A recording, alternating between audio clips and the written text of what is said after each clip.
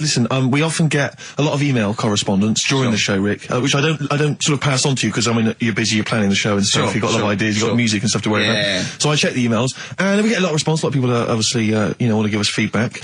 Just a sample one from Richard Anderson. He's just emailed us in here, Rick, because he's been listening to the show. He says, Ricky, your show is appalling.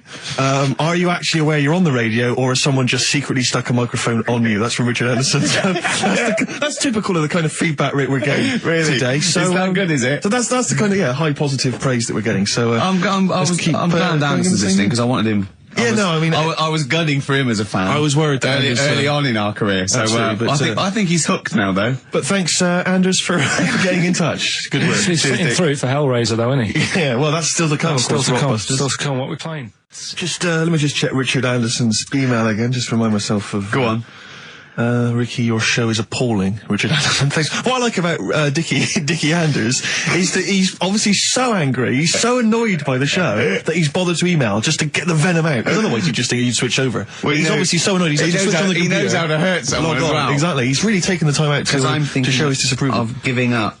I'll tell you what though, it is pretty hard to listen to. What, this? Yeah. I've listened back to the tape, that when you're making that thing for the best of. Yeah. And I sounded like Albert Tatlock. I really sounded like some sort of punch-drunk stroke victim. Let me just check, just check what Richard Anderson thinks of it. Could he mean that again? No, he thinks it's appalling. The Dixter thinks it's appalling, so we should play a tune. What's this? Bit of Aqualung. Oh.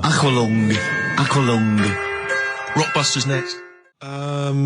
Dick Anderson's been back in touch. Excellent. I think so. Obviously, we turned him round. Well, he loves it now. He's been tuning in. He loves it now. He says, Ricky, thanks for a really forgettable 2 hours of radio. I think I'll spend the time next week counting my feet. That's from Richard Anderson. So, we've turned him round. Do you know where the phrase counting my feet comes from?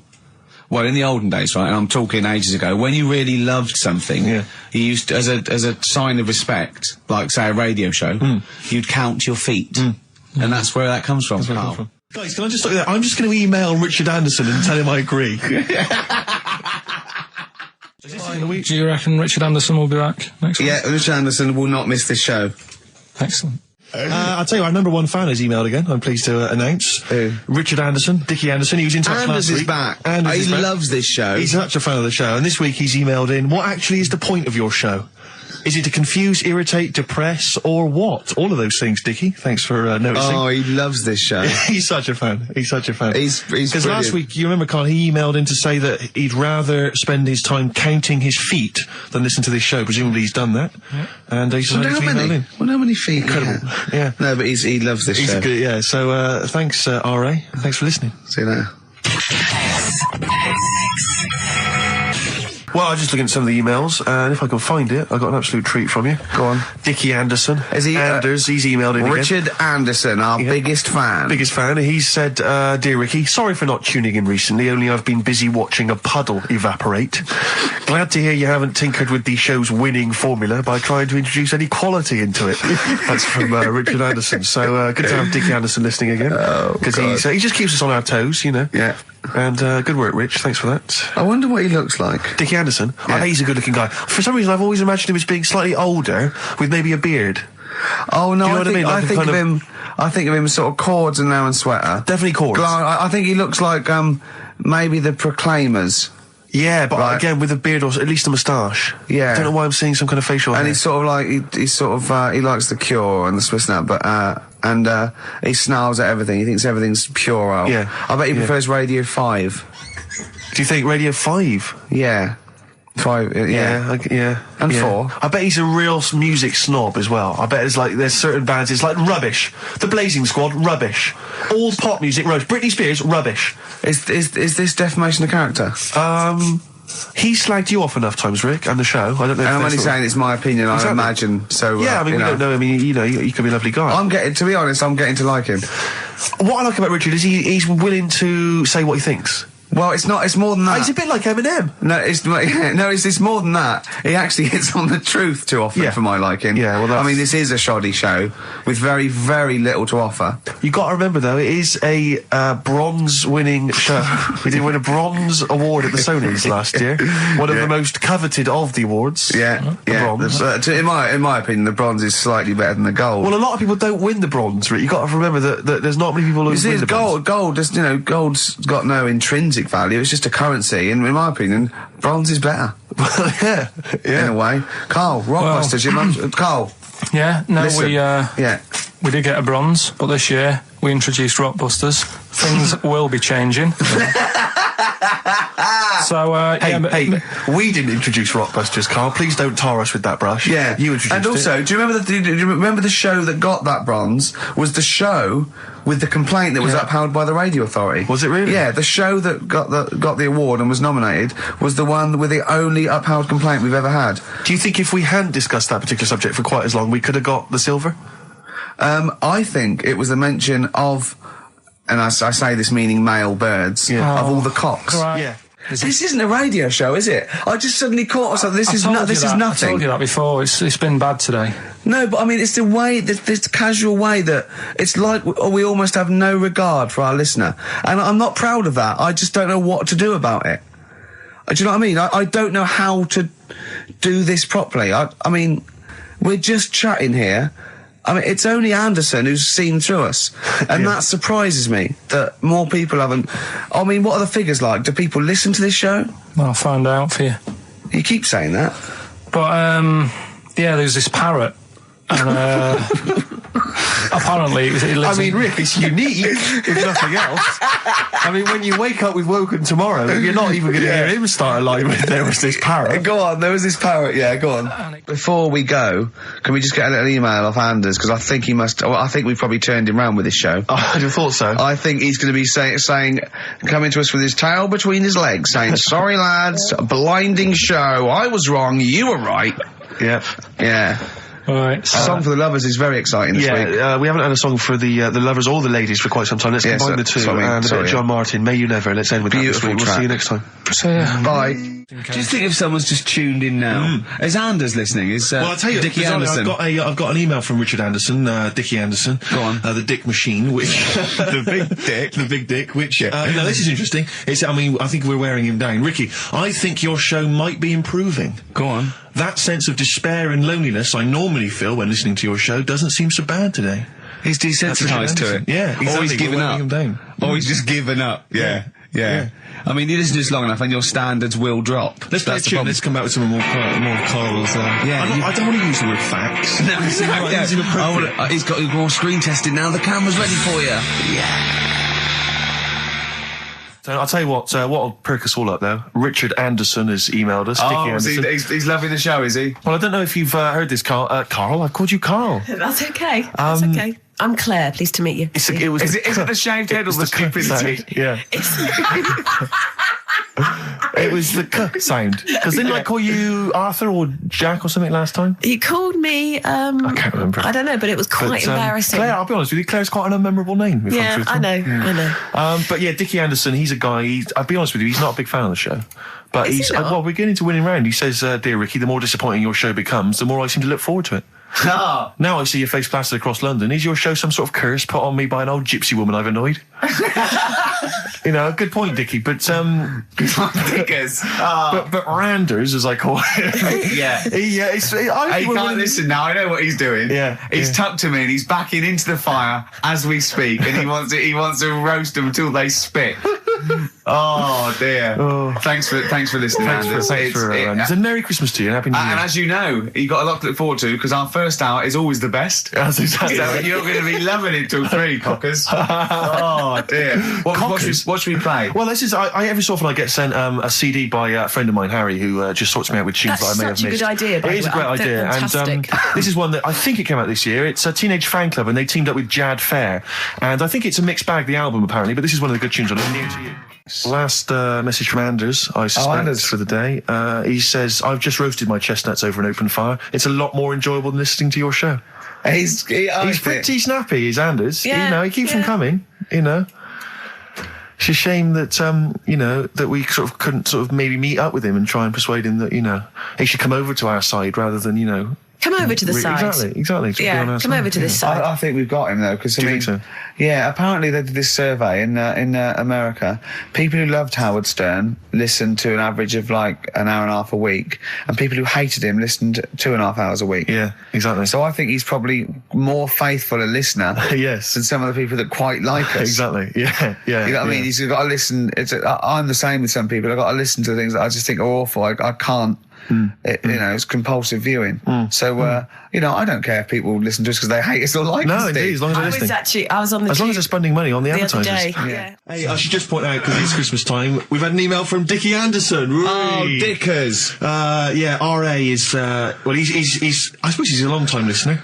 Yeah. And he emails us most weeks. Ricky, if, as I suspect, I'm your only listener, I wouldn't bother with your show today, as I've got to attend some family Christmas nonsense at Auntie Marion's house. That's from Dickie Anderson, and he's good because considering he hates the show and everything we stand for, he does take the time to email every week. That counts. That counts to advertisers. Yeah, I think we've got a lot like him. Oasis, Supersonic, still good. Still as good as ever. Still good on XFM 104.9. Ricky Gervais, Steve Merchant, Karl Pilkington. You'll be pleased, Rick. Go on. Ricky Anderson has emailed him. Dickers, Danderson. Oh, yeah, what are you doing, Dindo? He's probably our biggest fan. Diddler, you little diddler. Exactly. He has emailed in, as ever. Ricky, your show fascinates me. How do you maintain such levels of senseless drivel? That's from Randers, from Randy Anders. Little diddle dodders. So, thanks again, Dudley. Yep. Well done. He's, yeah, that's great. I get a buzz. I was disappointed last week where he didn't, ask him why he's, didn't he didn't respond last week. No, it's a shame. Probably busy. I don't believe he had something better to do. Well, I would have thought so. I can't believe that of anyone. No, when you've got this sort of level. Exactly. Intense chat. You mentioned earlier when we had our regular email from Dickie Anderson. Yeah. Randers, as I call him. Dandy Sam. Yeah. You mentioned it because we didn't get anything from him last week. We didn't get anything from him last week. Anyway, he's obviously listening, Rich, because he's emailed in to explain his absence. Dear Ricky, sorry for not tuning in last week, only I was in HMV returning the 14 copies of The Office I got for Christmas. That's from Randers. So, he's explained himself. Oh, he's dear. Excused himself. Oh, Anders, we should get him on one day. Yeah. Because people always say to me, like, you know, Ricky seems a bit obnoxious. Who says that? No, they say, you know, who comes up to you and just says that? The guy on the tube did it. I swear to God, he came up. He said I was watching an interview with Ricky. He said, he's not a nice piece of work. I went, well, I mean, he said, no, I've got friends like that. You know, and it's like they're always talking, they're a bit irritating, you know, and you sort of let them off because they're your mates. But I was going, well, hang on a minute. He went, well, two things, you know, it's sort of my job talking, and being interviewed, essentially you do have to talk. Yeah, so about yourself. If that's his only criticism, then I'm not too bad. No, he didn't think you were funny either. In fact, he had a whole list. Well, I say a list, a petition. It wasn't Dickie Anderson, was it? It wasn't Richard Anderson. I hope he's listening. He's our biggest fan. I'll tell you what, Mock Turtles need a remix by Fatboy Slim, don't they? Mock Turtles? It's a great tune, but I'd love to hear it remixed. Yeah. Supergrass, Seen the Light, XFM 104.9. We're a little bit worried. We might have a technical hitch here. We've had no emails, and usually we get loads and loads. So we're worried it's us. Can someone send an email? Yeah, just a test email. Yeah, but we won't know if they have or not. They might just be ignoring us. No one might be listening, Steve, so this isn't proof. I guarantee there's at least one person who would send an email. Maybe if Dickie Anderson's listening, he could do it for us. Anders! Do us a favour for all the pleasure we've given you over the last few years. Ricky.gervais@xfm.co.uk. If you haven't heard the Rockbusters, might as well give them out. Well, let's check the email's working before we do that. Yeah, otherwise it's a complete... This whole show has been a sham and a farce and a waste of time. Well, I think they can take that as read. Boys are back in town. Thin Lizzy, what a classic. Beautiful. Carl, should that be our anthem, me, you and Steve, eh? Hey? Yeah? Can I just get a couple of bits of admin out of the way? Go on. We've had an email from Peter Goff. He has said, where is Richard Anderson? Where is He only Dickers? tunes in to listen to him. Where's and it's absolutely Dickley? fair Where's enough. little Dicky Docker? Little Dickie Anders has not emailed in. If you don't listen normally, Anders is our biggest fan. Normally He he's got loves some, us. I just absolutely but he's thinks the normally world got of... a little bit of constructive criticism, which we always appreciate. Yeah, we're open to that. Sure. Exactly. Sure. So- I'm gonna shove this up your... So if Dickie Anders is listening, then he might want to get in touch. Can I just say before we play a record that we've had an email from Dickie Anderson. Dickers! Richard Anderson. Oh, Dickster, you Dicky Docky Dido, are ya? If you're a new listener, then you won't have come across Richard before, but He loves the show. He's our biggest fan. He's a bit of a... And he loves the show. He tapes it and listens back to it 4 or 5 times. But the great thing about him is he's not afraid to offer a bit of constructive criticism. Oh, well, go on, what's he said? Well, all I'm going to say to you is he said, is it true that companies are now getting rid of hold music and are instead using your show to irritate their customers while they're waiting on the phone? I don't know. We'll look into that, Dickie, but thanks for that. Yeah. Before we carry on with anything, I should just tell you, we're on the subject of emails. There's one emailer we're always looking forward to hearing from. Dickers! Richie Anderson. Dicky Docky Do! Richard Anderson, thanks for emailing. He's my biggest fan. He's now. one of the biggest fans. He absolutely loves me. But not afraid to offer some constructive criticism. Go on, That's the what's he great said? thing about Dickie. And from Anders this week, he says, Ricky, I'm lazy, I talk nonsense, I'm badly organised, and I believe in ghosts. Can I have a job working on your show?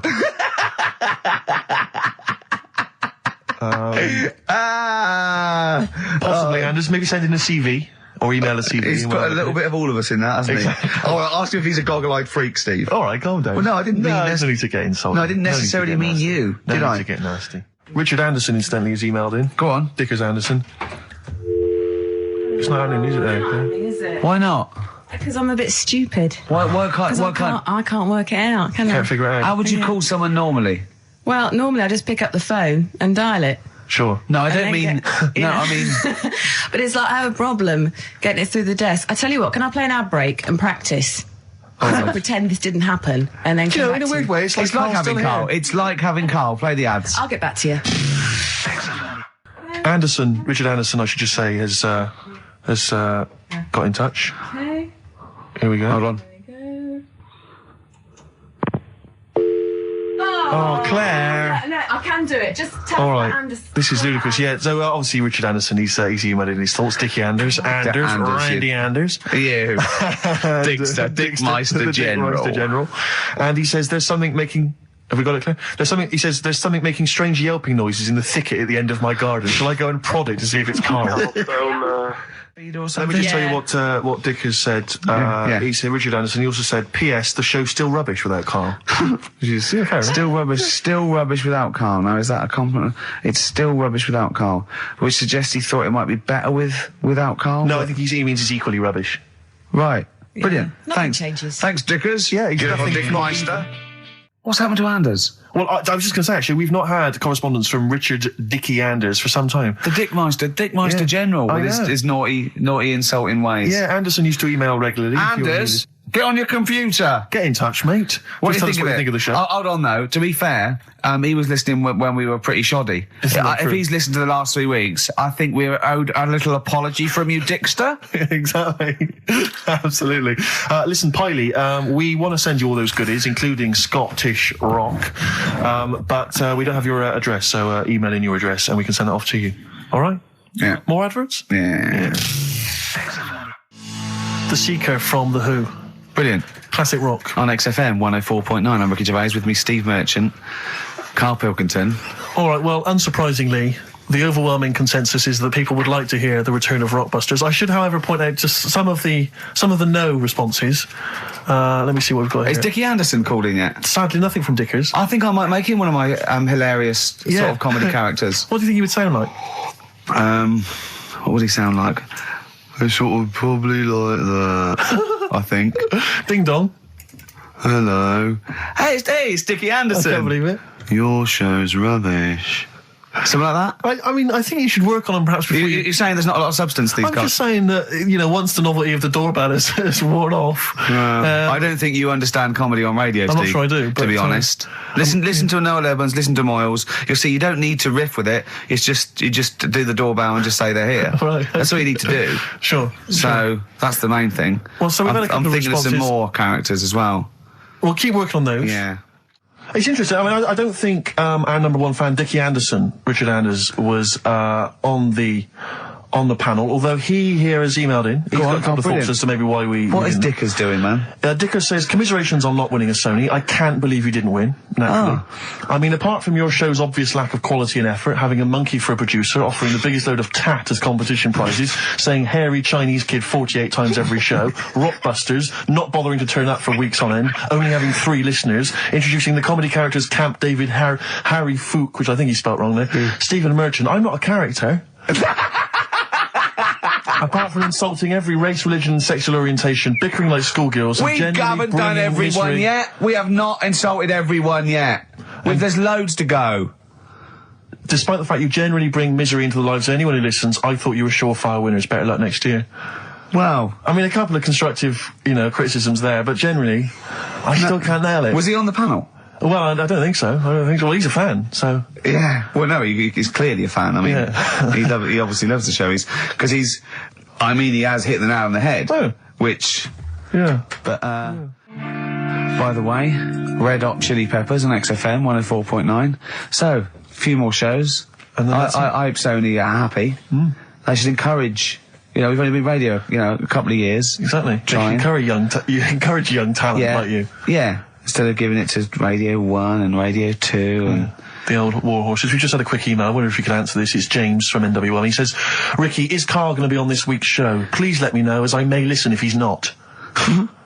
Sadly, he is here. I mean, people are already turning against you, Karl, because they've seen what's happened. Yeah. I think they've probably realised that I think we gave him too much. I think we've got a spoiled sort of kid in our hands. It's sort of like, we knew how bad he was, but we were trying to sort of bring him out of his shell a little bit. Yeah. You got to encourage sort of, children like Karl. Well, yeah, exactly. Sort of fend for themselves. But I like the fact that Dickie Anderson had that wonderful rant. It was an articulate email. It was quite long, and he must have typed it immediately. I'm thinking, because he's a fan of the show and he thinks I'm a genius, we need a PA. Sure. Don't we? Yeah. Do you reckon he'd come and work for us? Well, he can't be any worse than what we've already got. I know. So, there you go then. We're giving up radio. We're going to concentrate on television. Karl's going to probably go back to what? Just doing your sound? The thing I won a silver for at the Sonys. Where's Dickie Anderson? Not heard from Dickie Anders for a long, long time. Because I wanted to... if there's one show I'd wanted to hear, it's this one. Because we've pulled out some of the stops now, haven't we? He's excited because he's going away, so he's putting an extra bit of... Come on, let's play a record. Let's play a tune, then let's come back with Monkey News. We have some Monkey News to end with. He's excited. Incidentally, we mentioned that Stargate SG-1, I'm sure you look forward to that, Michelle. That features Richard Dean Anderson. Had a lot of emails, people saying, is that the same Richard Dean Anderson or Dickie Anders that used to email in and said he loved the show? What's happened to Dickie Anders? I've not heard from Dickie for ages. So, Dickie, if you're listening, Richard Anderson, if anyone knows Richard Anderson, what's happened to him? Well, I think we know his top 3. Yeah, exactly. So, Dickie Anders, if you're still out there, get in touch with Anders, little saucer, alright? Yeah. Anders. Embrace and Gravity on XFM 104.9. We've had a couple of texts. People obviously can text in 83XFM. That's the text number for the big quiz that's coming up shortly. Rockbusters, still your opportunity to win some of those cracking prizes. Enter your name in the draw if you can unravel the, I don't know what you call them, conundrums that Karl set. Sort of. We've had a couple of texts. Obviously, we're leaving early today. This is a shortened show and our last show of this run. But we've got to leave early. We've got to go down and try and make poverty history. But Rob's texted and he says, only an hour and a half today. Well, poverty does have some benefits then. He's a fan. He understands the show. Who was that little fella that used to write in who hated the show? I forget his name. I haven't heard from him for a while actually. I don't know what happened. No. Maybe he realised that if he hated the show so much, the obvious thing to do was to switch off. Maybe that finally dawned That's on him. annoying. What's his name? Someone will remind us of his name. I like people who hate us to carry on listening. Yeah. It just gives it an edge, doesn't it? Yeah. It's the fact that, that you're annoying someone. I mean, I love annoying people. I know you do. I know. So You're like a kind of walking Chinese water torture. Yeah, exactly. Yeah. Well, how's it going with Rockbusters? Anyone got the answers? Actually, one guy has texted in, James in Deptford, he's offered some answers, and he says here, the guy that hated us, famously, of course, we should have remembered, Dickie Anderson. Dickie Anderson? Richard Anderson, of course. I don't know if Dickie's still listening. If he is, obviously email in ricky.gervais@xfm.co.uk and tell us what you've been doing, how you've been keeping busy and stuff. Yeah. Nice to hear from him. Forever Lost, the magic numbers, and the magic number is 104.9. XFM. I'm Ricky Gervais, with me, Steve Merchant and Karl Pilkington. Right, 2 more shows. 2 are off air for don't know how long. Is that 2 more including this one? Yeah, no. 2 more after yeah, no. It's this is one, and then there's another one. Right, 2 more. And that's shows. the last one. There's 2 more shows. Yeah, including this one. We're starting now. If I'd have said this at the end, it might have been ambiguous. But I've said it at the beginning. There's 2 hours. That's a whole show. Right. So there's 2 more shows. 2 more shows, including this one. Yes, well, obviously. So 1 more show. After it's this only one. 1:05. After this show, 1 more. Yeah, one more. Yeah. Next week there's 1 more show. That means 2 altogether. Oh no, now it's only 1 more show. Good night. Okay. Now, it better be a good one, Karl. Have we got Rockbusters? Yeah. To win those prizes? Check. Have we got Monkey News? Check. Is it a real Monkey News, or is it something that's slightly made up that you... What? Always is. Check. Okay. Knob News?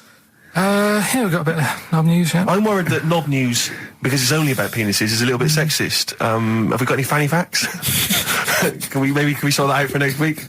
I don't want to alienate our female audience. Welcome to Minge London. Good, I'm glad that's that. Well, brilliant. We've got a song with a story? Yeah, doing that. What is it? I don't want to sort of tell you what it is yet, because the song isn't that great. Do you know what I mean? It's not a song that's like an XFM song, but every time I hear it on, say, like Magic or whatever, yeah, I have an argument. 105.4. Yeah, I have an argument with Suzanne that, you know, what I think it's about, and she says, don't be stupid, it's not about that, and I'll say, no, it is. And so we're going to decide who's right. Yeah. Well, I don't know what song you're talking about, and I don't know what the argument is, but Suzanne's right. Definitely. No doubt about it. Yeah, we'll have a listen, but I'm hoping that once people sort of listen to it again with my thoughts every time. Well, this song sums up what people should think of you.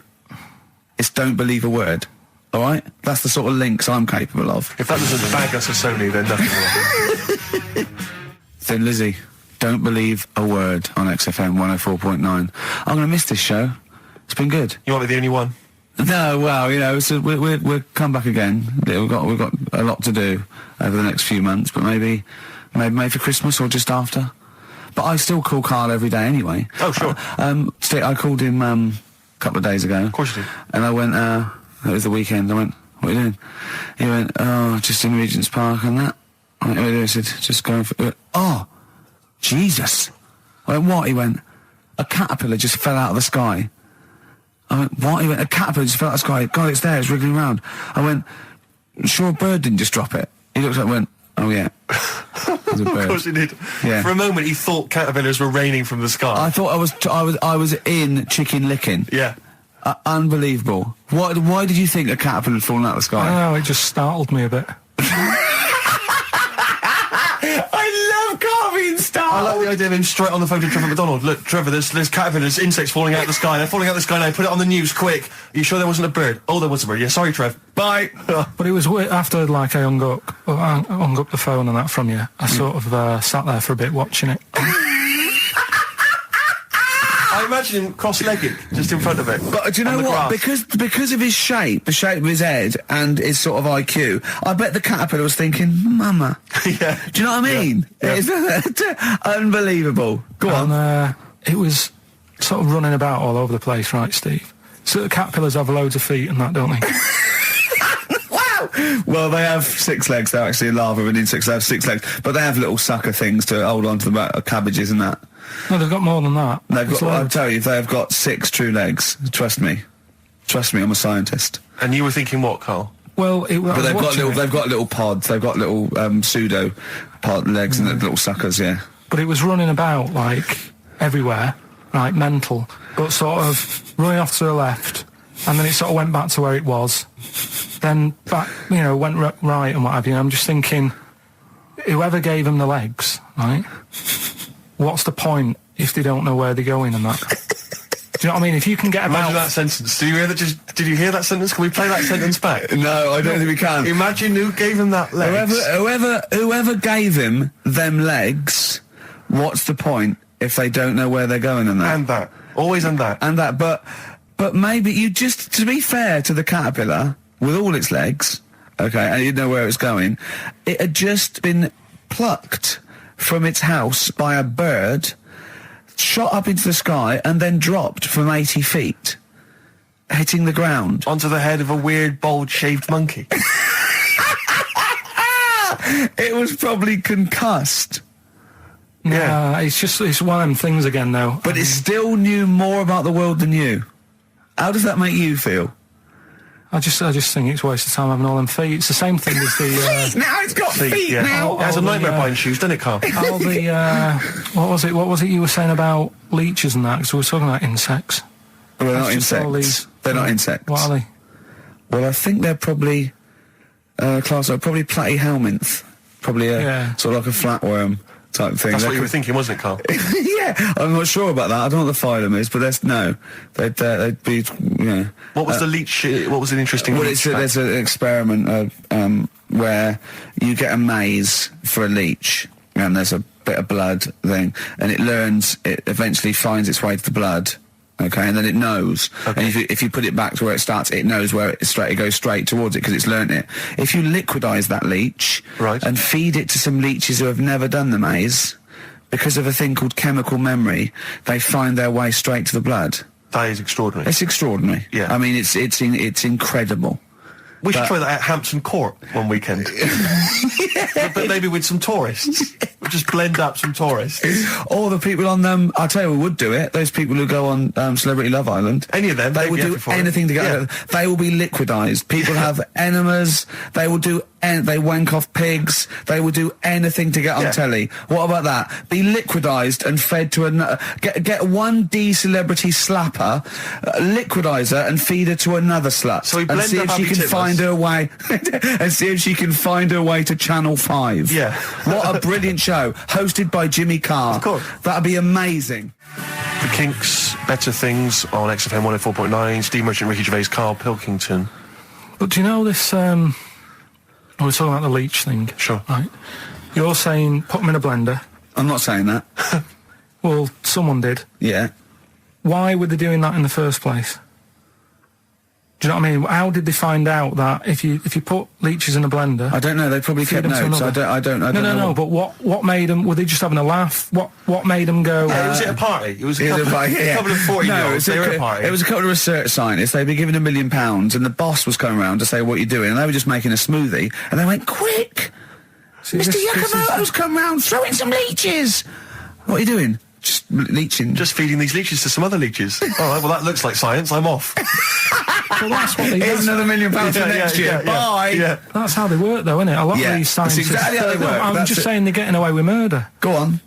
Well, just the way they do sort of spend loads of time. And you can't say anything in front of him because everything's got a point with him. You can't have a conversation with Karl because he always puts in a curveball. You tell him something, and the question comes back that you never could have expected. When I told him that story about the monkey who'd run away because he had an argument with his father, he said, "What was it about?" Now, no one in the world thinks that. Well, no one in the world would ask that question. The leech thing. Do you know how you said show the leech the way to its better food, whatever it's eating or whatever in the maze, right? Yeah. It makes its way, right?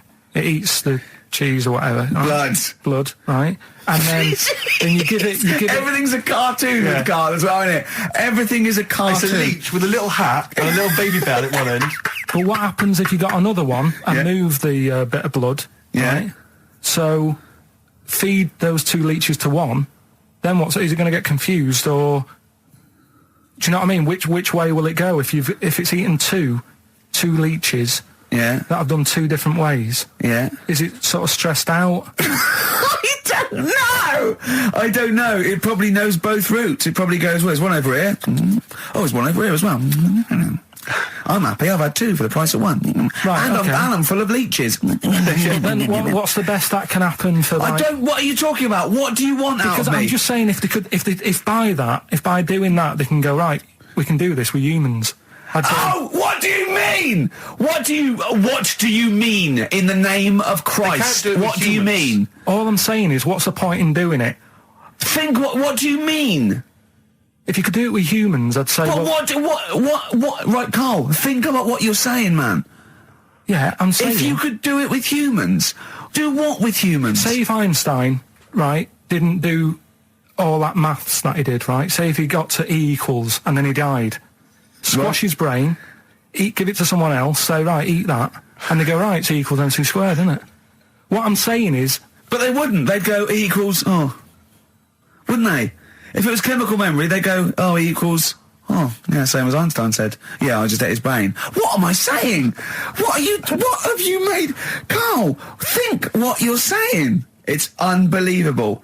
The thing is, right, you are what a scientist does. You just keep saying why and what and why and what. But nothing's ever enough for you, which is good. It's nice to have an insatiable... I get annoyed with all the amount of time and effort that's put into stuff that's useless. What's the next stage to squashing that leech? If it's not going anywhere, forget it. Work on something else. It's the same way in some science magazine I was reading about... Is he anything smaller than a quantum electron or something? Yeah. It's like, if it's not getting in the way, don't worry about it. Why are they worrying about things we can't see? If you blended up Carl's brain and fed it to someone, would it make any difference? No, they wouldn't even notice, would they? You fed it to a leech, and the leech would go, oh, I don't know what I was doing. I don't know what... Where was I going? I'm even more confused. I don't know. Talking of leeches, did you see the dregs that they put into Big Brother last night? I've not been watching it. It's bad enough anyway. It's a house full of people you wouldn't cross the road to save, right? Yeah. But there's three. They've put in three more to spice it up a little bit. They've put in a low esteem model. Sure. Right? They've put in Mr. Bean, who is the whitest man I've ever seen. Mm-hmm. I mean, it's like a new race. Yeah. He's nearly see-through. And this thing that looks like Matt Lucas in a bikini. Wow. Unbelievable. The fat things on her back, I thought she was coming towards me. Really? It was unbelievable. And the first thing she said, she went in, she looked in the mirror, adjusted herself and went, oh, me minge. Oh. That's the level. Do these people have relatives? Is there anyone in the world who knows them, claims to be a friend of theirs? Families. Do they have family there, or the family just moved away? No. Their family are probably quite proud of them because they're on the telly. Oh. It's probably like saw your daughter last night saying "Oh, me minge" on the telly. Yeah, she was on the telly, wasn't she? Yeah, she was on the telly. What about the bit about "Oh, me minge"? She got one out immediately. Went, got it out, lobbed it out. It's unbelievable. It looks like an experiment. I can't watch it anymore. It's just too much now. Because I can't relate to those people in the first series. I always remember it seemed like a genuine social experiment. Yeah, exactly. There was intrigue, there was drama. Yeah. It was genuinely great hypnotic television. Now it's like putting ants in a jar and shaking it. I don't know but even now I couldn't watch that once a night every week. No, I know. It's just. It is unbelievable that what people are willing to do now and the title, because I've just put in people. It's unbelievable. It really is. You don't care about anyone. But I suppose what's good is that I think you watch it now because you want one of them to fall over and hurt themselves. Yeah, or just choke on a chicken bone. And no one else in the house knows the Heimlich manoeuvre. That's a good idea, isn't it? Yeah, feed him more chicken. Send him more roast chicken. So we got a wonderful celebration for you. Pushing the Senses by Feeder on XFM. Ricky Gervais, Steve Merchant, Karl Pilkington. All right? How you doing, Karl? Yeah, I'm all right, yeah. Another holiday? Well, it wasn't holiday. Well, it was. You had 5 days off work. Why isn't it holiday? You had 5 days not working for a living. You know how many days holiday gets a year now? 29. Oh. That's more than teachers, isn't it? It makes me sick. Well, I know the kind of hours you work, Rick. It's mad. I mean, if you're not in work by midday, you're furious. No, but I mean, I'm always... 29's normal for the normal working person. Yeah, but, you know... And anyway, it wasn't a proper holiday. I went to see my mum and dad. It's nice to see them and everything, but it's not holiday, is it? Why? It's not going away. It's not getting on a plane, is it? Going away. Oh, is that definitely a holiday? What happened before 1950? I don't know. People used to go... Yeah, exactly. People used to go to Blackpool or Brighton. That was holiday. Yeah, but I didn't Where did you go? I Went to Wales. There you go, lovely holiday. Lovely holiday. Have a holiday in Wales. That's what they say, innit? Come to Wales and have a holiday. That's what they say, innit? So come to Wales and meet your parents. Come to Wales and have a lovely holiday. Right. Well, anyway, it was good and that. It's always good to see him. Right? Yeah.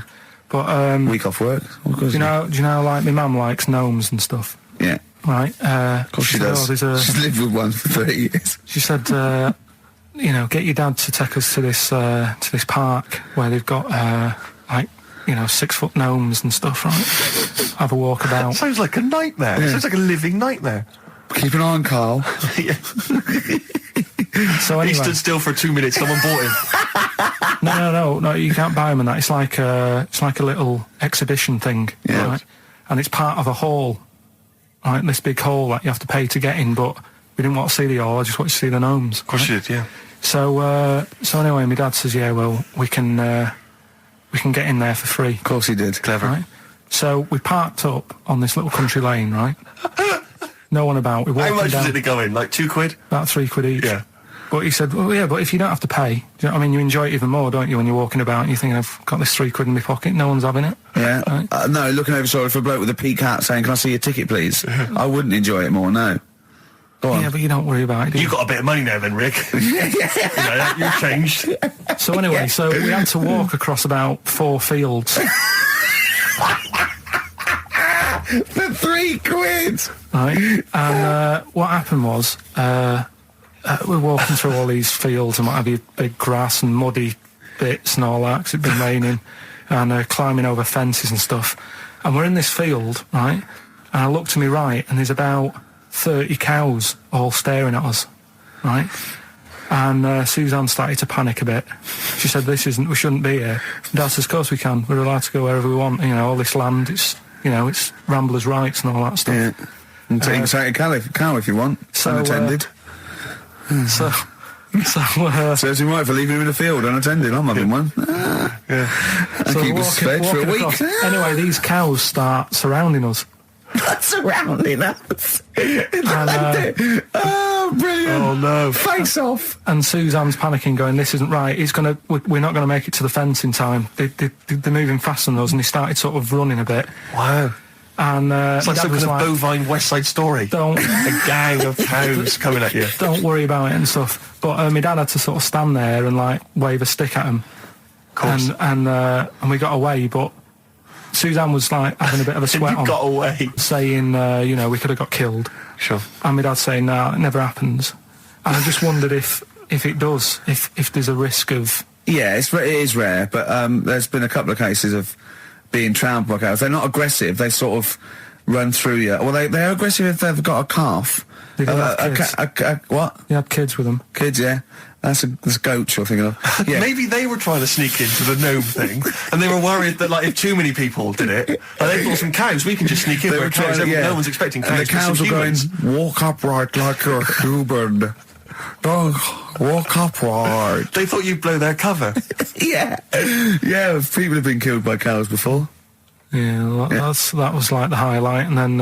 So when you arrived there, you were presumably covered in mud, looking like something that had just come from Glastonbury, staggering around this exhibition. It wasn't that bad. It was just like a woods, and it had like a funny sort of funeral, like a graveyard thing. Right. Yeah. With bodies sort of hanging out the ground and that, and these 6-foot gnomes. Right. And then we just set off again, walked back. But we're sure this wasn't a dream? No, it was good.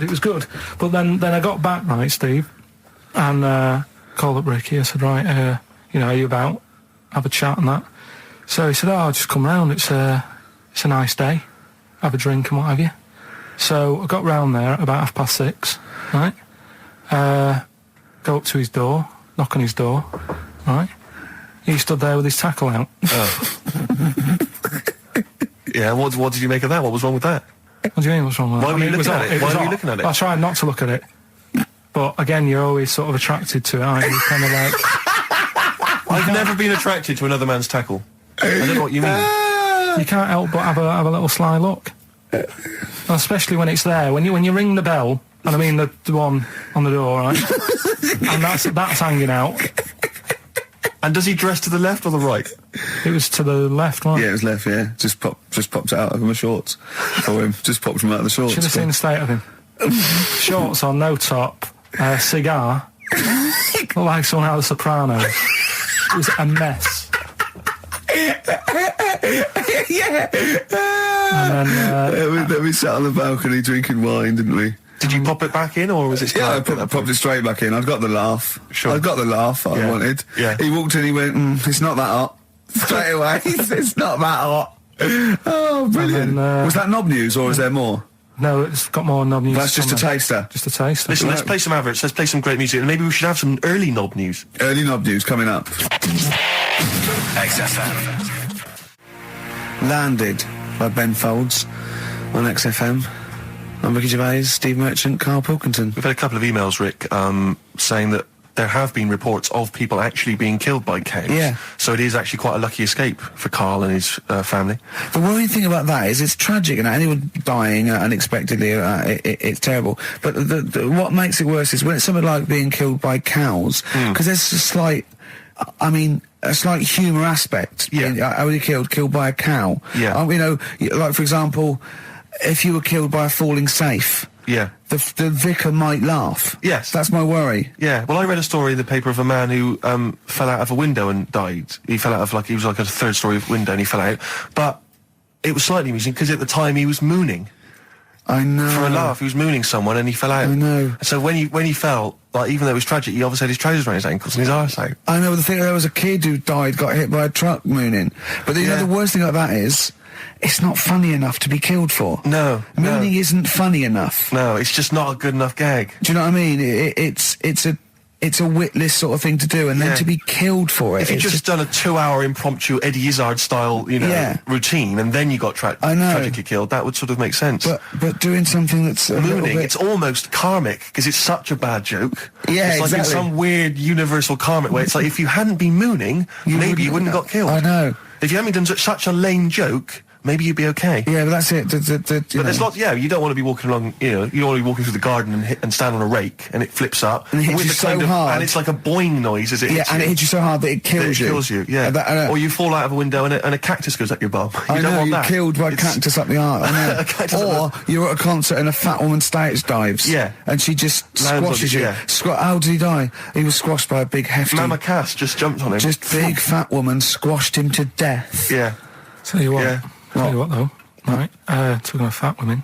Go on. I'm not having a go, but did you see Michelle McManus on... Oh, man alive. Yeah. You are what you eat. What had she eaten? Girls allowed. Look at that. It was unbelievable. No, but to be fair, she did... Did you see her in her bikini, whatever? Yeah, well, yes, but she was always a little bit... Yeah, but just a little bit. Well, no, she eats too much, right? But what I did like about it was that she had a go, she did lose her... hard and that, yeah. Huh? I quite liked her at the end of it, really. Yeah, she's not an unpleasant woman. She's a lovely woman. But, I mean, like I said before, there was that interview in Heat magazine where she, I tend to eat 11 packets of Doritos a night. Yeah. 11 I mean... Yeah. Come on, Michelle. That's too much, isn't it? Unless you're trying to win some kind of competition, like trying to find some kind of, a golden ticket in one of the packets. There's no excuse. What could you possibly be trying to win to eat those every day? But she's not. It wasn't her who annoys me. It's that doctor in it, that woman. She does me head in. Yeah. I can't be doing with her the way. Well, she's not actually officially a doctor, is she? No, and her bedside manner's not very good either. No, it's like the fear tactic that I think you want a little bit of... And what does she look like? I mean, she doesn't look like the sort of peak of health. She's got that weird sort of witch-like crone face. It can't be good for you hanging about all that poo all the time. She's always delving into that every day. I used to be told, don't mess about with dog poo because it can make you go blind. Yeah. She's constantly at it. Yeah, I know, yeah. Rubbing through it. And it annoys me the way it's like, well, let's have a look at your poo. Let's see if you're eating the wrong types of food. The person's about 33 stone. Yeah. It's obvious. Yeah. Do you know what I mean? Yeah. Don't need to look at that. It just whine. And I'll tell you the thing that, I've never had it done anyway, right? But the colonic thing. Did Michelle have that? I didn't see it. Yeah, she had that done. And they're showing it, she sat there sort of lying down. She's like, oh. But I don't understand why people have that done anyway, unless you are sort of bunged up. Yeah, or you've got a cactus up there. Yeah. But the other thing is like the way, like it's a clear tube. Why do you need to You know what I mean? Why do you need to see what's whizzing past? You know what I mean? Yeah. Like, it's some sort of generation game. You've got to remember what's going past. Everything, then you win a prize. Why can't they just look at it in the bucket after and go, right, yeah? Well, why look at it at all? Why do you need to look at it? Well, it's... Out of interest, isn't it? See what's come out, I don't know. So yeah, that's where that went. Oh, that's what I've been looking for, that. Remote control. How does it work? I don't want to go into graphic detail, but they just send water up there, don't they? No, caffeine. Caffeine? Yeah, so it's like it's like a gallon of coffee. Wow. It goes up there, and it wants to come out immediately, obviously. And then it percolates. But when did that happen? How did someone sort of go, tell you what you want to do? I think it was first invented on distraction. To win a car. I don't know, do I? I suppose they thought there's stuff up there that's not coming out.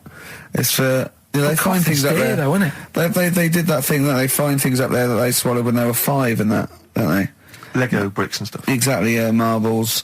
But I mean, meats and things can stay in there. It gets caught in a little recess in your 30-foot of tubing, and it doesn't come out.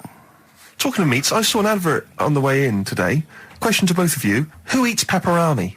I don't know. Have you ever eaten a pepperami? It's disgusting. I've never seen anyone eating a pepperami, buying one. I've never heard anyone say a delicious pepperami earlier. I don't associate it with anyone. I've never seen anyone eat one. When you think, what is it? Just sort of like curdled, salty. It's sort of like, do you want to try a big long blood bogey? Yeah. I won't. No, it lasts forever. Oh, that's scary then. Yeah. You just keep it. It's like keep it under your couch. It'll be just as nice in a year's time. It does look like something you'd find down the back of the oven when you were cleaning out. One of those Gordon Ramsay documentaries. Yeah. Yeah, exactly. Because I always associate it's pepperami, and it's the those nutrition drinks, which are it looks like a dog food tin. I think it's just called something like nutrition or Nutri drink or something. Oh, yeah. And you always see some empty ones on a brick wall near a council estate. Oh, right. Which I think the only people who eat them are homeless people. Oh, really? I thought you were saying bodybuilders. No, it's because you buy these, you can see them in regular newsagents. It's not a bodybuilding. I don't believe a homeless who's just got a quid, because who runs in and buys an isotonic Nutri No, drink. it's not isotonic. No, I think it's basically, if you don't want to eat a meal because you're too high on smack, it'll give you as much as you can possibly need, just to keep you alive until your next hit. And tell me, Steve, doesn't Special Brew do that? Or am I barking up the wrong tree with that? I don't know. Because they seem to be getting a lot of nutrition from Special Brew. The people who make Special Brew now, they've just resigned to the fact that it's only homeless people who are drinking it. It's like, well, we may as well just market it chiefly at them. What's the advertising? Takes the edge off when you can't find smack. Yeah. Are you trying to sleep on Tottenham Court Road? Oh, God! Tom Petty and the Heartbreakers on XFM, Free Falling, Ricky Gervais, Steve Merchant, Karl Pilkington. Coming up after the ads, Rick, you'll be loving it. Go on. It's Knob News. Excellent. XFM. New Order, World, XFM 104.9, Ricky Gervais, Steve Merchant, Karl Pilkington, and it's Knob News time. We're all very excited. Now, last week's Knob News was what, Karl? Do you remember it was a man who grew a knob on his arm? Sure. No, he didn't grow it there, did he? He put it there. Well, I know that, but, yeah. Just popped it on his arm. Yeah. A bit. Yeah. This week. Just a recap of the week's news. Right now it's the headlines. Well, we talked about it before. Do you know the little mouse that had an ear on its back? Yeah. Sure. Right. Well, you thought he had a bad time, right? Listen to this one. Mouse walking about with us, sort of wearing a monkey's testicle. They're just having a laugh. This is what I mean about a lot of scientists. What are they doing? When's that going to come in handy? I don't know what you mean. Well, they were seeing if, say if a fella loses one, right? Yeah. Hitler or whatever. And they go, well, don't worry about it. We can sort you out. I don't know what the monkey's going to do. I don't know if they keep passing them on or whatever. But the actual monkey testicle was put on the mouse. And it worked. It worked for the mouse. But isn't it... I mean, isn't a monkey's testicle quite large in relation to a mouse? Would it not look like the mouse was on a space hopper or something? Oh, yeah, it didn't look good. Well, they didn't put it where its testicles would be. No, they did. They put it... Well, how could it walk, then? The ear was on his back, so he could just get about. Well, I don't know. But well, you don't know, do you? You just guessed. Did they grow the monkey's testicles where the mouse testicles it looks stupid anywhere else, though, wouldn't it? Oh, whereas a mouse with monkey testicles, that's fine. Oh, you'd be showing off. You'd be all right. I'd prefer that than the ear. When that mouse gets put back in with the other mice, do the other mice go, George, you look different. Have you had anything done? but the weird thing is, as well, apparently it still works as a monkey. What? So, like, what are you talking about? Like the sperm and that was it was still sort of monkey. Of course sperm. it was. What are you talking about? Well, that's weird. But what, Carl? What do you? It's only a thing to give it nutrients. That's all the thing they're testing. It's like grafting at that level. Right. What's your question? Because I'm right. What do you think? It would change eventually. It would have changed into a mouse testicle because it had been hanging round a mouse for so long. No, I thought the actual sperm of it though would be a mouse's. Why? Because it's hanging off a mouse. No, but your sperm is actually created in the testicles. So that's why it has to be outside your body. Otherwise, we put them in a nice little cage. But I'm guessing then that they've done this operation so that they can do it to humans. Yeah. Why would I want a monkey testicle if my kids are going to be monkeys? What use is it? No, think. That's no. That's going to happen anyway, Carl. Yeah, but think. Think of what you're saying. They've grown a monkey testicle on a mouse to see if it would still function as a monkey's testicle, okay? So they can do that to humans. So think, Carl. What they'd do is they'd grow a human testicle on a mouse and it could still be used as a human testicle. So what? To give you a testicle that you've lost. From a mouse? No, from another person who it was kept alive on a mouse. Because it's kept the nutrients alive, as opposed to keeping it in a deep freeze. Maybe bollocks go off after a week. I don't know. Maybe they get accidents. He had a little a card. Do you donate your testicles? Yeah, I'll tell you what. No one needs testicles yet. Let's keep them on a mouse. You have yours ripped off in some sort of bizarre skiing accident. You go, well, you're in a Battersea Dog Town. You pick the ones you want. They can grow them on anything. They can grow them on a Dachshund. Bulldogs are growing them usually, that's where you see a bulldog. Usually that's waiting for an operator. What don't you understand, Carl? Hang on a minute. I thought this was knob news, not testicle time. I don't understand what this testicle time's not for another 10 minutes. Yeah. No, it's all sort of linked and that, though, isn't it? Well, sometimes it's linked to a mouse. But what do you think about, like, I don't know, testing stuff out like that? Is it worth it? Could you not just go straight from... But listen, Carl, I'm getting this information from you. No, if this was on Question Time and someone said there were, Dimbleby and Paxman or whoever said it, I'd think about it as a moral dilemma. You've just said you saw a mouse with a monkey testicle. What do you think of that? I don't think any of it. I don't think anything of it is the answer, Carl, because I can't trust the info. I cannot trust anything that comes out of your mouth. Well, it's true, but it's just all this. It's the same thing, and it's the leeches in a blender. It's the fella looking at an electron. Yeah. It's the mouse with an ear on its back. Yeah. I don't know what the point is. But you don't read on, because I've seen you read something, and you're going, look at that, man survives on eating knee. And I go, what else? You go, I didn't read on. I didn't read on. You look at the mouse with the ear on the back, and you just think that must be murder at a concert. You don't think. You don't think. No, I just think, is it worth sort of wasting You think he swallowed someone's ear? He gnawed it away and swallowed it, and it's just in his system? Yeah. No, I just get a bit sad about the mice and that. I agree. I mean, that is sad, yeah. Of course, anything like that is awful. Well, saying that, I remember ages ago, they have a load of people on Oxford Street. Don't know if you've seen them, where they get you to sign stuff. Yeah. And the woman got annoyed with me, right, because she was saying about, drugs with animals, testing them out and stuff like that, which is bad. And I was saying, yeah, it's really bad, and I was looking at the pictures and that. But I said, what would happen, if like the drugs, aspirin, and the monkey's got headache, is it such a bad thing? She got annoyed, didn't want to listen anymore. It's a good point, though, isn't it? At what point is it cruel to test stuff out and things? Yeah. Give it some Nurofen. It's happy. Yeah, well, I bet that mouse had headache. Because everything must have been loud. The other mice squeaking must have done its head in. Yeah.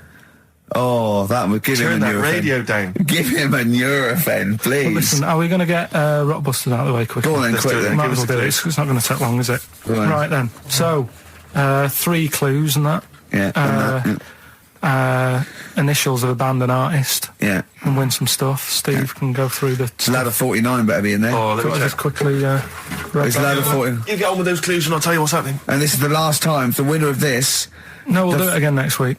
Oh, is it? And then there'll be 6 people, and we just draw someone out of a hat to win the signed Homer, the Nigel Tufnell, and the Us as Flanimals. Right, you ready But then? they've got great prizes. They've got Alias. They've got...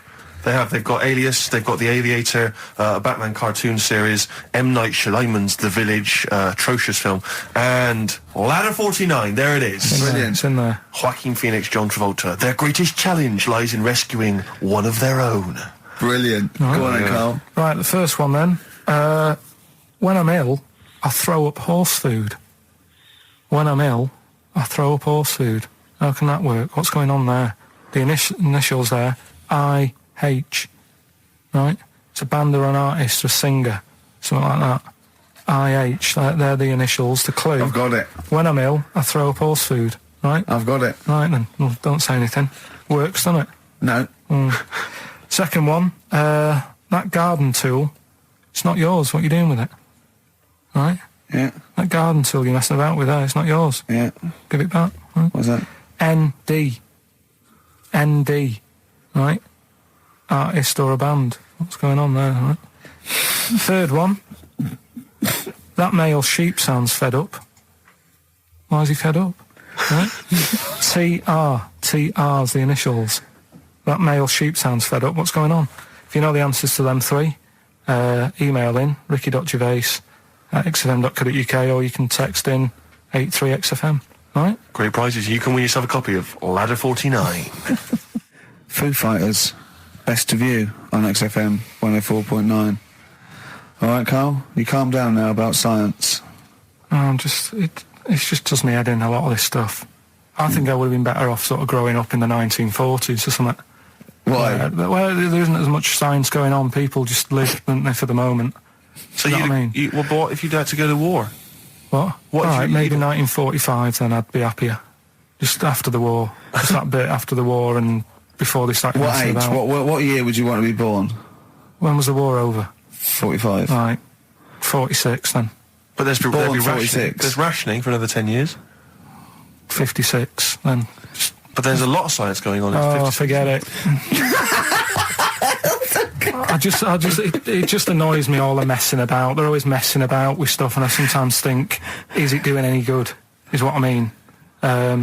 Mouse with ears, mouse with monkey's testicles. They're messing about with a mammoth now. Go on. Well, they're just saying, well, they're managing to knock one together.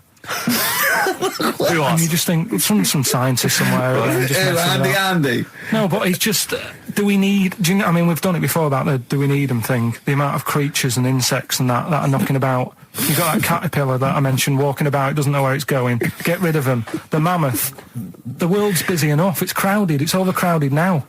How much room are they going to take up? Do you know what I mean? Why are they doing it, Carl? Do you know? All you know is they're trying to muck around with Because them. they can, because that's all it is, isn't it? Because they can. They're messing about, someone's Yeah. being paid to do stuff. What else are we here for? If not to try stuff out. What else are we here for? What do you mean? Well, what are we here for? Just to enjoy life, isn't it? Well, some scientists enjoy knocking a mammoth together. No, but don't worry about the mammoth. It died out. Maybe it died out for a reason. Why didn't Noah save it if it was important? Because Noah, what do you mean? Noah's not true, is it? Oh, I don't know. There might have been some truth in it. What truth in it? That he put 2 of every animal that existed into an ark. How big was this then? Why didn't they eat each other? Yeah, I know. I'm not saying. Imagine the noise, Carl. Yeah. No, Trying to get a bit of kit there. There's points to that where I go, that didn't happen, because where could he have been where there was a hamster and an elephant and a crocodile? Where was he? Do you know what I mean? But none I'm of it's saying, true. What bit do you believe? What do you mean? It got a bit wet. What are we talking about? The mammoth or the No. What is up with you? No, it's just that we had a lot... seriously, have you got brain damage? No, it's just that we had a lot of topics going on there. I just don't know which... we were talking about Noah. And then you suddenly go, I know where did we... What? With a mammoth or Noah? What? What you did, none of it's true. What? Think of it. Oh, God. Think of the first thing. Build an ark. All right. Could I just clarify, what's an ark? It's a big boat thing. Right. I've never had any experience of carpentry. Just build a big boat thing. But I don't make... Just have a go, don't worry, you'll be alright, I'll make sure it's alright. But once I've built that, how big should I build it? What am I... Very big, it needs every animal, every animal, go on. Every animal. The boat building, fair enough. I told you to make it big. Right. Don't worry about the fish, they can swim. Okay, but so all the birds. Get the flightless ones though, they're drowned. Get the flightless ones. They would not the penguins. They're flightless but they can swim. But all other animals. I should be writing this down.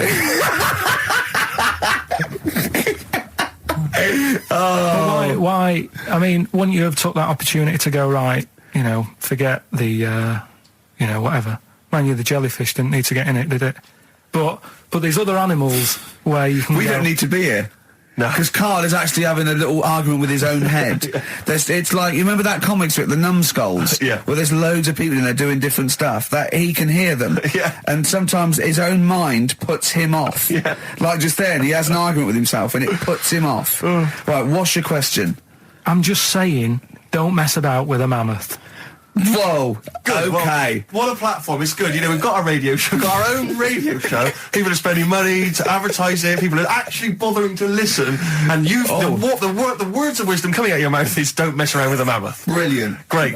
No, but just going back to... You sound just like Bob Geldof. I can't be bothered with this. He's trying to say... What can't you be bothered with? Just because I think I've got a good point. What? Don't mess around with a mammoth? That's not a point. Don't put your daughter on the stage, Missing Roy. Well, what are you talking about? It's just that I think there's too many animals knocking about. I mean, I know you love your cat and what have you. Waste of time, though. What do they do? Well, they frighten you. Well, yours is mental, though, isn't it? He's sitting there, and the cat right behind him, and he nearly shut himself. Well, your cat is crazy. It does go for it. It loves... It's got claws, big old claws. Of course they have. It's a cat. Yeah, but no, most cats don't come leaping at your ghoulies every time you sit down with a lovely warm hot cup of tea. Aren't they pointless, though, Steve? Well, I've always had a problem with pets generally, the idea of But pets. cats the most. I was saying to Ricky about, I don't know why, out of all the animals that Dick Whittington could have took with him on his journey. Again! Forget the cat. Forget it. What's he going to do? Okay, you've got to walk to London because the streets are paved with gold. You can take any animal. What do you take? It wouldn't be a cat because it would keep wandering off. You do double the distance. Try to get it back. Come here. They don't listen to you. I can't be dealing with them. I agree. You don't get enough affection back from a cat. A dog, it loves you, it can't get enough of you. But cats, they're very snooty. Well, they're cool, aren't they, cats? They're cool and independent. I like dogs as well. I like all animals. What would you take with you? What, if I was Dick Whittington? Yeah. And where's he walking from? Like, I don't know. Wasn't it Bristol to London or something? I don't know. Again, it's a bit hazy. This isn't well documented. But couldn't he... I mean, why is he taking a pet and not a mate who... I'm not interested. Forget it. I try and learn and you don't help. That's a track from the new Amy Mann album, The Forgotten Arm. It's called She Really Wants You. XFM 104.9, Ricky Gervais Show and Karl Pilkington. Brilliant. Talking about technology, sometimes being a waste of time. Yeah. When you came round the other night, before you came round, I'm sitting there, just at the computer. It's a hot day, wasn't it? As you know, I was in my shorts. I was tucked in. I didn't get them out till you came round. Just my own business. Jane got some wax strips, and she went, let me just do your back. I went, no. Right? I haven't got a hairy back. I've got a couple of wispy hairs on my shoulders, probably about 20 either side. Nothing to worry about. It's not like I look one of those people that's like a gorilla on the beach. I assume your back looks a little bit like Karl's head. Exactly, yeah. And she went, let me just do this. I know. She put it on my back, and she ripped it off. I went, forget it. She went, I've got to do the other side now. I said, forget it. And, oh, God. I let her do the other side. It's ridiculous. It's so painful. And I've hardly got any hairs on the back, right? So, made me think of something that I'd heard about.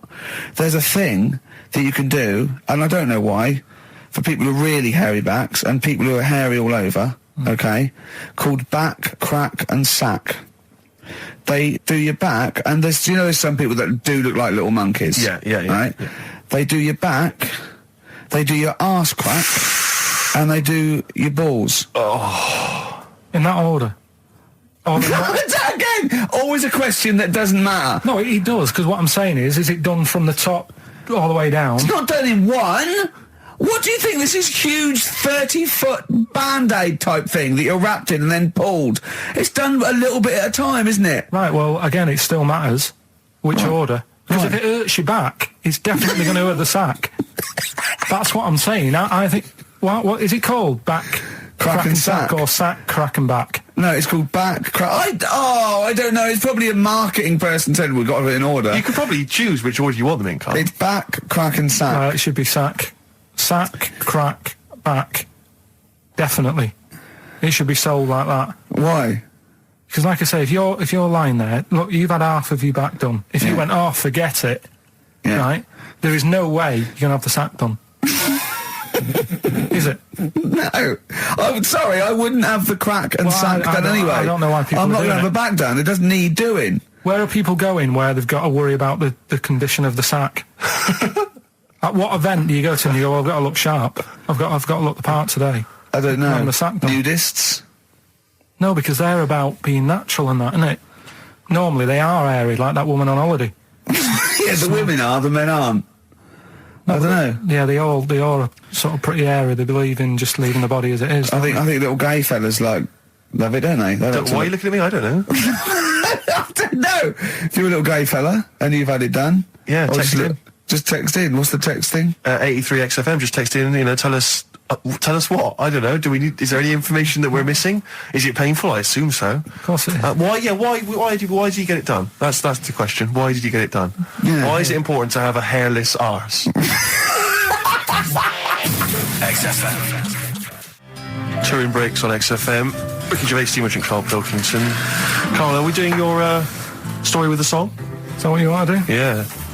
Well, excited about it. Like what was it the other week? We did Babushka. Did Babushka. Yeah. Pinball Wizard. You said if he's deaf, dumb and blind, he doesn't even know he's playing pinball, which is... I just don't bother putting money in it. That's all I'm saying. Let him play pinball, but don't waste 20p or whatever. Good point. This week, right, do you know how I was saying... It is a good point, actually. It is a good point. Again, though, it wasn't a documentary. It was it's not... Didn't really happen. Yeah, well... Do you know, I was saying sometimes I listen to song. I like a song to be obvious what it's saying. Pinball Wizard was a good story. You need a song to be obvious. In the ghetto, it's a kid growing up and all that rough area, gets killed for nicking cars and messing with guns and that. Living in the city, growing up in New York, rough area, how you cope with it and that, right? But they've got to be as simple as that. Otherwise, I'm not that I've got a brand new combine harvester. It's about like machine. It's brand new. Yeah. It's brand new. Even though it's new, he's willing to lend it out to other people. No, but what I mean is, if you start trying to be clever, the story's lost on you, innit? Yeah. Not necessarily me or Rick, but yeah, sure. Go on. We know what you mean. Go on. On Primates, yeah. Well, this song here, right? It's not an XFM song, and you'll probably hate the song, to be honest. Go on. What is it? What's the song? Yeah. It's Wonderful Tonight. Right, Eric Clapton. Okay, it's all right. It's a sort of bluesy sort of ballad from the late 70s. Yeah, it's all right. But I'm always arguing with Suzanne because every time I hear it, I'm getting different pictures in my head. Yeah. Of like what's going on, right? Okay. And I'm convinced it's about like this little crippled fella in a wheelchair, right? And he's knocking about with his wife. And we don't say cripple anymore, do we, Steve? Do we say cripple? I don't think we've said that since 70s. I think it was the 70s when we stopped. All right, just a little fella in a wheelchair then. Okay. And the story, it's all sort of, how he's being pushed about by his wife. That's not literally. By his wife, she's wheeling him about. What do you mean? She's wheeling him about. They go to a party. Everyone sort of looks round and looks at him. What makes you think that he's in a wheelchair? What's the clues? What's the words? There's loads of little things. It's like, like I say, something about his wife walking around with me and all that. Well, of course she is. She's pushing him about. But walking around. If someone said, "Oh, she was walking around with me," I'd think they were both walking round. There's a few. But that's not. There must be another. There must be a reason why you suddenly thought that fella's in a wheelchair. Right. My wife's walking around with me. Put on your makeup, and I feel all right. No, and she's always saying, "Do you feel all right?" And that she's always asking him how he is. Yeah, but she's just listen. Let me play it, right? And try and picture the scene, right? But now I'm only thinking of a little fella in a wheelchair. Well, have a listen to it, and you know, just everything that's being said. Okay. Understand why I'm thinking what I'm thinking. No, never. Right, you ready? Yeah. No clue yet. Yeah. He's just sat there watching, probably. No. There's no. Wait until he's done. Yeah, no clue. Okay. No, that's all right. Right, that's just a woman getting ready, and he's fine. Yeah, he's just sat there, and he's got a great pair of legs. Right, well, he's sat there in the wheelchair watching. No, he's not in a wheelchair. Listen. Right. Yeah. Everybody looks at him. No, her. He's saying she turns heads. Walking around with him. Yeah, walking around with me. We're both walking around. Are you all right? Yeah, nice thing to say. He's all right. Huh? Yeah, he is all right because he's got a great pair of legs. Right, he might not have any legs and that, but he's happy. He has got legs. Right. He has got legs. I don't know why you think he's in a wheelchair. There's no clue whatsoever. It seems to be based solely on, do you feel all right? Yeah. Which she's just saying that because they're together at a party. Maybe he doesn't know anyone else there. Leg. Right. So he can't drive. Because he's drunk, probably. He's had a great time. He's been dancing. Puts him to bed. Because he's drunk. Wow. Is he, though? He's turned out the light. His hands work. Is that it? Yeah, there's no clue. But the thing is, that's what I'm picturing. But that doesn't mean it happened. You picture people that are half man, half moth. It doesn't mean it's possible. Do you know what I mean, Carl? What you think is usually not true. Suzanne is totally right. There is no reason. I have never, ever thought that Eric Clapton was singing about a little fella in a wheelchair. And the one clue in that, there's two, isn't there? Are you all right? Oh, let me say that, little cripple. Right, and I'll give her the car keys. Oh, why is she driving? He ain't got any legs. Pushing him around and that. No, pushing him around. Well, so he'll do one more next week then. Okay. XFM. Jack Johnson on XFM. Carl. All right. Yeah, we were talking briefly earlier about something that you'd been reading. Well, it's just that you're always having a go at me, saying, you know, you're never happy. True. You know, what cheers you up? What's the best thing that can happen for you and stuff like that, right?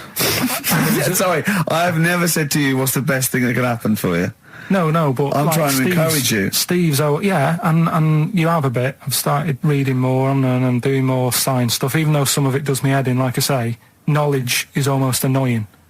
Right, knowing about that mammoth is annoying. Think of that being a quote. Yeah. Things like, if I have seen furthers clustered on the shoulder of giants, we will fight them on the beaches. E = MC squared. Knowledge is annoying. Yeah. That's an amazing one. Karl Pilkington, 2005. No, but it can get you down, can't it? Right. Knowing stuff that's going on. Yeah, knowing stuff. But sometimes I don't want to have stuff in my head. When I read a horrible story or someone tells me, I wish I didn't know it. Yeah. Yeah, that's all I'm saying. But at the same time, there was something in the paper about things to do before you die.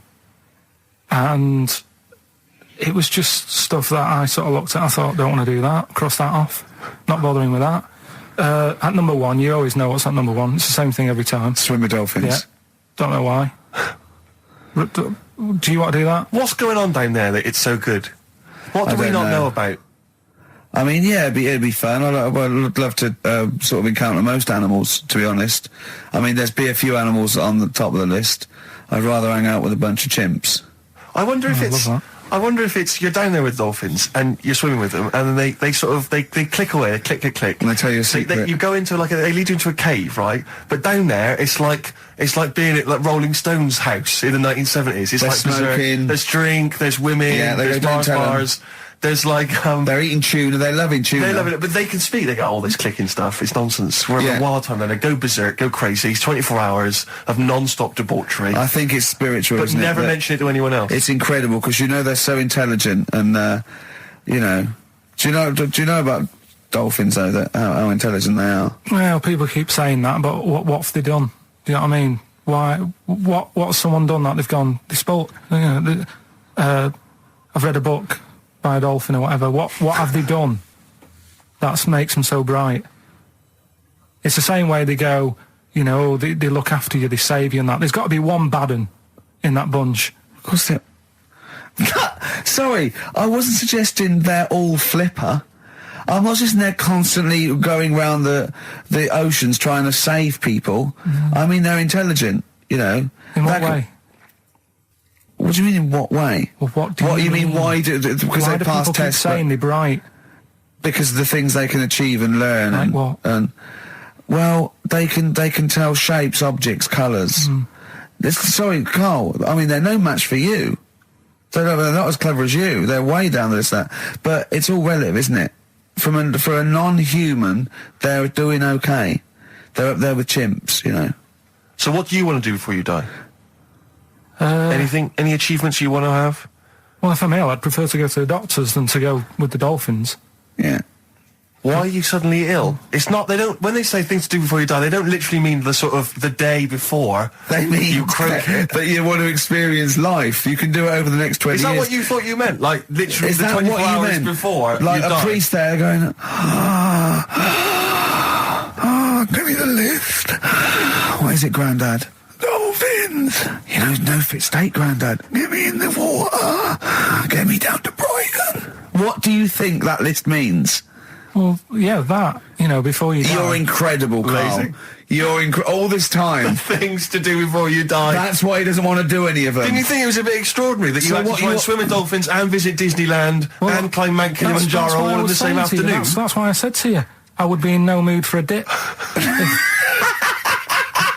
That's incredible! Always a new twist on things. Always a new twist on things. But you say about travelling and that, you like travelling and stuff, but why? Because I've seen and experienced extraordinary things. You know, I went to Kenya once. I met a man who was a vigilante. He was cleaning up his neighbourhood because the police were too corrupt to do it. Carried a sword, and you know he was extraordinary. He'd been attacked, but he didn't care. He fought them off. He was trying in this little slum area to try and instill some law and order. He had to arrest his brother-in-law once. It was a fascinating story, and he was an extraordinary man. I went to Manchester and I saw two lads with big heads and webbed feet looking at a house. There was a horse in the living room. I mean... That's living. Leave it then. Listen, I didn't realise it's like 7 minutes to, right? Well, come on then. Well, let's do Rockbusters on Yeah, do Rockbusters. And you got Monkey News. Well, we'll see if we've got time. We got to do Monkey News. Listen though, Justin, if he's out in the office... Oh, look, just quick, do the Rockbusters answers then. Have you got a winner? No, I don't even know the answers, do I? Pick one. All right, then. The first one. Right, I just dropped a plastic cup. Right, the first one was, when I'm ill, I throw up horse food. Right? Yeah. That's the clue. The initials were I-H. I got this one. And I must say, too. That was I-sick haze, because when you're ill, you're sick.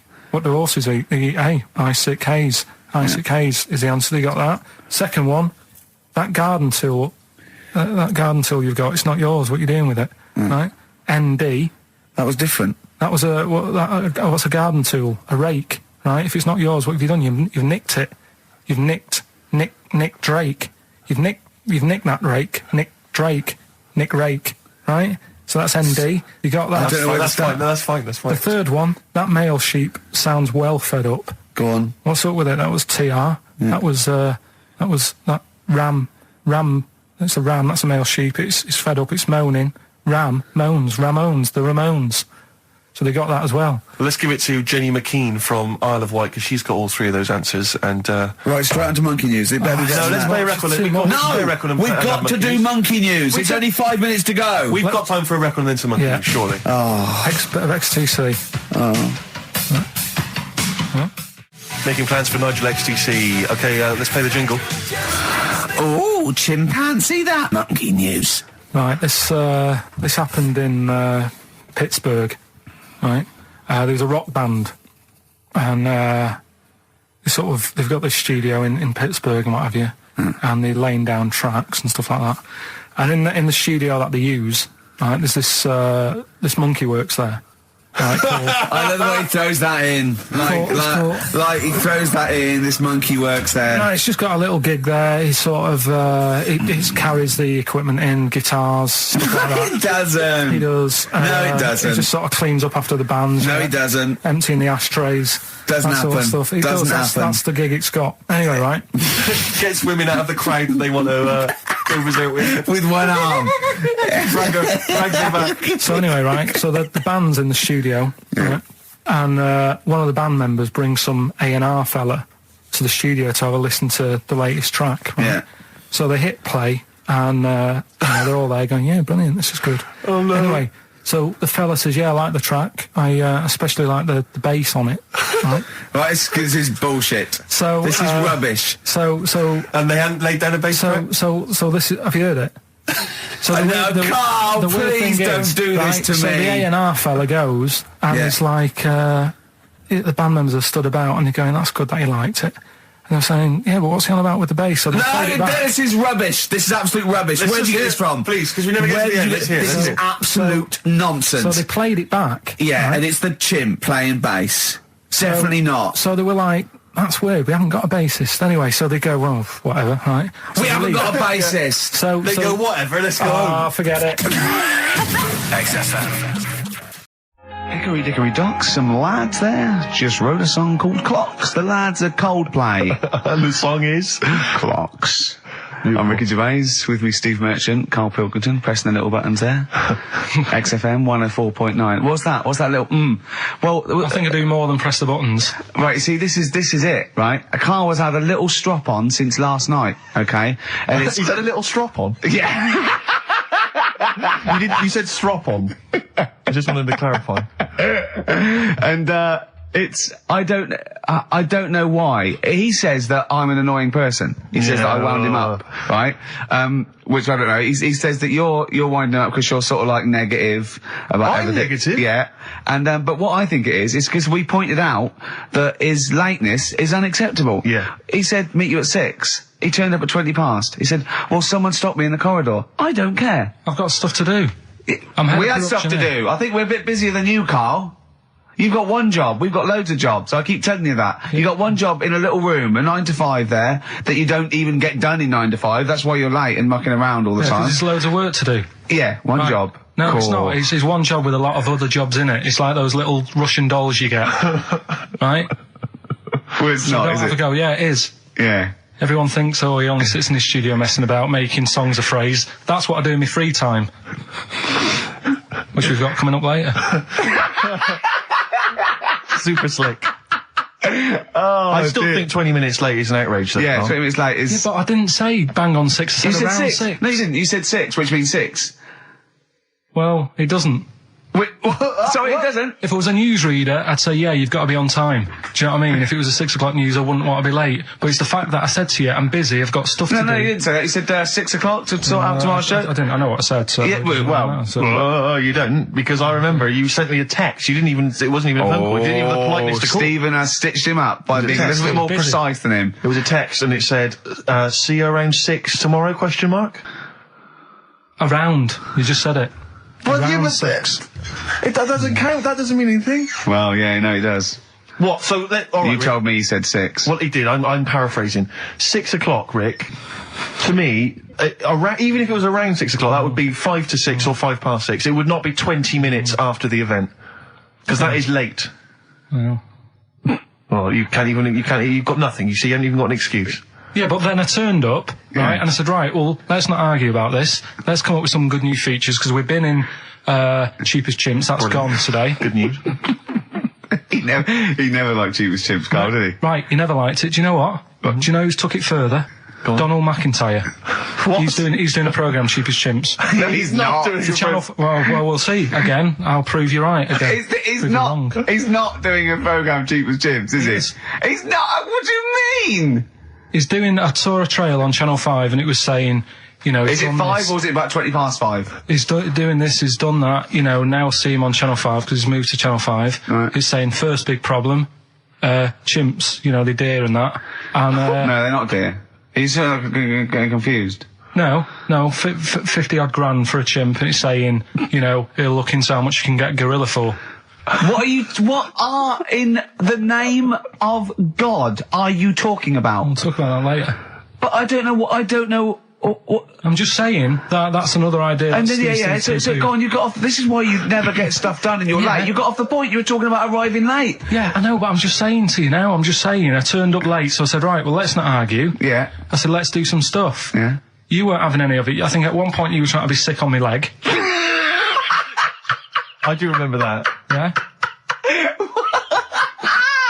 Why? Just for fun? Yeah. All right. That's when I started getting annoyed. He was very annoyed last night. No, yeah, okay. Yeah, I can see where that could be annoying, but you just got to think, hey, look, so what? It's, Well, I think you rub each other up the wrong way. Yeah. No, that's the problem. Well, no more Cheap as Chimps today. Right. Nothing to replace it because we didn't have a chat. Songs of Phrase, we're doing that. You can win some stuff. Yeah, we've got the film that we haven't done for the last 2 weeks. The final film, we won't be doing that. Let him down. There's 2 weeks. So you're 2 weeks late on that. Can I just ask, guys, is there going to be some great music? Yeah. Well, what about something from the Only Ones? Yeah. Another planet. Brilliant. Another girl, another planet by the Only Ones on XFM 104.9. I'm Ricky Gervais with me, Stephen Merchant and Karl Pilkington. Karl, cheer up. Come on. There's a war on. Chill out. Yeah. I have to say, you have become increasingly annoying recently, Rick. Chiefly, I tell you what it is. I think it's the hot weather.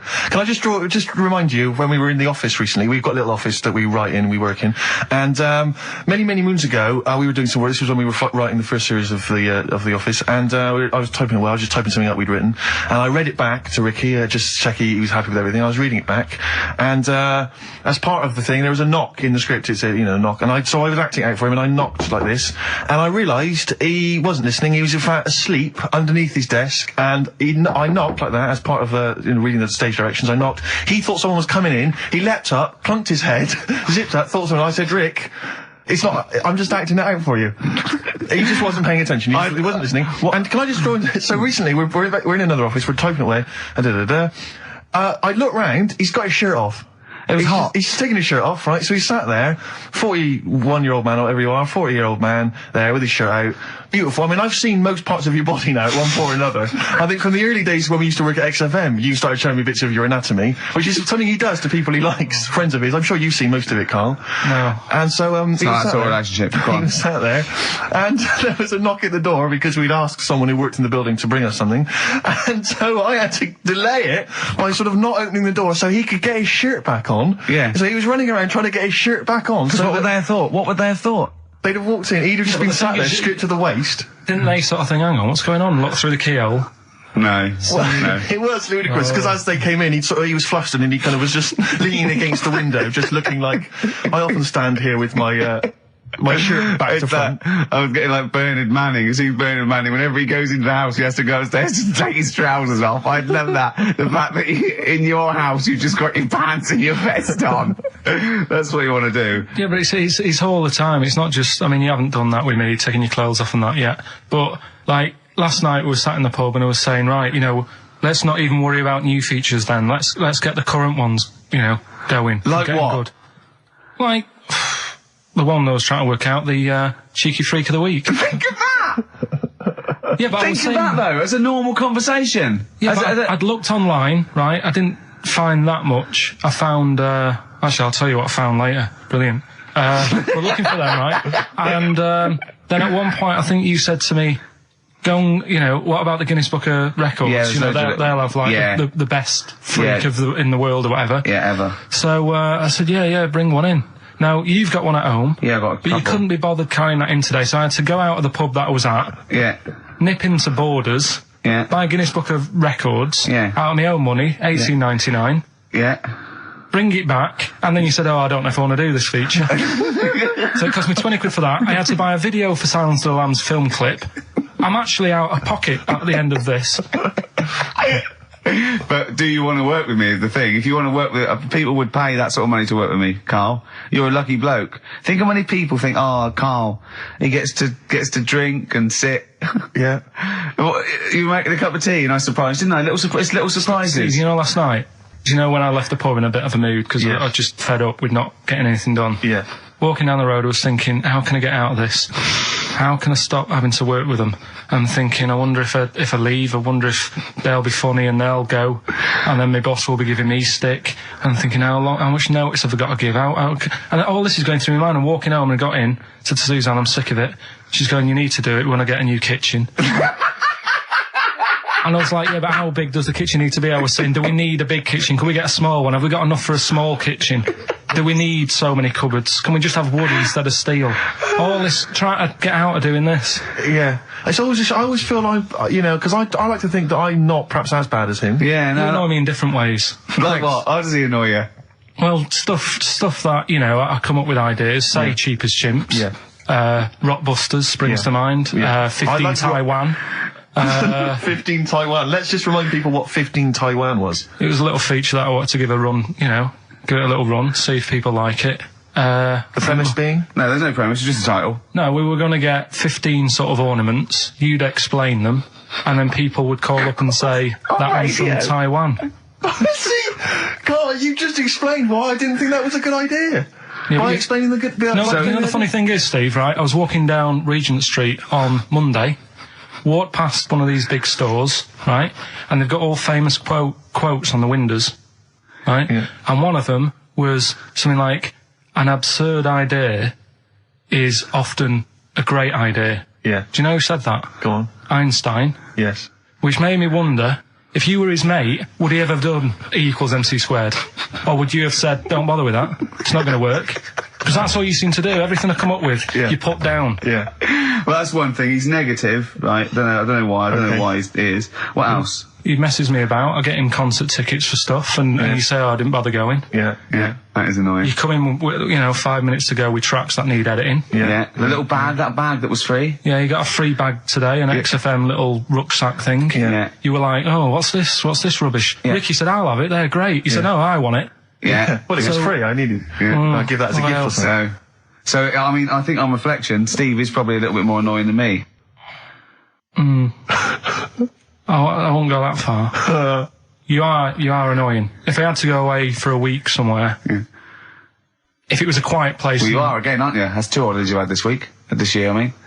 If it was a busy place, I'd probably go with you, because people, do you know what I mean, staring at me all the time and that, if I'm walking around with Steve.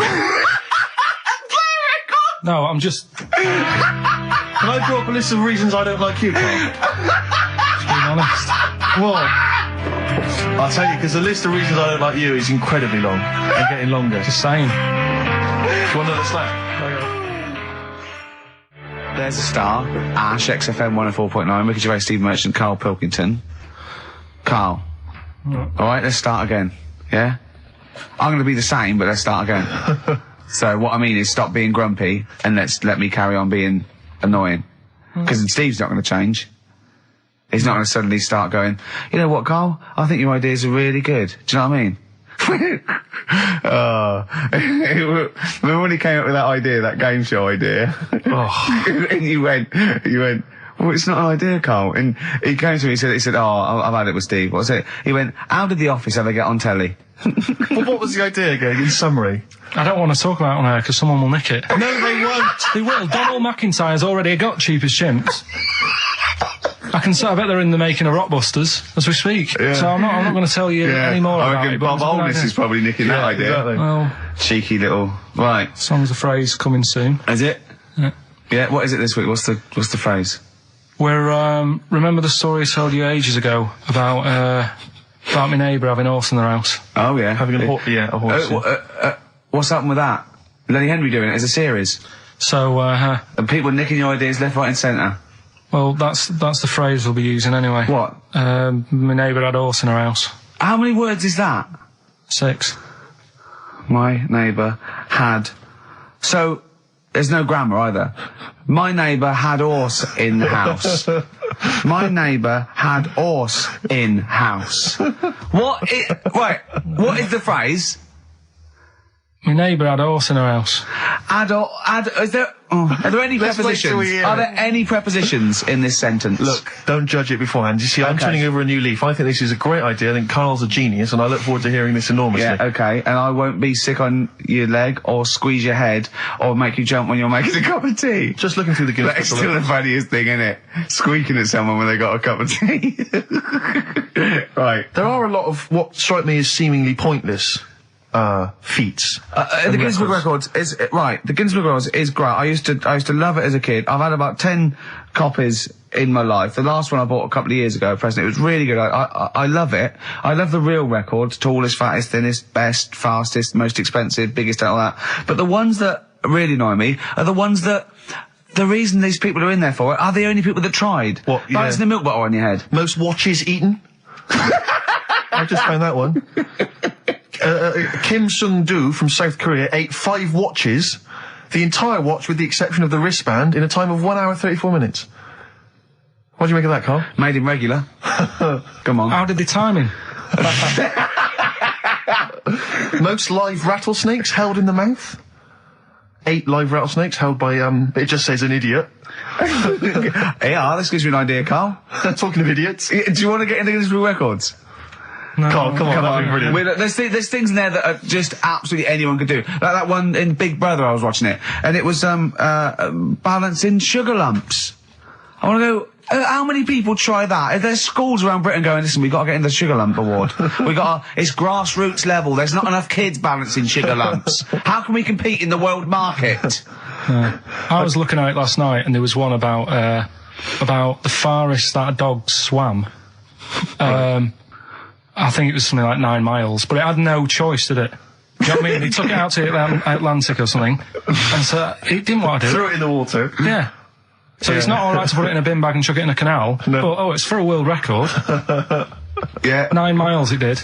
Oh, God. Possible ones that you could do, Carl. What's the most Forrest Gumps fitted in one wheelie bin?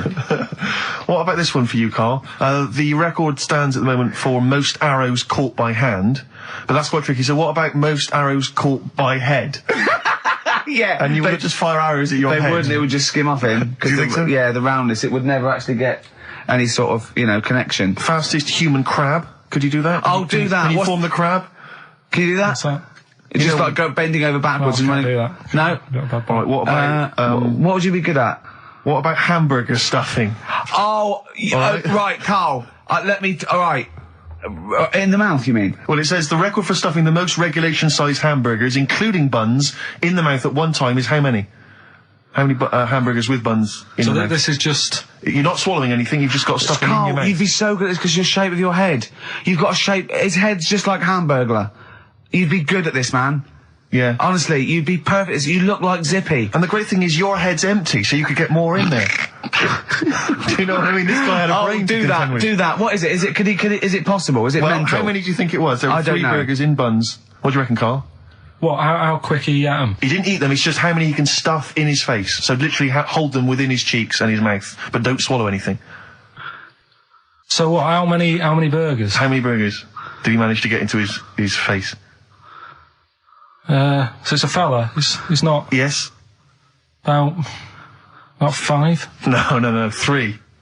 Is the 3? world record. 3 is the How world big record. are they, though? It just says regulation size. So we could go to McDonald's or Burger King and get just hamburgers, and that would count. just the regular burgers, and we'll just stuff They them won't in count, there. 'cause we got to get Norris McWhirter. Well, we could practice it now, and then if you're triumphant, if Come you on, get 4 Carl, in there... I don't, I've got a small throat and that. But you don't have to swallow them, that's the great thing. Yeah, but I don't like it. As a kid, I'd choking on stuff and I get funny about it. No, just keep your tongue at the back of your mouth and we'll stuff the hamburgers in. No, I don't. Oh, come on, do something! Carl, that is Dynamite Radio. Well, here, Steve will go and get the hamburgers. Have I got to pay for them? No, Carl, give us I'm the not money. paying for them. Oh, I've come just spent 25 quid in total on a video on a Guinness Book of Records. That's costing me another 4 quid. I'm not doing it. Come on, give us the money. You're coming back. Andrew, come on! I'm not doing it. Come on, do it. It's an interesting thing. Come on. You could be in the Guinness Book of Records, Carl. No, leave it. See if we can. Oh, please. Phone in if you want Carl to eat burgers. You don't have to swallow them. You can spit it all out. You can be sick on my leg after. Oh, come on. No, 'cause I don't like the the stretching thing either.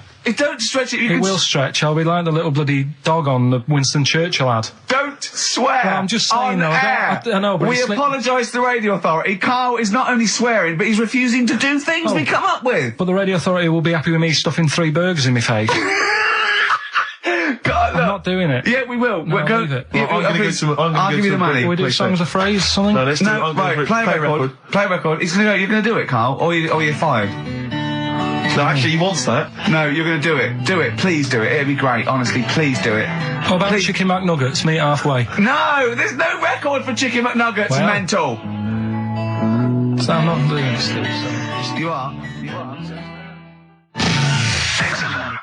Steve. Hello. Can you hear me? Yes, can you hear me? Yeah. Where are you? I'm in one of the capital's many burger joints. I'm just about to go up now and order some burgers. Where are you? What are you? Where are you in?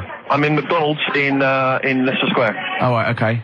Yeah. What are you getting? Just get. Yeah. Get Hello to there. the I menu. need to order 5 regular hamburgers, please. If that's all right.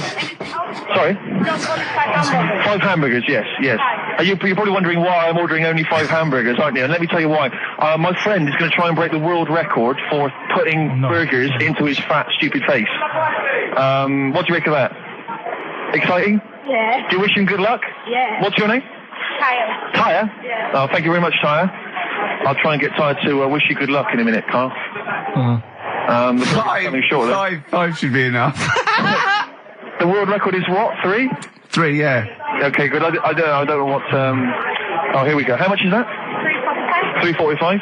$3.45 for 5 hamburgers. It's good, isn't it? It's good value. It is really, isn't it? Really, yeah. I mean, if there's anyone from from McDonald's listening, they probably want to give us some free stuff, I would have thought. I would have thought, Rick. Would you just wish my friend good luck before you're just on the end of the line there? Just say good luck, Carl. Good luck. Alright then. There you are. That's the people from McDonald's wishing you good luck. Carl, I'll be back shortly with the burgers. Brilliant. Okay. Do you want the pickles left in? Eminem. Sing for the moment.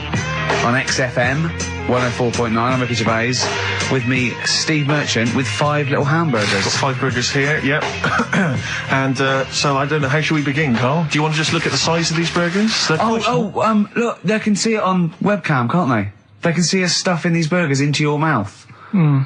And by the way, I'm filming this, Steve. Look, Brilliant. Look, I've got a camcorder.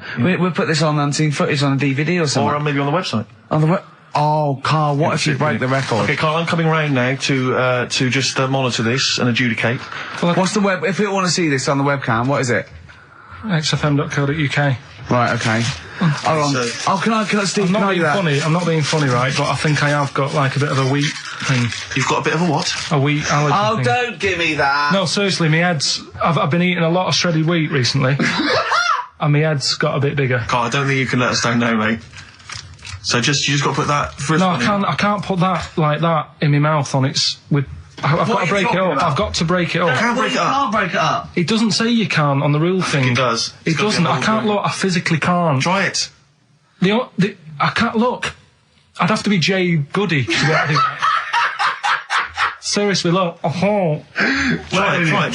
Yeah, I know, but you're not approaching it right. That's it. Come on, go on. That's all I'm doing. Oh, God, he's not going to do one. Keep going. That's good work. Keep going. How do I get 3 in? Keep pushing. Ease it in. Ease it Keep in. pushing. Get 1 in at least. Ease it Get in. 1 in at least. Get 1 in. Ease it in. Get 1 in. Push it. That's one. No, let's go for another one. R.E.M. Night Swimming. It's a lovely song, isn't it, Carl? Huh? XFM 104.9, I'm Ricky Gervais, with me, Steve Merchant. Carl, disappointing. You couldn't even get 1 whole burger in your mouth. I did, kind of. Yeah, but there was a bit sticking out. It just looked messy. But you were saying about putting it in whole, and I don't think that's the rule.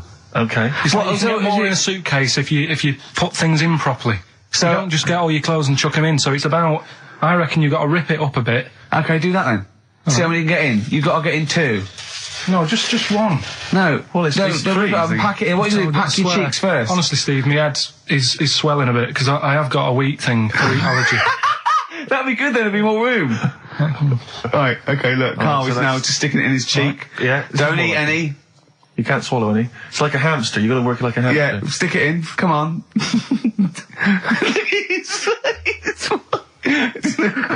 looks like Marlon Brando in The Godfather. Come on. Don't lose any yet. Right.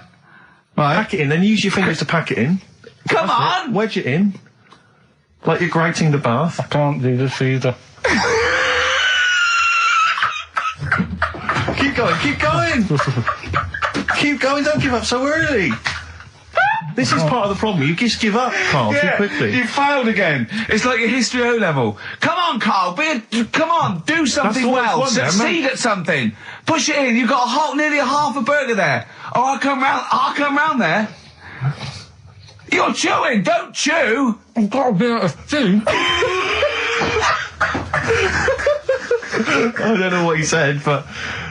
Is that a whole one? No, it's not. I can see bits left. Come on, Carl. Come on, keep working at it. Keep working at it. But there's so much space in your mouth, I can see it. He's going red. Okay. Okay, we'll do another one. We'll do another one. That one then. We're doing a... Oh, are you alright? Are you going to be sick? Are you alright? Alright. Oh God, should we play a record? He's making my eyes water now. Okay, I'll find a different one for you. Find a different one for What about most grapes eaten in 3 minutes? I'll go. Do you want to do that? Grapes are easy, aren't they? That's easy. Great. Come on, grapes are easy. From Jesse Mailing, that's called Wendy. White Stripes, Seven Nation Army, that jumped twice. I apologise for that. You're the producer, Carl. Yeah. It jumped twice. Well, it's not my fault if people are slipping around because of burgers on the floor. You're trying to squeeze my head when the song's playing. What difference does that make? Well, anyway. Right. Don't take any. Right. I've just got some grapes there. We've counted them out. What's the record then? Okay, well, the most grapes eaten in 3 minutes, you've got 3 minutes, Carl, and you've got to beat Matt Hand from the UK, who consumed a total of 133 grapes in 3 minutes on the 8th of November 2001. Right, there's 150 there. 150 in there. Right. Okay. So you've got 3 minutes. What are the rules? The rules You just are... got to eat them and swallow them. And it's like Cool Hand Luke, right? You got to just stuff them in and don't choke, because I got worried with the burger. That's a good advert for McDonald's, isn't it? Not only was I impressed by the cheapness of them, but he couldn't even get one in his mouth. Yeah. So, value for money there. Maybe they'd like to send us some free stuff. Yeah, free stuff, or just money. Any some money would be good. Next week, Carl, you're eating Sony Walkmans. That's right, yeah. Available for... Right, Carl. Right, I think this is going to be good, right? What we're going to do, right? We've got Song 2 by Blur set up. We know that's 2 minutes, so you can play that, because that'd be boring radio hearing Carl choke, wouldn't it, for 3 minutes? Exactly. So, when I say go, Carl, right, I'm going to go right on the minute, right? You've got to have a handful of grapes, and you've got to press Song 2 by Blur. When we come back, you'll be stuffing your face. Hold on. You don't ever do that. How can you work the buttons? I can do that. No, I don't think you can. You cannot touch the grapes until the opening note of Song 2 begins. When the Blur 2, when Song 2 stops, can we just push up the fader? So because you'll be stuffing your face. We're almost. Let's go. If we go. Okay. Any second now. Okay. Right. Okay. 3, 2, 1, go. And he's off. That's good work from Carl there. He's approaching it cautiously to begin with. Cautiously. And he's let's just, keeping people up. Come on, don't make him laugh, Rick. He's choking. He's choking. Oh, Carl, quick! Keep going, Carl. Come on! What happened? Did you just throw up? No! Don't make him laugh! Oh, come on! We can make wine. Come on, Carl, you're doing so well, Carl. mate. I want to go. Come on, only... Why are you making him laugh? That was a world record attempt. Come on, he's over. Keep going. Come on, you got 25 seconds. Come on. Oh, I think that was a shame, actually, because you were doing well, but something went wrong. I know, and I think those are bigger grapes than the ones I've seen before. They're quite big grapes. Look at his face, he looks so despondent. Come on, Carl, 8 seconds. Just a few more. 5. Come on, what's the matter? 2, 1. It's all over, Carl. It's all over. Better count how many you did. You can get good at this. We can get good at this over the weeks. I think that was a fairly pitiful attempt, actually. I really thought you had It's interesting, actually. These are harder records than you might think. Yeah, I know. 6, 8, 10. How do you feel after that record-breaking attempt? Not happy with that. What are you not happy about? The fella who did it, was he in hospital and just had loads of grapes? I was bored. I'm sure he wasn't producing a radio programme, that's for sure. Well, to be fair, neither are you. What was tricky about it? What did you find hard? I think having Ricky standing over me, sort of shouting, "Go on!" isn't normal. No. But that wasn't... He hasn't eaten any! Hold on, that's 50 left. That's quite a poor attempt then, by the seam of it. Would you think about trying to maybe do that again in a couple of weeks? Would you do some practice and try that again? No, leave it for the experts. And I noticed a tricky point. Maybe sort of when you had about 50 seconds to go, you seemed to be spewing things into the bin. What was that? Again, mainly Ricky standing over me. 88. He's got 88 left. Okay, so what's the mental arithmetic there? Because we put how many in? It was 150 in the thing, wasn't it? What did I say? What did I say I had left? Well, I'm not doing it again. 88. So you had 88 left. So 62. God, you're only at 62. What's the matter with you, Carl? There's people start you at 62. That is rubbish. That's disappointment. Must leave that. So you failed on 2 world record attempts there. 62, and the record's that is rubbish. What were you doing? Oh yeah, but like I said, I've got a small throat. I can't drink a drink quick. Ever since the Mr. Freeze Pops when I was 6, that I nearly choked on, I nearly died on, I can't go back. It'd be like asking, I don't know, someone who got run over to play Frogger or something. What's Frogger? What, you mean real life computer game?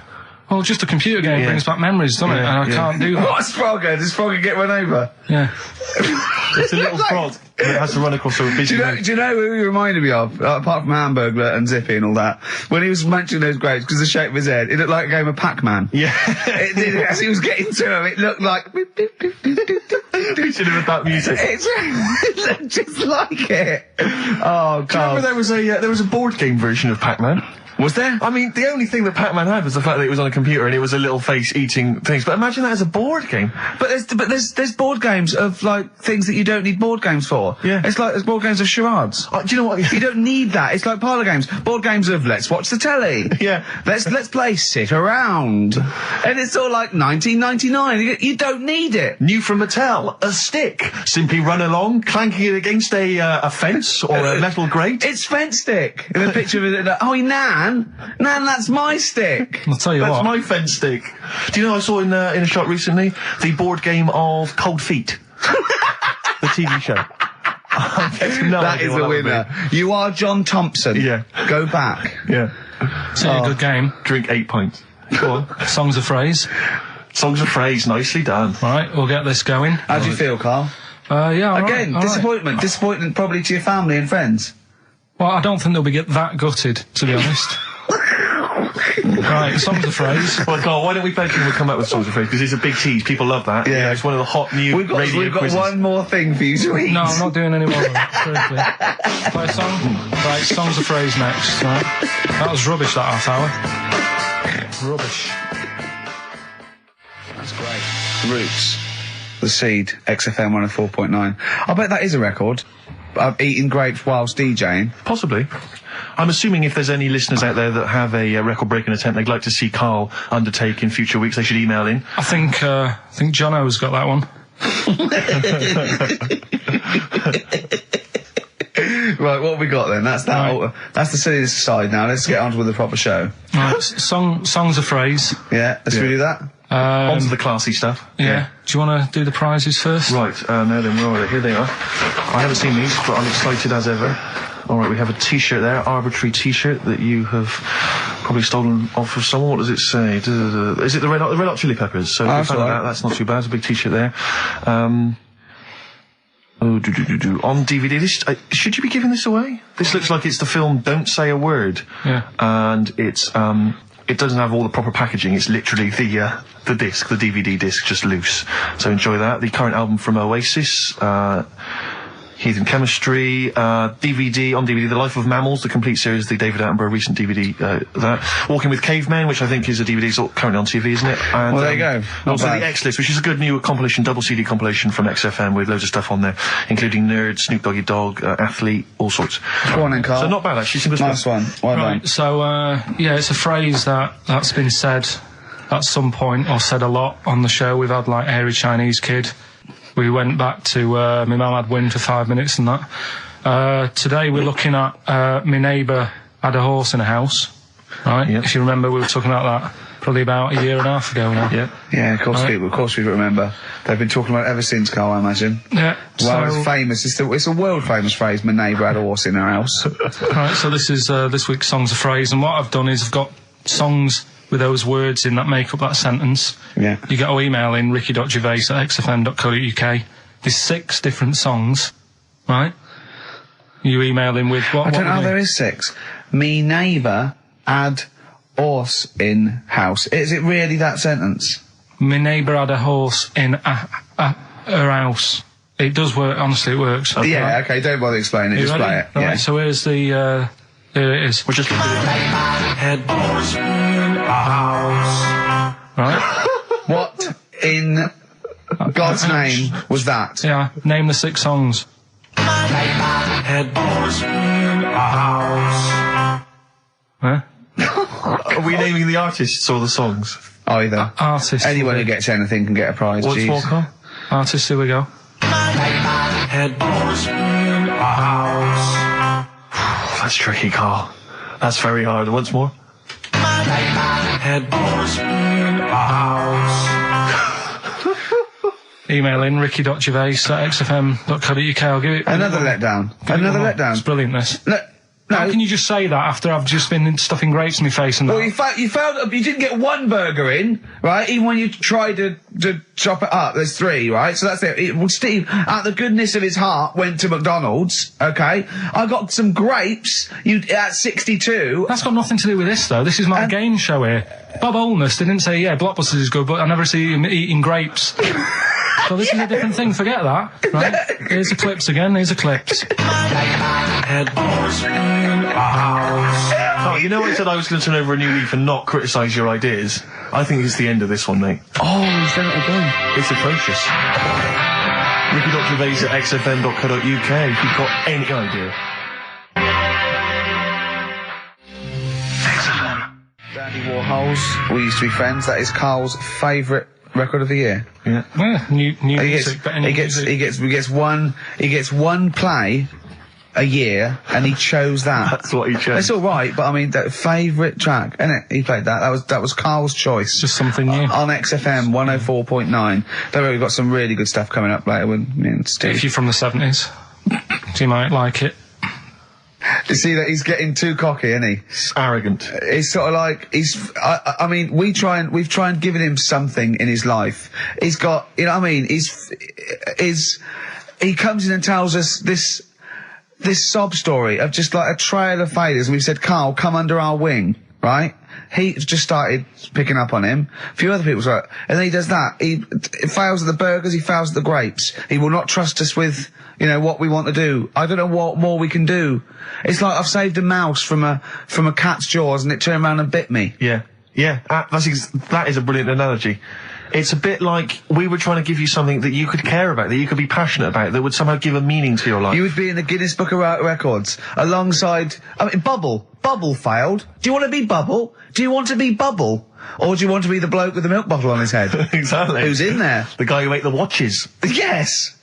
Now, I've got an idea, Carl, because you're getting all stressed out. I don't know what it is. You're getting funny. I don't know what it is. I don't know what... Because you're annoying me. Wow, you say that. It started midweek. I don't think I annoy anyone else, so it's just you on that. So, I thought maybe we could all 3 of us go away to a little health farm for a weekend, just get a triple room, right, that isn't happening. Why? You've just reminded me, because you've been annoying me. Steve started getting on your case, you know, sort of ganging up on me. I'll tell you now, Steve, I just forgot. Remember a couple of weeks ago, you said to me that my pub quiz team is rubbish? Yeah. Right, well, it doesn't matter anymore, because you're not part of it this time. That's bad. That's bad, because it's interesting you say that, Carl, Carl, you say that because I tell you this, I found someone, mate, who could be, filling that tricky 5th member. I wanted to test him out this week, mate. On your team. Test out on your team. Because I'll tell you what this is like. I don't know if you're familiar with, Paul Ince, who used to play with Man United, right? But everyone used to say he's the governor. Right, even the players used to call him the governor, right? And Alex Ferguson at Man United was like, I'm not having this. I'm in charge here. And he got rid of him. And that's what's happened. You were moaning the other week, saying your team's rubbish, you don't know what you're doing. Yeah. Well, let's see how you do on your own, right? Ooh, he's turned, hasn't he? I'll be honest, Carl, I'd like to be on your team. Well, sorry, Paul Ince. You'll have to go and join Middlesbrough, or wherever it is it's gone to. Carl, what can I do to get back on your team? It's not happening. I've already filled your bins. Don't let him have the upper hand, Steve. No, wait a minute. I'll tell you what always annoys me, though. Ricky spends most of the show slagging you off, right, having a go at you, annoying you in the week, squeezing your head, making you eat burgers, right? But you always take out on me. I'm the one who always gets the insults. I'm the one who's now relegated from your team. Why, you see, this is the thing. You're just as bad as him, really, because you're siding against me, because you know that I'm willing to take it. The truth of it is this, you know that Ricky Gervais is keeping you in burgers and grapes, metaphorically speaking. He's the one that's got you in Heat magazine. I just spat all over your new Guinness Book of Records. You see? Get me a tissue. He's just squirted tea, laughing all over your Guinness Book of Records. You made me laugh. I'm going to get the flak for that. No, it's because you made me laugh when I was drinking, because you went, it's like that, and it made me laugh, and I spat. I just think it upsets me that you never pick on Ricky. You never ever go in, because you know he's the one who's raised your profile and made you a little bit of a celebrity. We've missed one here. Using his teeth, Raman Andiapan, right, husked a coconut. He did what? He husked a coconut. He's the fastest coconut husker in the world. What does that mean? I don't know, he pulls husks. What's that? Little mice, look. What's a coconut husking? He pulls the husk off. Look at Carl, just with his head down. Carl, come on. What's the matter? Because that cost me 20 quid. I know, well, I'll see you alright. I'll see you all over the world's smallest man. Why have they stood him next to the world's biggest man? Right, I'm in a bad mood now. Oh dear.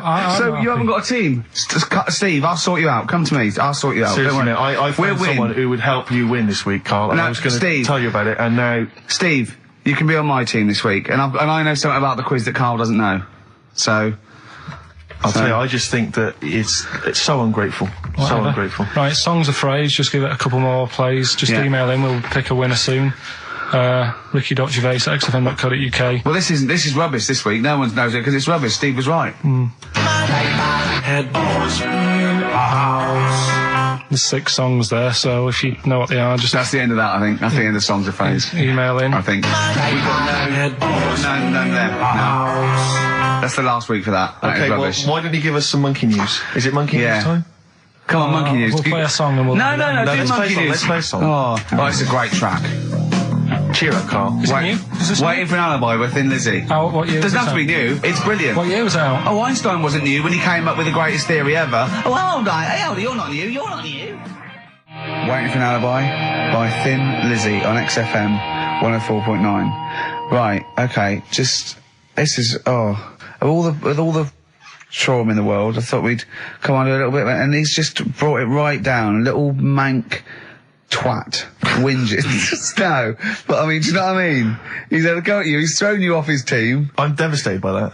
That was the one thing I was looking forward to this week. To be fair, you were looking forward to telling him you were taking over the team, so it's sort of poetic justice. It has blown up in your face, to be fair. True, I was trying to squeeze him out of his own company. Yeah, you were going to try and get him out of his team. Yeah, well, it was a hostile takeover, and they clubbed together. To be honest with you, there's normally 3 regulars on his team. I got 2 of them on my side, one of which was his girlfriend. So I only had to work on him to try and get him to resign, and we'd have been away. Still. You know, we should give the prizes away. Yeah, well, this has been dreadful. This thing. We started off well with him trying to force burgers in his mouth, and then he come up with this tat. I mean, this is the end of this, because it's. I mean, it was shoddy to start with, no little duo couple. Well, this is not only. Well, I'm just saying. This is what I was saying in the pub yesterday when you tried to be sick on my leg. I was saying, come up with new ideas if you don't like them, but you diss them on air. Well, it's just disappointing, isn't it? And right. What's that? I was disappointed when I was choking before. We were disappointed as well. Yeah, you didn't try. You didn't try with the grapes. You were just like chewing on that. You meant to just throw them in and swallow them. Songs of phrase. It was 6 songs. It sounded like this. Boring. Right, what are they? Just give you 6 answers. songs there. We had Lionel Richie, My Destiny, for my. Tricky. Neighbour. Oh, that's XFM. Ooh. My Neighbour was Space, Neighbourhood. Had Harry Connick Jr. Had to Be You. Yeah. Right. Had a Neighbour had a horse. America. America, yeah. We had a horse. In was Lisa Stansfield with Pathetic. In All the Right Places. Oh, pathetic. Did anyone get that? And No one got that. Animals. So that was pointless. All right. Well, the most anyone got was 3, and we're going to give it to Deborah, and that's possibly Deborah and Kate. They got at least 3 of those. So well done. Well done. Yeah, there's prizes on the way. That's the end of that. So that's the end. No Cheapest Chimps. None of that anymore. What have you got left? You got the film to do? Let's see what you've done with the film. Hang on. I'd love to have some monkey news though. Go on then. Got any monkey news? Yeah, I got some monkey news. Go on then. No, Rick, come on, cheer up. Well, it's just sort of like he moans that he's got too much time on his hands, and he comes up with that Okay. shite. Monkey news, the jingle, please. Oh, chimpanzee, that monkey news. Okay, There's been quite a lot of stuff going on. There was a few bits in that Guinness Book of Records book that cost me 20 quid. Yeah, well, that's not news, is it? They printed that probably last September. No, so that's there's one in there. new music, new monkey news from last September. You're a lord. Come on. Waster. Please, Ricky, monkey news. Right, there was this monkey in a zoo in Brazil. Right. And this little man monkey, little woman monkey. And you're a scientist, aren't you? Go on. And they said the people in charge were like, oh, wouldn't it be good if they had kids? Brilliant. Right. So anyway, the chimps used to stand sort of, you know, they'd have their little caves each, and used to sort of lean on the fence having a bit of a chat and stuff with each other. Right? Well, you know, gossiping, the equivalent sort of thing. Yeah. So anyway, they were getting on a storm, and like the zookeepers were like, Did you hear that Cheapest Chimps this week? I thought it was fascinating. Yeah, just gossiping, I understand. So, what's any monkey news? I don't know, let's tune in. What was some monkey news this week? Come on. It was from last September. So they were, there was, you know, stood there having a chat, and the zookeepers were like, I wonder if they're ever gonna, you know, have kids and that. Yeah. Anyway, it went on for ages, you know, this just chatting, no sort of action. Blimey. So what the zookeepers did was, they said, I know, they'll have kids. Are we letting that go? They were just chatting. Are we just letting that go? We're letting it You know go. what I mean? I mean, just doing whatever monkeys do. Okay. Right? So the zookeepers were like, yeah, I wonder when they're gonna, you know, have some kids. Yeah. Anyway, what they decided to do, to sort of do to egg them on, bought one of them a suit, one a wedding dress. Right. Keep going. No, I'm not having it. Shut up, Gervais. Fade him down if he's going to interrupt. I want to hear the rest of this. They got married. So they got married? Yeah, they got married. Right. What? That's the end of it. This is why I don't. Right. That's the end of monkey news. That's the end of monkey news. Don't do that again. You've got no features left. Why don't you like that? Well, it's not a story. It's about 2 chimps chatting, which doesn't happen. The zookeeper's going, I wonder if they're going to ever have kids. Egg them on. They got married. That's the end of the story. What are you talking about? Hang on, just calm down. Let me just check that you didn't make a mistake there and didn't lose out. What do you mean you didn't make a mistake? Wait a minute, he may have just left out a fundamental piece of information. What, the story? That would have made it into a story. Right. Let me just check the facts. So they bought them wedding outfits. They were married. Did they propose to each other, or were they just forcibly Don't married? encourage him. Just forced onto And it. then what was the outcome? Once they got married, what happened? They fell in love? Yeah. What? Whoa. It's not a marriage, Carl. Be quiet. It's not a real marriage. I don't know what you've got in your head. It's like the head of Homer Simpson. I'd go in there and there'd be a wedding reception and there'd be a couple of fights and they'd be talking about stuff. They got married. They fell in love. Did they have children? They're not back off the honeymoon yet. Play a record. You got no features left. You got 1 feature left and come back to the film. Satisfaction, new single. Yeah, XFM, quick, play it. Right, we've waited 3 weeks. We are going to play it. I don't care whether we're late. We were late in because there was news. So, play it. Which film are you in this week? Looking at Silence of the Lambs. Right, play it. Just play it. Have we got a question? Well, No, come on, who the question cares? after. Who cares? Should Carl carry on? Play it. Right, Silence of the Lambs. The bit where Jodie Foster was having a chat. Good evening, Clarice. Right. Just thought I'd come and see you. How very thoughtful. Don't mind me popping in though, do you? It's just no one else is interested in the sort of things I like talking about. People will say we're in love. Well, say what they want. Did you hear the show last week? We were talking about gay people, if they should have their own toilets or not and stuff. That was good. Yeah, it's all right, wasn't it? Got a good debate going. Enjoy doing the show. It's a favourite part of my week, really, just talking about weird stuff and that. Oh, Clarice, your problem is you need to get more fun out of life. I have a lot of fun in my life. You know, come and see you and spend a lot of time on the internet looking up weird stuff. Reading something about a hairy Chinese kid. There's another thing. There's a fella who no arms and legs. He's known as a pillar man. Everything you need to find him is right there in those pages.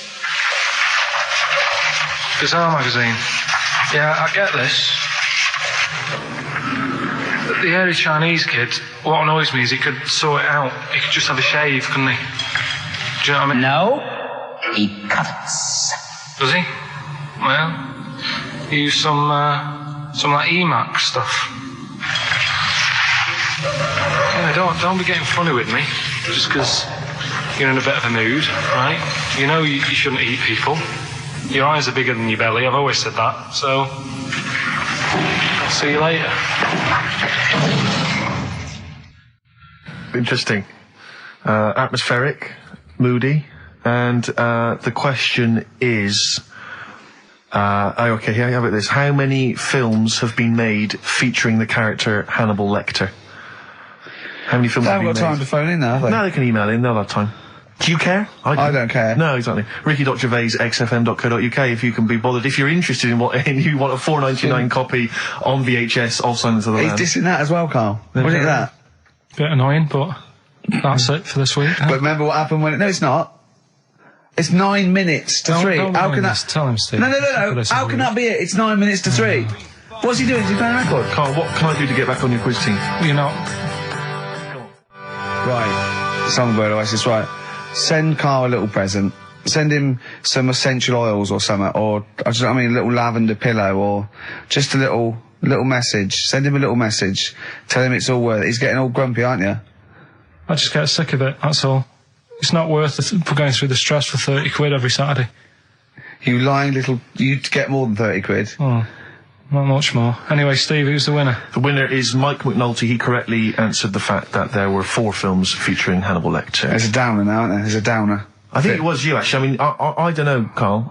It's not like I'm just trying to win myself a place on your team, but I actually felt that Ricky was really I gave him grapes. I thought Ricky was discourteous, if that's a word. I thought he was rude, aggressive, unpleasant. As one person emailed in, a dickhead. So, someone also said you were fat and talentless. I don't like those emailers who do that sort of thing, but one of them said you were really, really annoying. Well, cheers for that, but you're still not on the team. They didn't like what you were wearing. So, back next week. What did you say? He went, cheers for that. The darkness growing on me on XFM 104.9. Oh, it's all going well already, isn't it? The microphones fell apart. Carl's shouting because he got headphones on. His music's turned up too loud. Canfield level. God, it got pre-out. Look at him giggling. Look at him. Look at him laughing. That's so funny because I got a letter here from who was it from? Mike Heel, who sent me a little picture of a little Japanese fella from a film who said looks like me, and he does a little bit.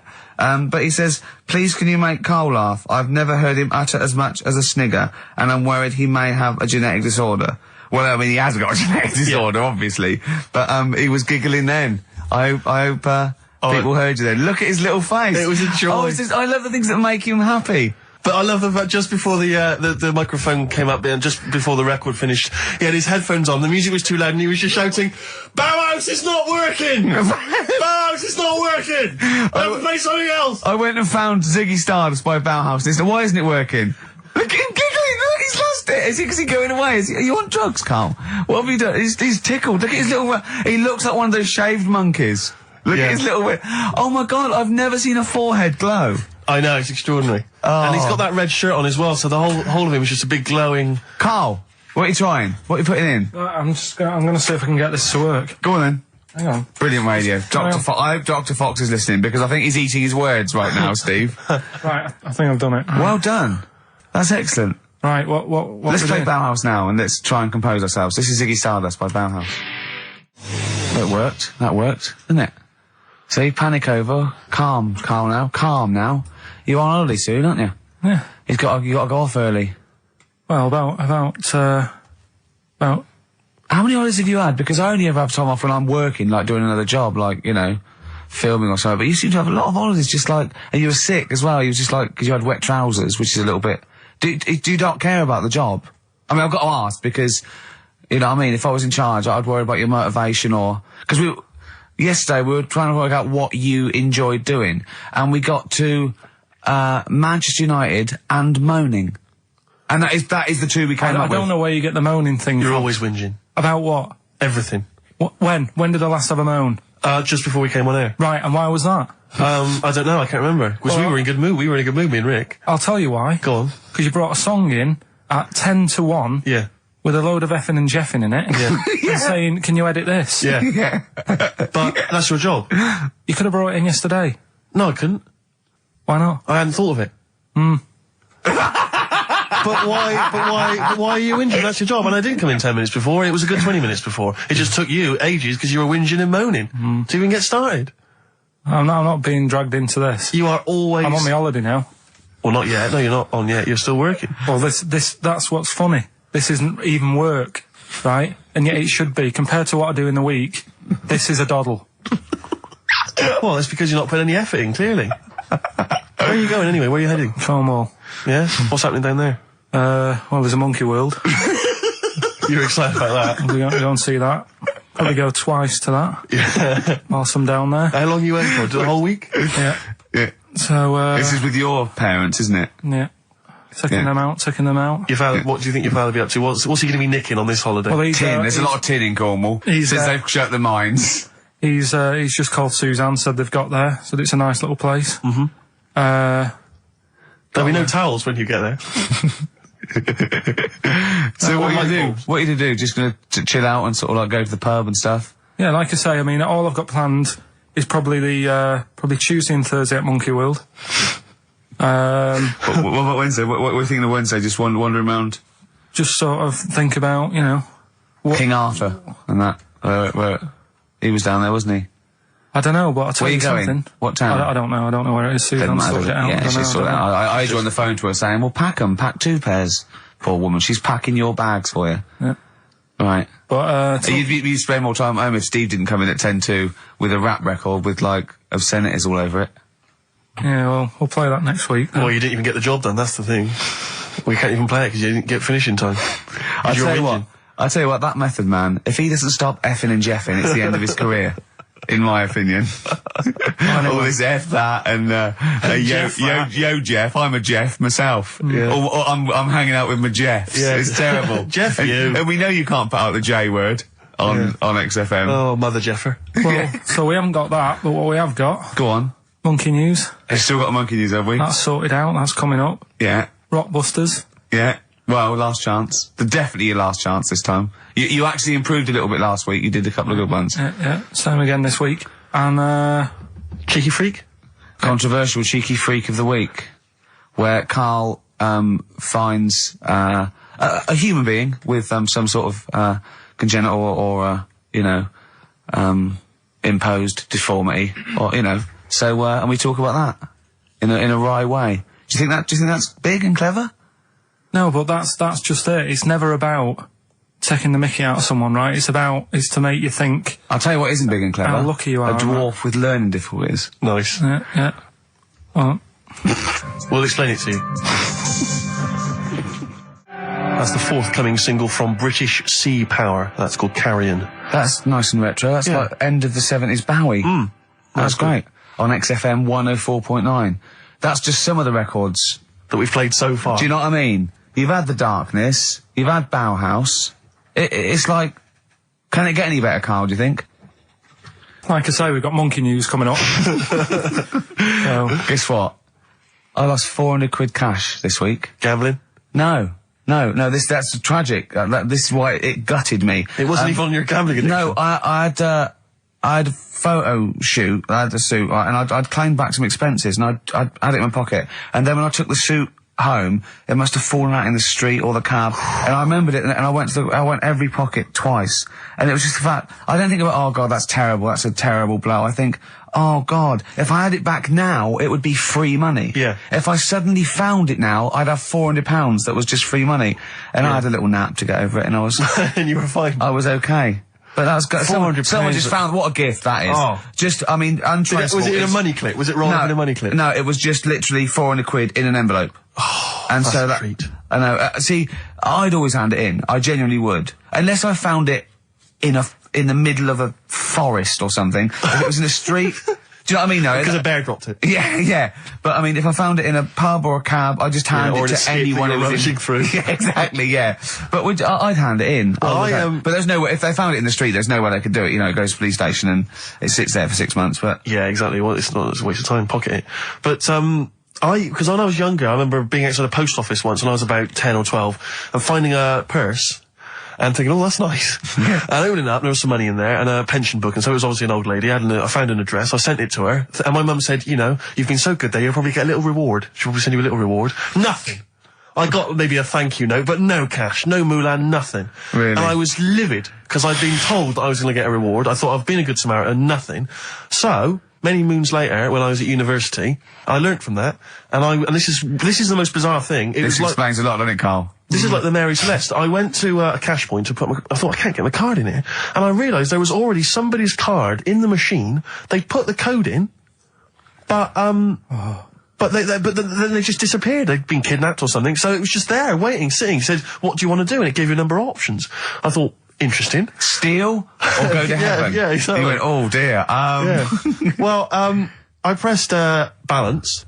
Just to check what their bank balance was. Unbelievable. It was a considerable sum of money. I'm not going to lie to you. It was not typical student debt. It was like, I think they were a foreign student. There was a lot of cash in there. A lot of money. Did you feel a slight bulge in your trousers when you saw the amount of money? I couldn't believe my luck. I thought to myself, now then, I could just take that card out and hand it in, or I could teach them a small lesson. Right. And maybe give myself a reward, because last time I did that, I didn't get a reward. So if I give myself £30, then I'll take the card out. 30? Give myself 30. Yeah. You didn't really? Well, I thought that's a good reward.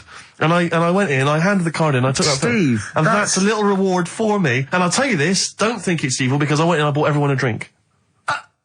Well, brilliant. Yeah, I didn't tell them I got the money free. Well done. Excellent.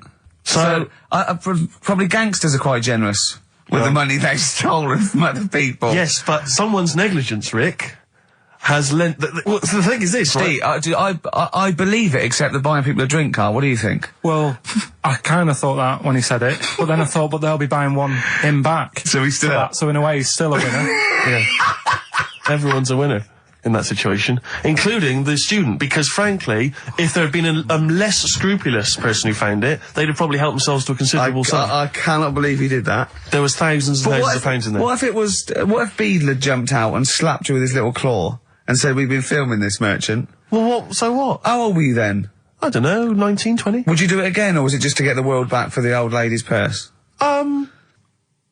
Possibly do it again, yeah. You're joking! Well, you've got to think of it this way. You've got to think of it as there was a lot of money in there, and someone less scrupulous than me would have taken a fortune. They'd have cleaned them out. Whereas I just took a small reward, which I thought was more than enough for someone's negligence.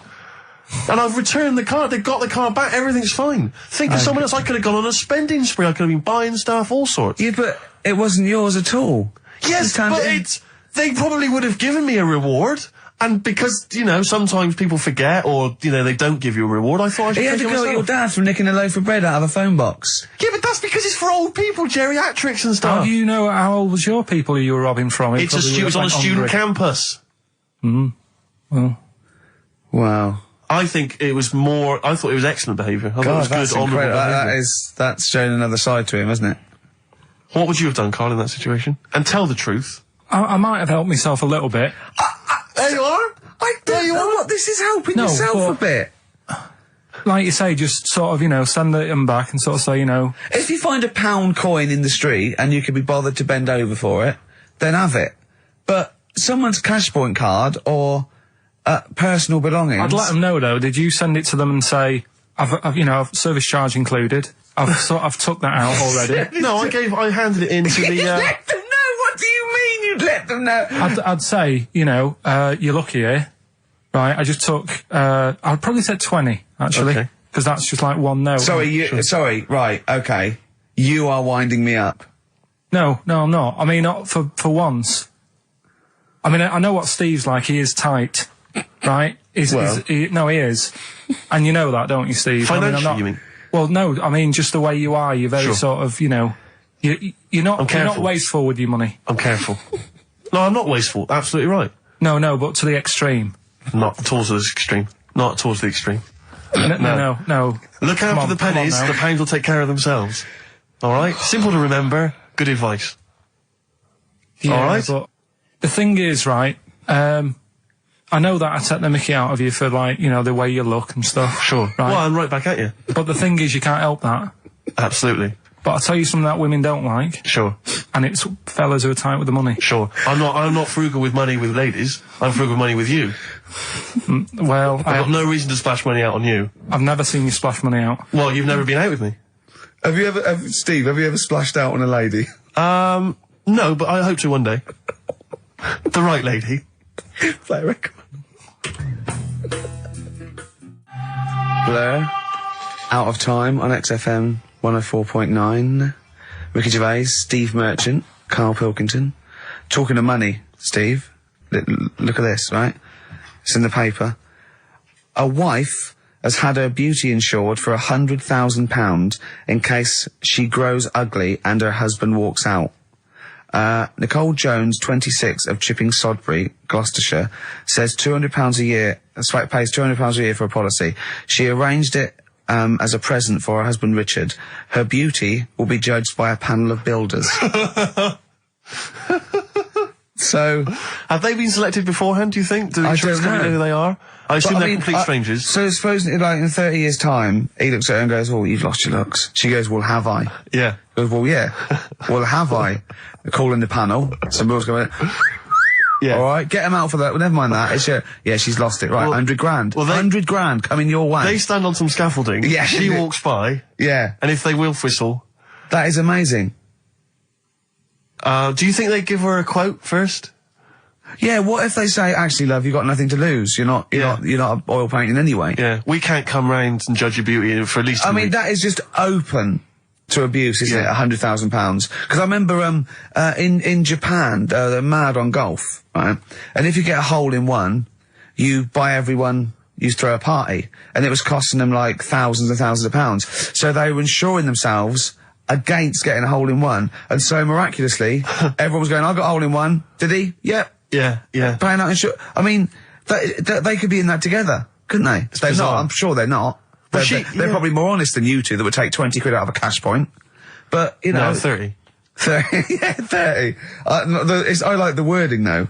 A wife. Yeah, a wife. The word wife. The word wife. I don't know why I just find it's just an odd word. This is my wife. Hello, the wife. Yeah, the wife. My wife. It just seems a word that you have to say if you're 60. You can go, I know. Have you met the wife? And even then, ironically, unless someone, you don't know exactly, "Are you married?" "Yeah, my wife is from," what I mean? Yeah, that makes sense, but it's the wife. People go, "Oh, better get back, I'm meeting the wife for dinner." But especially when you know them. I remember bumping into friends of mine somewhere at a party, a couple that I knew, and I'd known both of them before they got married. In fact, I'd known her, I think, longer. And I said, "Where's so-and-so?" And he went, "Oh, the wife will be along in a minute." And it's just this notion that, use her name. I know she is. I know her name. I used to call her by that. Why? It's like someone going, "I'm married. You know I'm married." It's like showing in the off. eyes of God, we are wed. Exactly. Yes, that makes me more of an adult than you. It's the ownership. Yeah, it's like going, I'm a real man. I've got a wife, and here she is. She's my wife. I find there's the words that I find hard to say. In a shop, I could never ask for wet ones. Do you know what I mean? If I have to go and ask for wet ones, I won't bother. Or toilet duck. Another one I have a problem with, I never say, Snickers. Why? Don't know. I think it's I grew up with Marathon. Yeah. See, this is so pathetic, I still get embarrassed buying, toilet paper. Really? We know if you go into like your 24-hour shop just around the corner, not a supermarket, big shop, but if you just go in there and you're just maybe buying some milk, yeah, a chocolate bar, because it's like they know what you're up to. No, but they know you're going to use it to, you know, when you're going to the lavatory at some point. It's sort of, it's too intimate. But exactly, you just go, I know what you're thinking, I'll be using this after masturbation. Thus saving all embarrassment. It goes with the porn bag, don't you? Elvis Costello, Alison, from way back on XFM 104.9, a retro cut. Indeed. Wow. Up to the modern day, the newest game show around, Rockbusters. Isn't there a jingle? It'd probably be something like, oh, Rockbusters. It would be very, along those lines. I've got to work it out, but I mean, let's go with that for now, and they'll be all ready next week. Excellent. The prizes, once again, sourced by Karl Pilkington. I think it's been in the prize bag before, Karl, but good to see it back. The best air guitar album in the world ever. Do they keep sending it back? Is that just fun? Is that it comes through the window, tied to a brick? Actually, there's a lot of good stuff on there. There's, the Kinks. Knopfler? Is there Knopfler? Knopfler, I believe, is on there. Is Clapton anywhere to be seen? Definitely Clapton, I would have thought, a Deep Purple. We got Quo, Skinnerd, Mac, Snake is there, Straits, excellent, and, there's all sorts on there, obviously. Yeah. This is always an odd choice, but fair enough. This is the, current album by the Yardbirds. Their first studio album in 35 years.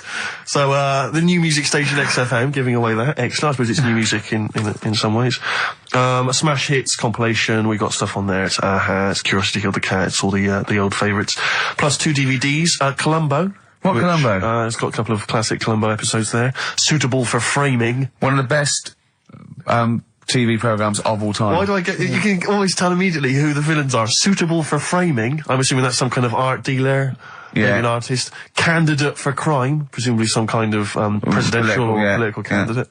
That'd be good, I'm sure. Columbo. I mean... Stab Woman. That was my favourite episode. Stab Lady Wife. I mean, to be fair, I'm not sure why... Who would buy a Columbo DVD? Like, you can't find it on TV. It's on now. It's on now. I guarantee, because someone could maybe email in, is there an episode of Columbo on now anywhere that got cable or digital? I think it will be. Almost certainly. But it is great. And the other DVD here is Cruise of the Gods, which was the one-off TV kind of comedy film that was on at Christmas, featuring Rob Brydon and Steve Coogan. It's good. Williams. So, there's a few gifts there. Not bad. Not bad. Right, now we get to the real deal. Okay, this is what everyone tunes in for. This is Monkey News, I think. Not the music. Go on. Well, here we go then. Yeah. 3 cryptic clues and that, and just work it out. Cryptic, but easy as that. Email in. It's email in. Right. Well, what's the email address? Ricky.gervais@xfm.co.uk. Well, don't say that I know it or care. I think. So the first one, he's got American coins all down his spine. Right? He's got American coins all down his spine. What band's that? What artist is it? Email in. What does it begin with? What? N. I know it, I've got it already. Right. That's rubbish, too easy. Yeah, right, go on second next. one. Jeremy Beadle has got arthritis. Right? Jeremy Beadle has got arthritis. Yeah. That's the second clue. The initials there, SLF. Right? SLF. Jeremy Beadle's got a little bit of arthritis. And the third one, Foxy, Shipman, and a country western singer on a merry-go-round. SB, right? So Foxy, Shipman, and some country western singer having a go on a merry-go-round. The initial SD, right? So email in, Ricky.Gervais. I'm intrigued with that one. I'm genuinely intrigued with that one. I like the fact there's a certain whiff of controversy about it, because Shipman is mentioned. I know, yeah. Oh, a little bit edgy, that. So, that's the 3. He's from your neck of the woods, isn't he, as well, Shipman? Yeah. Yeah. I think my mum's mum used to use him. Okay, let's play a record. Well, you want to play a record or play some adverts if you fancy some ads? Oh, I'd rather adverts, well, yeah. So Rob's got some for you. Placebo. This picture on XFM 104.9. Steve? Yes. I think, Carl's gonna put most people to shame. We were talking about generosity earlier. Carl is a nice, generous bloke when it really comes to it. He's paying for Father's Day. He's paying for the cottage that he's going away with his dad. Are you really, Carl? Yeah. Right. Well, there's no way of us proving if that's true or not. Well, what do you mean? Well, you could be lying. But why would I do that? Well, because you want to show off. I didn't do it on air, you mentioned it. I don't want people to know how generous I am. Right. Just do it, just get on with it. You know what I mean? Yeah. Like charity work and that. Yeah. Exactly. But I'd have thought that you wouldn't have fallen for Father's Day. I'd have thought you'd have known that it was like... Well, we don't. I mean, to be honest, there's a bit of a coincidence, because I paid for it anyway, and it's happened to fall on Father's Day. Right? But don't buy a card. Not normally that bothered. Don't fall for it. I mean, obviously that and Mother's Day and a plethora of other things were, I mean, literally invented by card companies to make more money. I know. Yeah. That's, I mean, my dad always says don't get him a card or anything. Because he hates it. With all these things that I'd like, you know, rip-off times, really, just ripping people off. Yeah. So it sounds a bit stingy, that.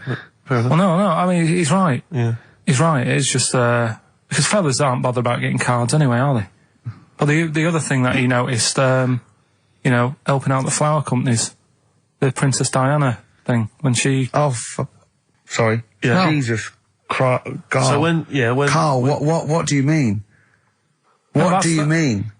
That's what he said. He said, "Oh, I nearly swore then because I was. You surprise me all the time. No, I'm but just, that is incredible. Sorry, what? I don't understand. What are you talking about? All the flowers that were sort of sold that day. Right. Or for people to leave as a commemoration. Or yeah, they made a mint, didn't they? Who did? Flower companies. Right. So what are you saying? He was just saying, you know, makes you wonder. What? About what? Whether it was in the floor or behind the hit. Oh. So it's a conspiracy. It's a conspiracy by the flower companies. I would love to see you and your dad just sitting at home watching a bit of Channel 5 when apes go mental, right? With your roast dinner. When's that on? And then talking like, well, yeah, you know, kill Diana, don't you? Flower company's son. Right, quite right, Dad, you're not wrong. What are you talking about? No, I'm not, you know, I'm just saying, it's like you were saying about the cards, you know, on Father's Day and that. It's just a bit, too much of a bit weird. Too much of a coincidence. I'd be interested to see sort of, you know, like the business graph. Sure. On how the companies were doing, then suddenly. Yeah. Yeah. But then by the same token, Elton John, you know, he had the biggest selling hit record, didn't he, off the back of that? I mean, so, is he incriminated as well? If you want, I mean... It's a conspiracy theory you've not kind of analysed terribly closely. You've put it out there, and if people maybe who are investigating want to kind of add that into their inquiries, then they can. Yeah. Sure. But, no, that's all I'm saying. I'm just, you know... Because it's always the same thing, isn't it? Like, I was out shopping the other day, you know, treating Suzanne like I do. You know, I like spending money and that. Yeah. I was in W.H. Smith's. Yeah. Classy. Was it a big birthday? Was it? Was it a 30th? No, I was getting a. Was it 2 biros for the price of 1? I was getting a card for my dad for Father's Day anyway, because I'm seeing him. Yeah. Big Toblerone. Yeah. There was a giant who is it who said Father's Day? They love a Toblerone. I've never understood Toblerone because the only time I see Toblerone is in airports, right, and minibars. That is what the small Toblerone is for the minibar in a hotel, 3-star upwards, and the big Toblerone. Well, the big Toblerone is a gift, isn't it? It can only be a gift. You wouldn't buy a big Toblerone for yourself. Yeah, a duty-free gift. The Toblerone. It's next to you know, Chanel No. 5 Toblerone and a bear. But who specifically would you be buying that Toblerone for? I don't know. Someone who's clearly never had it before and would think it was interesting novelty. Yeah. Well, this gift's interesting. I'll tell you what, though, Toblerone is brilliant.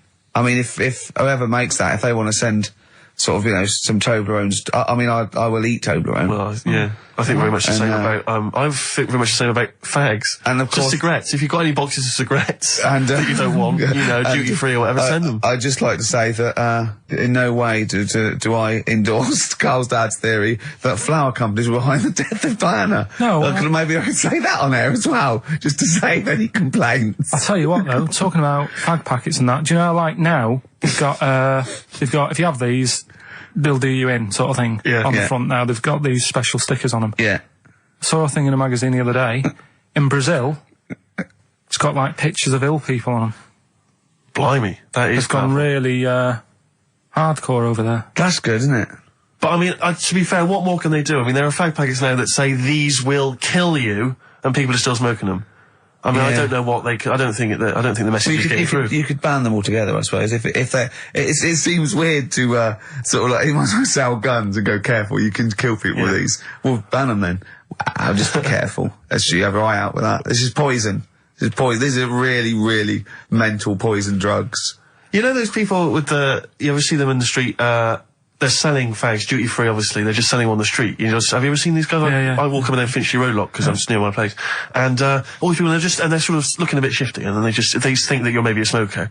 They just fags, and they'll open their jacket, and it literally will be like something from the 1940s. They won't go to you though, do they? No, smoking. It stuns your growth. They know you must have never had a fag in your life. But I might be buying them as a gift or something because I'm quite a generous guy. But it struck me, I was chatting with my friend about, there seems to be there are certain people who are very, maybe they have trouble getting work, or maybe they, they're immigrants who've not landed on their feet and they've had trouble, and so there's a couple of jobs they can do. It seems to be there's the fag selling. There's those people I noticed on Oxford Street who bend a piece of wire into the shape of your name. I mean, what kind of a gift is that, really? You know what I mean? I know. It's like they're literally giving them out. Or you can have the bending the name. You can be selling those things that you throw at the wall and they sliver down. At Dover? Yeah. What are you doing? I'm a trained carpenter. Right. Can you write really small on a piece of rice? I could try. Could you write those names on a piece of rice? I could try. It's quite tricky, but what about the rest of your family? Well, that one's only 2, but he could be trained. He's got smaller fingers. Okay. Do you want to sell some knocked off perfume? How about that? Again, we'd like to apologise for any inadvertent racism. Suggestion that Lady Diana was killed by flower companies, or that Steve makes a habit of stealing from cash points. What about XFM 104.9. a picture of Rick Waller on the front of a bargain bucket?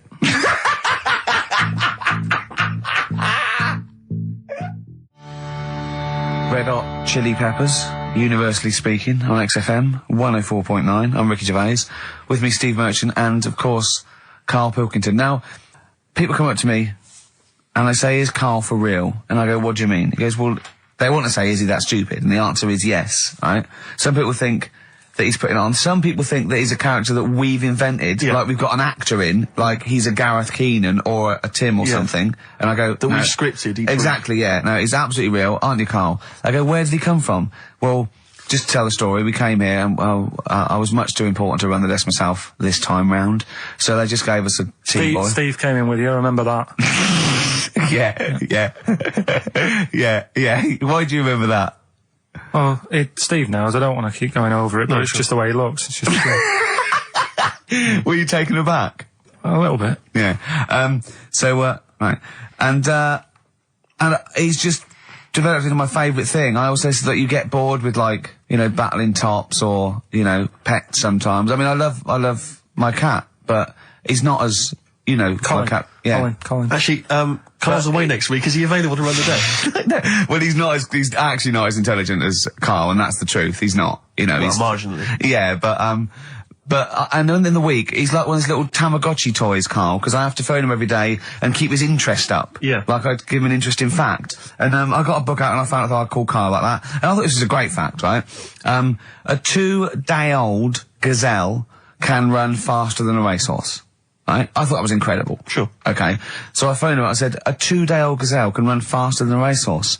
He went, what does it do after that? I went, what? He said, well, how fast can it run when it's adult? I went, well, even faster. He went, oh, I thought we could just do it then, but then it sort of lost it. I went, what are you talking about? I went, that's incredible. A 2-day-old gazelle can run. He went, well, no, that's what they do. I went, what? He went, that's what they do, isn't it? I went, what do you mean? It's 2 days old. Right? He went, yeah, but a 1-day-old fly can fly. I'm 30 and I can't fly. It's not what I do. Right? And I went, right. He went, a jellyfish can hold its breath underwater for hours. I went, it doesn't hold its breath, does it? It hasn't got lungs. So he went, what? I know I had him. He went, what do you mean? I said, well, they don't breathe, do they? He went, what do they do? I went, well, they get oxygen directly from the water via osmosis straight into their cells. And it just went quiet. And I went, a 2-day-old gazelle? And he went, yeah.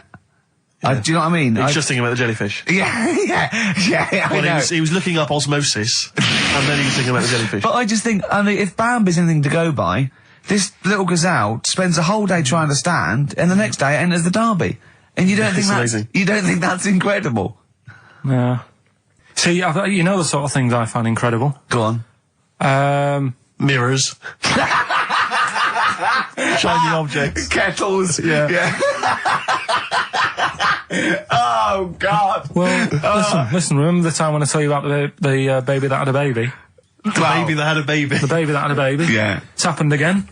No, it hasn't. Well, it didn't happen the first time. It was in the papers, I think, on Monday, in all the tabloids. So it's a twin where one has grown and the other one is still at a fetal level. No, it wasn't, though. It had grown. He was saying to his mum... Who was saying to his mum? The little kid who was 7 years old. And he kept saying... Yeah. He was pregnant. And he was pregnant? Yeah. I know. What do you mean? And he was saying to his mum, oh, God, I don't feel well. And, like, his belly was all swollen, and they thought he'd just been eating cake or whatever.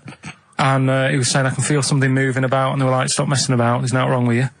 Eventually, I think he was in gym at school. In gym? What, Jim was pregnant with him? Oh, it was like a Russian doll. He was at school, right? Just about to do sit-ups or whatever they do at school, right? Yeah. And flew out across the room. Teacher goes, you're a bit fat. You look a bit pregnant. And so best thing to the doctors took him, said, you're 7 years pregnant or something like that. What? What? Or something like that? You're 7 years pregnant. Or something like that. You say to the doctor, Carl, why don't you think about what you say before you say it? See the reaction I get. Now, the gazelle, I didn't get excited like that. 7 years pregnant. Send it in. If someone's online at the moment, just having a look around, it happened on Monday or Tuesday. Because I told you at the pub quiz, didn't I, Steve? I said to you, I know the baby's had a baby. Yeah. And you were like, yeah, whatever. Well, I just thought you were talking nonsense as ever. Well, we'll find out. You're 7 years pregnant. Yeah. You're a fool. Play a record. Well, we've still got stuff coming up. Monkey News? Rockbusters answers. We'll have to get that out of the way soon, because we've got what else is there? Have we got a cheeky freak of the week? Yeah. Brilliant. America by Simon and Garfunkel on XFM 104.9. I'm Ricky Gervais, and I understand I'm about to read my words, Steve. Well, once again, there's always someone, and it looks like it's Mike Lamb who has come to Carl's rescue. Lambo's let me down then. Doctors have removed a 4-pound baby boy from the stomach of his 7-year-old twin brother. Yeah. Alan Jan Niamatilev was born with the freak fetus growing inside him. For 7 years, it lived like a parasite until a school doctor became alarmed about Alan Jan's bulging tummy and took him to hospital. Surgeons who gave him a scan operated immediately, unaware that the baby was attached to the boy's blood vessels and still alive. They saved Alan Jan from certain death, but knew the 8-inch fetus was doomed. So there we are. Boy pregnant with his own twin brother by Barbara Davis. That was in the Mirror, apparently. So, I've read on and all the facts are right. They took him to school, the parents didn't realise. And that isn't even this week's Freak of the Week. I mean, that's you got that for free. You got that, you can have that. That's the free Freak of the Week. Free Freak of the Week. You know, that's giveaway, that's like 13.5% extra. Yeah. You know what I mean? That you might get with hairspray or something. So that, I mean, if that's just the throwaway Freak of the Week, there are 2 Freaks of the Weeks there. If those 2 figure, I can't wait to see what the actual Freak of the Week is that people are paying for. Is it incredible, Carl? I'll tell you what, something else you can have for free. Go on. Another sort of freaky thing, right? I was watching this programme in the week. Right? What? I don't know what it was. But it was about, I just saw this little fella on it, right? What do you mean, little fella? He was doing this history thing. Oh. Right? Yeah, I know what you mean. So, is this he's found out that a Viking was a bit like him? Yeah, that's it, yeah. He was boneless or something, or he's... well, that's the weird thing. What do you think of that, Steve? He's what? He's boneless? No, he was called Harry the Boneless or something. Yeah, but you know what you're going to get there, don't you? That's what I mean. Always have a name, Elephant Man, you know. Harry the Boneless. Where is he? You know what I mean? I'm meeting someone, waiter, what's his name? He's called Harry the Boneless. He's over there flapping around. Yeah. He's over there in the bucket, having noodles. That's what I mean. But, do you reckon you could do that? Do you reckon you could have your bones taken out? I love talking to him! He's brilliant, it's like talking to a 5-year-old. I was asking Suzanne when she was watching it, and she was like, ask me later.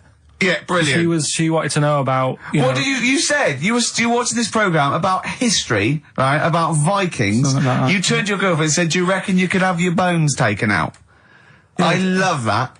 I mean, that is why you are my favourite. What do you mean you think you can have your bones taken out? Firstly, why would you have your bones taken out? If you've only got a small flat or something, and there isn't much room. Yeah. Right? And what I mean is, would all your organs still do the stuff? No, they wouldn't. You'd just be mush. Listen, I'll teach you something now, right? The skeleton, right? Spam. Yeah? Support, movement, anchorage. No, support, protection, anchorage, movement. Spam. That's what the bones do. Yeah? You couldn't stand up. You wouldn't be protected because they protect his rib cage, skull, of course. Anchorage, everything holds onto it. Every muscle is tethered to pull against something, like a crane, a pulley system, so you wouldn't be able to move at all.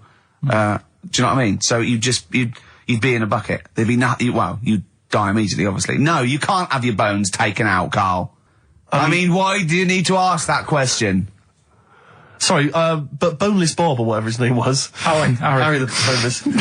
he presumably didn't have any bones. I mean, that's why he had that name, obviously. No, he did. No, he's got the name. Yeah, exactly. No, he was just... I've had an email here from Graham, Old Kent Road. He just says, I had a dream about Karl last night. Can I sue? I've no idea what he looks like, apart from the boldness, and yet he turns up in the middle of my dream. I don't need this, it's harassment. Yeah. But people are having dreams about you now, Karl. You actually, it's like you're one of something that was created by the Brothers Grimm.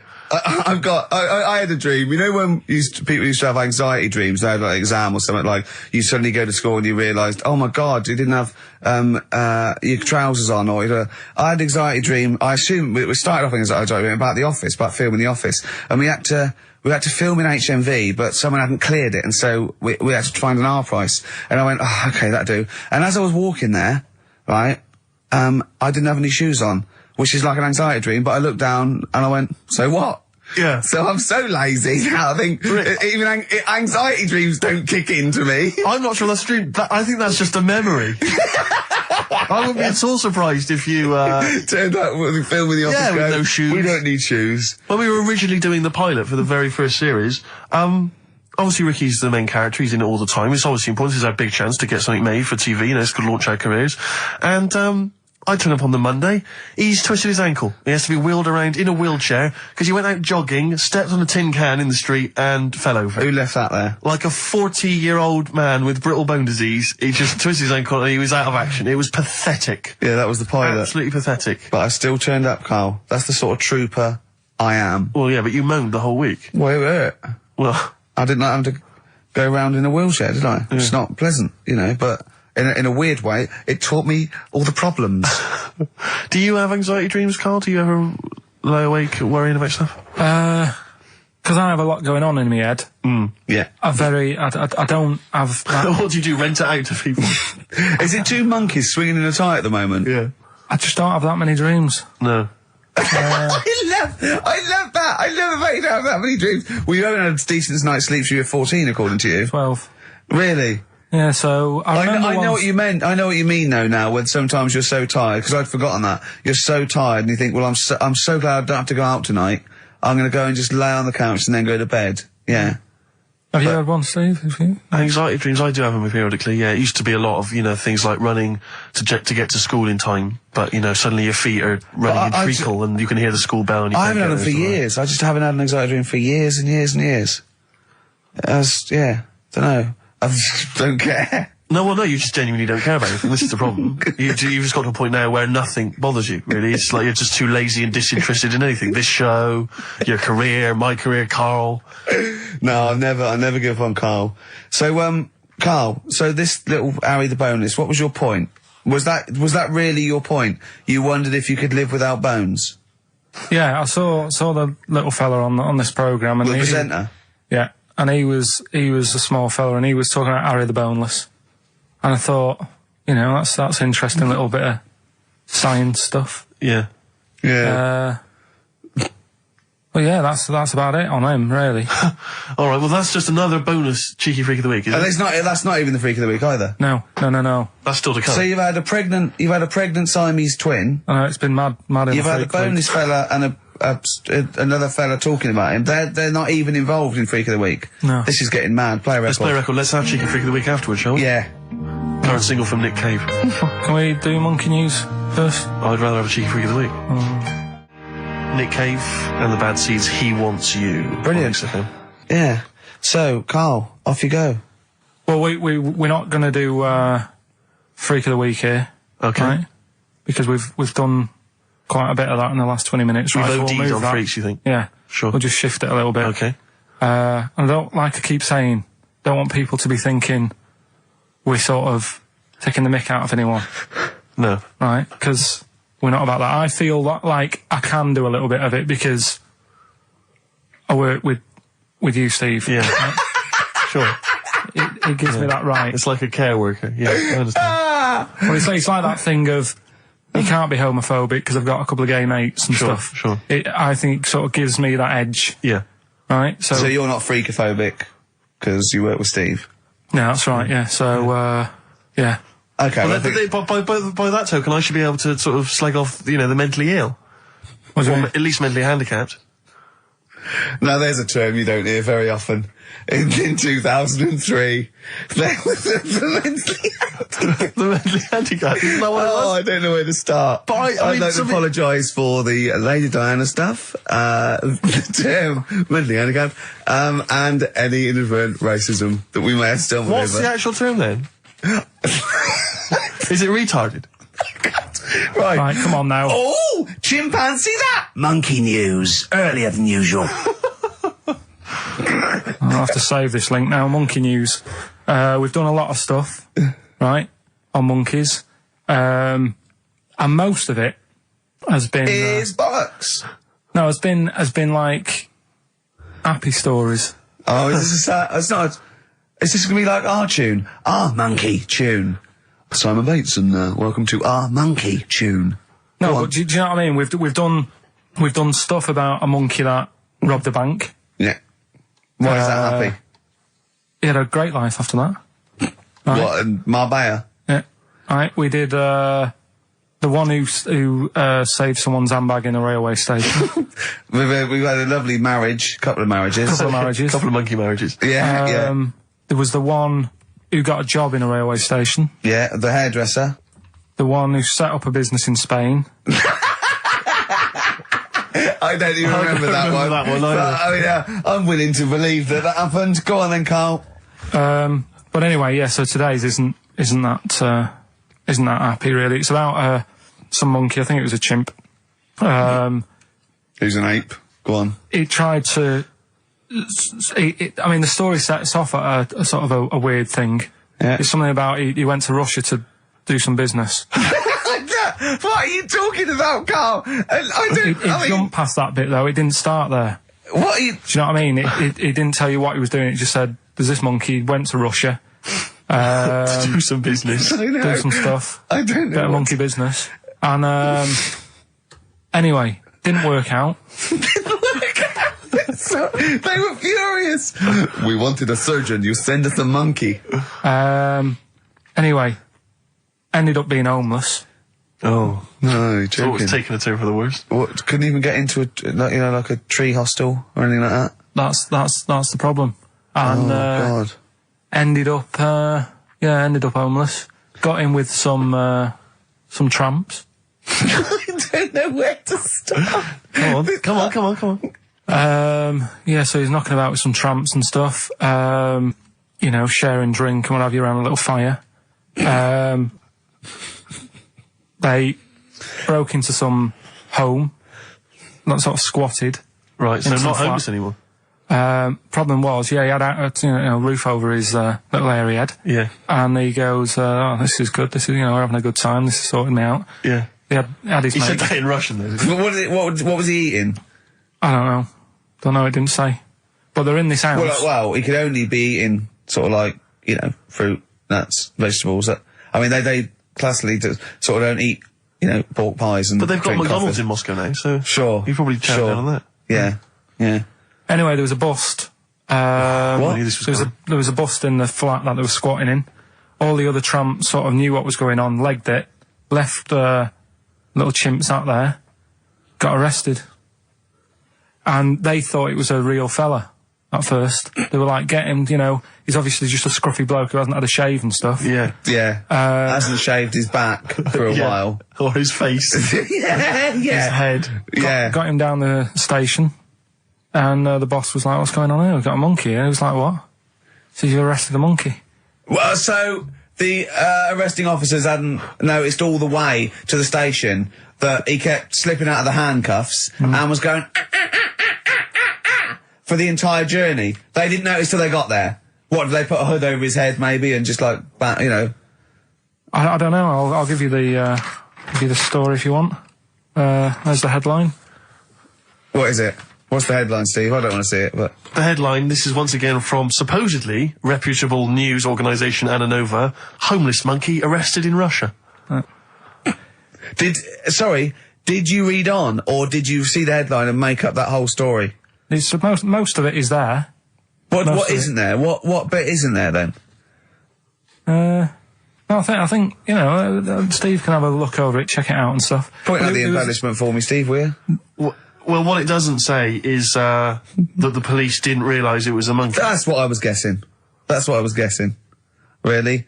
That they got it back and they said, "What are you doing? We've got a monkey." And they go, "Yeah? Yeah. Oh, God." There's some more monkey problems in the week. Have you seen the Alfords advert with monkeys in? No. There's a new advert out for Alfords selling bikes and stuff. Yeah. Got some monkeys in it. It's caused an uproar. Why?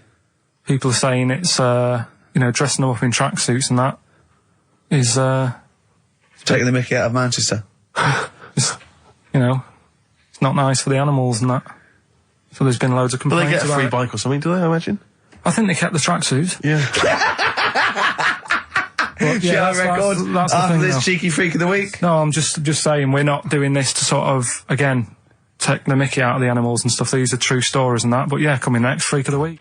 Kings of Leon, Red Morning Light on XFM 104.9. I'm Ricky Gervais, with me, Steve Merchant and little Karl Pilkington. Getting excited because it's his special time of the week where he gets to talk about a cheeky freak of the week. Well, just get Rockbusters out of the way, right? Because I've got to put these prizes in the post bag now, so I'm shooting off. Yeah, because you got to go early. So I don't know how you do your job. You went to Manchester, you went to Madeira, you had a day off because your trousers were wet and you had a cold, and now you're shooting down to Cornwall. You're leaving early. How do you get your work done? And you've got one job. Me and Steve have got loads of things to do. The man fast let me work. Like I said, the prize is ready and packed up. Here.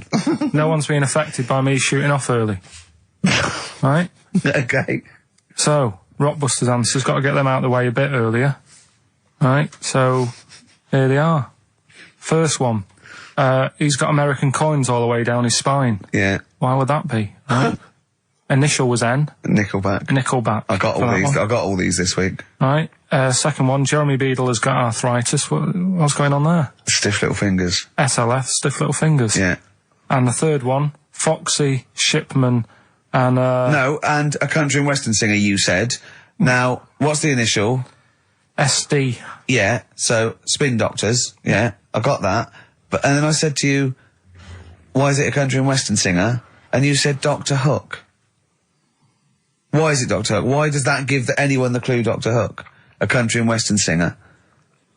It's just what was in my mind when I Well, there we are. There you go. So we've changed this to Rockbusters, or What Am I Thinking? You could have had Dre. What's in my mind? You could have had And the Medics. All right? Just think it through. Who's the winner? The winner very lucky, Sandra Cassidy of Leon C. She gets all those great prizes. You know, we've actually had people emailing in saying, this is the worst Rockbusters ever, because it was too easy, it was boring. Oh. This is just, don't shoot the messenger. Oh, Other dear. people saying, it really has run its course. Some people genuinely agree with Ricky. Oh, Carl, this must hurt, mate. Stinging attacks on you. Some people just slagging you off generally, saying that you whinge all the time. It looks like Steve was right when he sort of like poo-poos your ideas. So when he wheezed on your bonfire. Someone else, I swear to God, someone else emailed in and said, don't bother sending me the prizes, take them to a charity shop, or pawn them, give me the money, I'd rather have it. So I don't know what to say, Carl. I just wonder if it really has run its course now. All right, well, we'll see what you come up with next week, then. Let's see what you do. Let's see what you come in with. Sure. Oh, yeah. At 5-1. I'm guessing you'll be popping in with another hip-hop track. Full of effing and jeffing. Well, I won't bring it into you, I'll do it myself at home. Because obviously that makes it easier. Dear. Obviously you can't cope. Oh, dear. Are you actually going to be here next week, or are you still going to be in Cornwall? No, you see, there again, I'll be back in time. No. And in the week, when I go to, Cornwall, see the Monkey World. Yeah, you're 2 days past the Monkey World. That still work. Yeah. That still work? What? What, you're going to interview some of the monkeys? I love that. I love that. You were going, could a monkey live without bones? And so I'm going, Carl, shut please, just look at the monkeys and eat your ice cream. And that's work, is it? Right. Right, are we having Cheeky Freak of the Week? Do you want to do it? What time have you got to shoot off? Could do with shooting off sort of soonish. Okay. To be honest. This is not radio. Have you ever heard that on a radio show? Chris Tarrant going, I can't shoot off right now.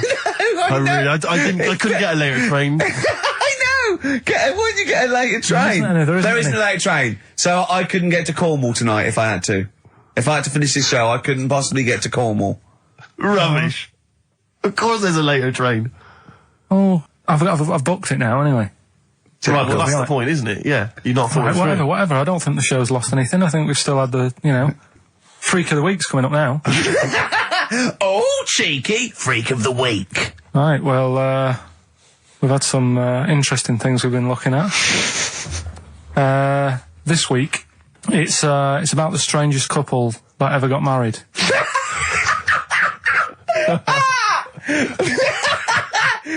And we've had 2 sets of chimps, so it's stranger than that. Oh, it's not Dale Winton and Nell McAndrew, is it? It's not your parents, is it? Well, we're going back again to about, I think this is about 19... Something like that. 1940. Yeah, whatever. Yeah. Strangest couple, a fella, right? He had skin of a lizard. He had the skin of a lizard, okay. And the woman who he Which he married... used as a condom. The woman who he married. Yeah. Airiest woman ever. Right. And that was their act. They used to tour the world, and they'd say, it's like, couple who've met, they're having a great life. Let's get them out on stage, here they are. And they'd What do you mean out. he had a skin of a lizard, first of all? That's what it said. He had some sort of some illness. So he was called Lizard Man, and you like that because it was a good description. I thought that's good. I'm here, hello, dude, we booked a table for 2. Who are you meeting? I'm meeting Lizard Man. Oh, he's over there. Yeah. You know he is, right? Yeah. I'm meeting the hairiest woman in the world. She's over there. Yeah. Yeah. So what did they do for their act? Now, bear in mind that we had some Siamese twins last week, and their act was having a bath. Yeah. So I hope it's an improvement on that. What did Lizard Man? He came out and ate some flies, did he? I don't really know. I just think they stood there and that. Yeah, when you read this and it goes the most interesting fact ever, Lizard Man, and you go, that's enough. I can extrapolate from that. Well, straight away I'm thinking, right, I wonder if they got the wedding photos. And then, like it said that they had a kid. Oh, what would that be like? Exactly. It'd be like an ostrich, wouldn't it? It would sort of like... That's what I was thinking. What did you think it would come out like, the baby? I didn't think what that looked like. I just was thinking, parents' evening. Do you know what I mean? You wouldn't want them coming up to the school, would you? So little Johnny, who starts off relatively normal, he's quite good at, he's good at nature, isn't he? And his mum and dad come into the room and they'd be looking round, wouldn't they? Well, it's always like that thing at school when, like, you find out your mate's mum and dad are really old. Right, Have you ever seen that? Yeah. When you go, your gran and granddad bought you? Yeah. Mum and dad. Yeah. And you go, It is weird. What's that we're talking about? He calls him Mum. What was that? Oh, sorry. Do you know what I mean? Yeah, And no, like- that's always strange. But if you had Godzilla and King Kong as your parents, Yeah. and it was they're like you always say, fighting. They're always fighting, and you know, like you say, you're in a school play or something, you wouldn't tell them, would you? You wouldn't want them coming out with a video camera. He didn't tell his parents he was in the... When we were, Well, exactly. You did Little Donkey, you didn't tell your dad, did you? And he came along and videoed it. Yeah. Was kept that- it quiet, kept it quiet, don't want them to know anything. But you didn't... What was it was meant to be playing? You had a little drum, didn't you? Yeah, I was doing, I had a little drum. I think it was meant to be playing We Three Kings. Yeah. But, he started doing Little Donkey and I thought I can add a touch to this. Sure, you improvise. Started playing along. It was like the with first remix, wasn't it? It went down well. But yeah, that's all I was thinking with, the Freak of the Week this week. That's what I'm saying about Freak of the Week. It's to get people thinking, right? Thinking how lucky they are. That, you know, they don't have to Comb their face. What are you talking about? What do you mean? Freak of the Week is to let people know how lucky they are. just... What about the little freak you're talking about? What are they thinking? They're going, oh, he's talking about me. I'm a little hairy lizard man on a stick. Pop in, give us a call. I thought, you know, that's what I'd like to do on a TV programme. That's what I want to do. I want to go and, like, meet these people and say, right, let's just go shopping. Let's, you know, we'll film what your normal day's like. Yeah. Let's pop out. Nip into Sainsbury's or whatever. Yeah. You know, buy a comb. Park right up close to it. You know what I mean? Yeah, yeah. So what you're saying is you just want to get a little message out there, which is that there's always someone worse off than you. Well, there's proof of that in this room. You know what I mean? Oh, Carl, when's your train? In a minute, I'm going to get going now. I'll see you later. Thanks, Carl. Brilliant. What are you playing? You can play a song? Kirsty McCall. Yeah. I'll see you later. Kirsty McCall, New England. Karl Pilkington has left the building. He's rushed away. He's on his way down to Cornwall. And we're left by ourselves. Indeed. In the room. See, if we can do this... If we can press all the buttons and not make any mistakes, strictly speaking, there's no need for Karl. I don't mind if we make mistakes. Well, no, exactly. We never were in the old days, did No, we? sure. I think Karl is going to love Cornwall. Because I think, one, the mayor is probably an animal. Yes. And I imagine the townsfolk think like Karl. Yeah. Do you know what I mean? I Yeah. imagine he'll stay there. He'll be made king. Have you ever seen Return of the Jedi? In Return of the Jedi, the Ewoks, the little furry creatures, they see C-3PO, and because he can talk and he can speak their language, they actually elevate him he's to godlike back. status. What are you doing here? Hooray! He's back. What are you doing? You could have stayed till the end. I'll see you later. What are you doing? What are you doing? Right. Right, well, there he is. He's on his way. Yeah, down to if Cornwall. you're listening online in Cornwall, I mean, I can't imagine that's ever going to happen.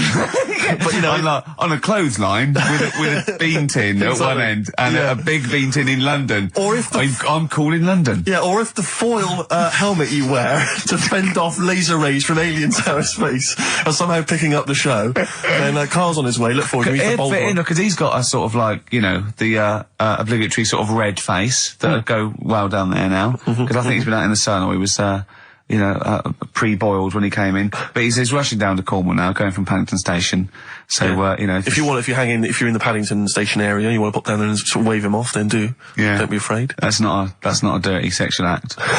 Wave him off. Yeah, I'd love to wave him off. And call in the week as well, carl.pilkington@xfm.co.uk. Send him anything. Just clog up his email. Yeah. I mean, because he gets stressed at work. So if you can send him 3 or 4 emails each over the next week, so he's got to read them all. But disguise them, don't make them look rubbish, so at least he's got to sort of open them and look at them. Or, you know, some of them might be correspondence, so he will. It's, just phone his line as well. Just ask for XFM, ask Karl, and leave long messages on his voicemail. Yeah. So if you can, just for us, just for me and Steve, remember, it is mine and Steve's show. Karl is merely like, you know, the icing on the cake. Yeah. If Karl can come back maybe next Friday or Saturday or Monday, whenever he comes back, to about 250 emails and 200 voicemail messages. If you put down, when it says, what's the name of the message, the title of the message, if you put monkey news or monkey information, he'll have to open it then, because he'll be intrigued, even if it's not about monkeys. Yeah. Do that anyway. Yeah.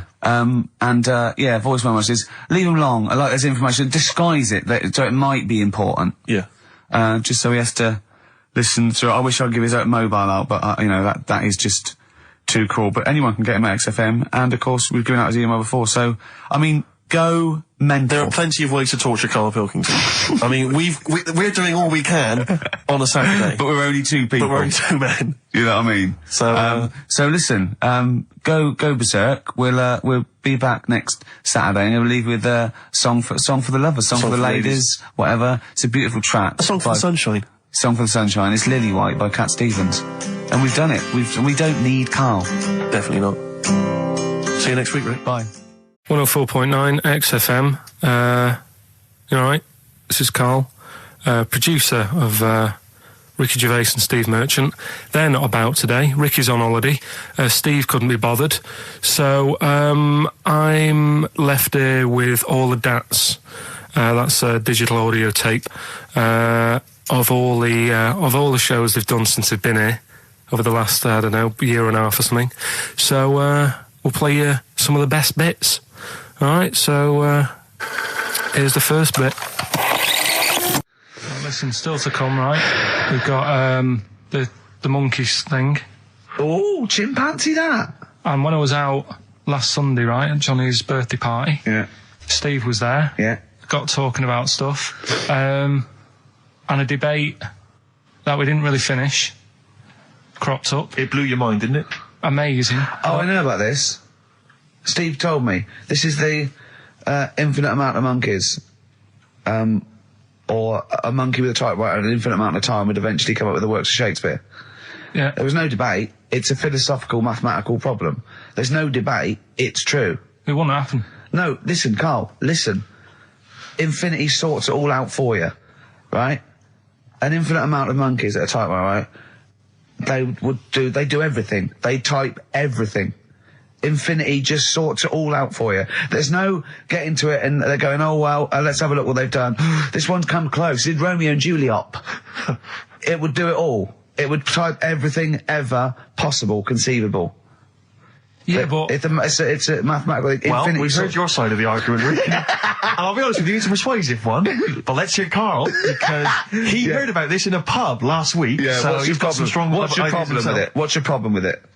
well, first of all, right, you're saying it's a load of monkeys. It's not just one monkey. It depends. That can live forever. No, wait. It's either a chimpanzee with a typewriter with an infinite amount of time. He would eventually, by definition, mathematically, type everything ever possible. Okay, or it's an infinite amount of chimps with typewriters, and one of them will type it first time. But already, that's not right. You either need to have What do you mean? monkey. What? You mean Let's hear his employment point. laws? He What do you mean can't- it's not right? Let's hear him out, please. If it's one monkey Yeah. with a typewriter that's got loads of ink in it and that, right? At least it knows what it's done in the past. It's not. Keep going. Crime.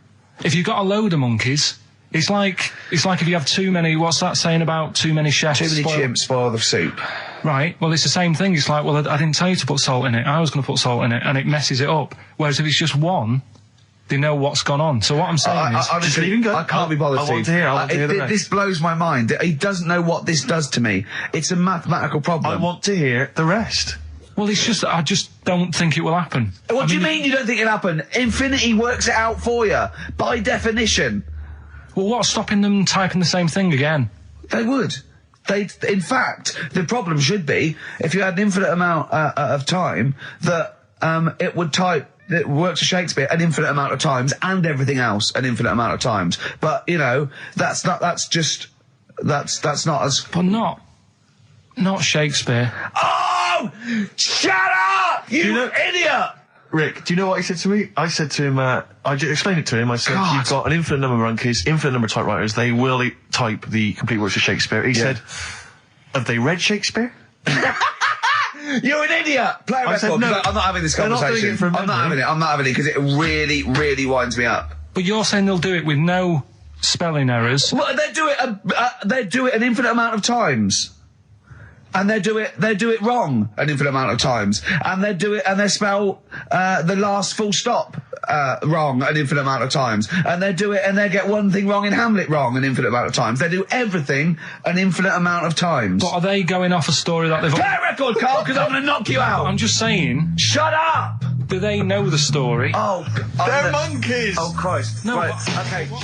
Right. The Cure, obviously, Yeah. that song. Right, Carl's been taking phone calls for these clues. Right, and so everyone's been saying the same thing for the last one. He's been going, no, and I'm worried, I'm always worried. FD, I just overheard him on a call there going, what have I been saying? Oh, no, it's FP. Dickhead. Right, give me the clues out. It's a rollover. Right, tell people, we're really sorry to anyone who would have got that right. Okay, right, do the clues quickly. Tell them it'll be a rollover, so we have to do 3 new ones. Do you not write these down, You're such a... I don't write the answers down in case Ricky looks over the thing and sees the answer. Why would I cheat? I'd rather you do something right with your life. Right, well, the clues were I've got 3 other jumpers like this one. Yeah. That was FT. Yeah. You got that, 4 tops. Yeah, that's all right. Good, well done. That bunch of people can't make up their minds if they want to sit in the sun or not. That was C, they were getting that. That was charlatans. Charlatan, right? A bunch of them charlatans, right? What do you mean? What's Charlie?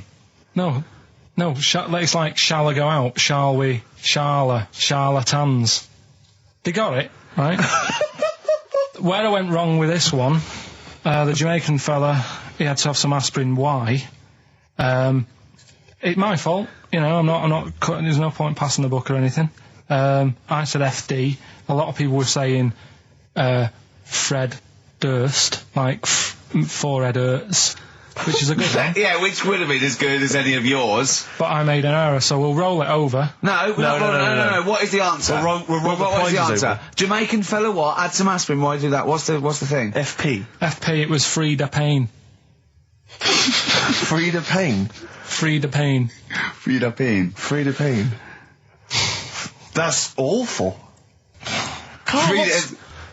You've got to write these down next week. I'm sorry, you're the producer. I know, but I've had a busy week, haven't I? That's not an excuse. That isn't an excuse. Our excuse is we don't care. Yeah. You do put care. the work in and then make a mistake. Yeah. I mean, it's better not to try than try your hardest and be rubbish. Do you see what the point? We don't care. But you've got standards. Yeah, and you're not meeting them. Think of that. You're not even reaching your standards.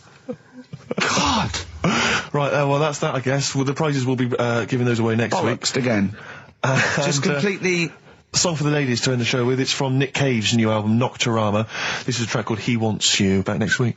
Remember, Frida Payne. An email from Suzanne talking about your tea that night.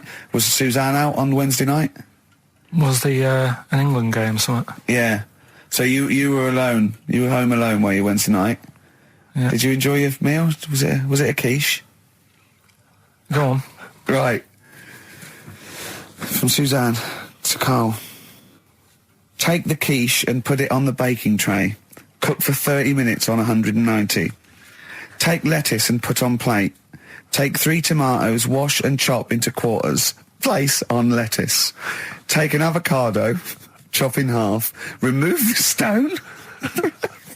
Peel skin and slice. Place on salad. Put salt and pepper on and a dribble of olive and balsamic vinegar dressing. Right? In brackets, small bottle behind the cafetiere. Right, in case he's reaching for bleach. Yeah. That's it. Should have put everything else away. Right? Then sprinkle a smidge of parmesan on top. Remove quiche from oven, cut into quarters and put on plate. Eat. Oh, wow. Does she have to do that every single time she's out? No, it's just that I'm not that good at cooking, right? And to be honest, that was a lot of hard work. I didn't bother warming it up. And I did without the avocado. Why? Too much messing about. He didn't even do that with instructions. It was too much. But yeah, I'm not that good at cooking. And Did you that's not cooking though, is it, Carl? That's heating up a slicing. quiche. That's cooking it is making the quiche. Yeah, but I'm just. Could you have figured that out if she hadn't left that note for you? Why did she have to tell you what the olive oil and balsamic vinegar was? Because I've put sort of cooking oil on my food once, and I said, oh, it's a bit. It's ever since, right? Years ago. I'm gonna die. Years ago. Oh God, leaving Mr. Magoo at home. It was ever since I put sausages in the toaster that. I nearly set the flat on fire. Because, do you know, like, when you're grilling food in a pan and all that? Yeah. Sort of sausages spit and it goes everywhere, doesn't it? And it makes everywhere greasy. In the toaster. So I thought, well, just want to warm them up. Yeah. Bung them in the toaster. Yeah. What happened? And she sort of caught... Well, they got stuck and they got caught on fire, I imagine. She came in just as I was sort of plunging it, and Marty came in from work. She said, what are you doing? I said, I'm in sausages. Well, the oven isn't on. I know, they're in here. What, you turn it off? Panicking and that. But I've never been into it. I've never been into cooking and that. At school and stuff, I didn't bother doing it. Oh, every time Suzanne comes home, she must think, please be the house still there. Yeah. Please not let me hear a fire engine as I come round this corner. Oh, God. She comes and goes, oh, God, thank God. I bet she's always happy to see you when she gets home and you haven't burned the place down or introduced some howler monkeys or something. Unbelievable. What I find extraordinary is there are people who are in sort of care in the community who don't need instructions on how to prepare food. Oh, they do. They can do it. Yeah, you show them once. Yeah, they do. Whatever you do, don't put sausages in the toaster, Johnny. Do you know what I mean? Yeah, and they've learnt it. They don't put sausages in the toaster. Yeah. They put their fingers in. But, yeah. All right, this is Karl, the producer of Ricky Gervais and Stephen Merchant on XFM 104.9. We're playing out some of the best bits. Hope you're enjoying it. Here's another one. Can I just ask Karl how he got on over Christmas? Because the last time I spoke to him, you hadn't bought a present for your girlfriend. I have to say, I was on tenterhooks all Christmas. Well, you changed it. After that show, I felt bad, even though I shouldn't have done, because...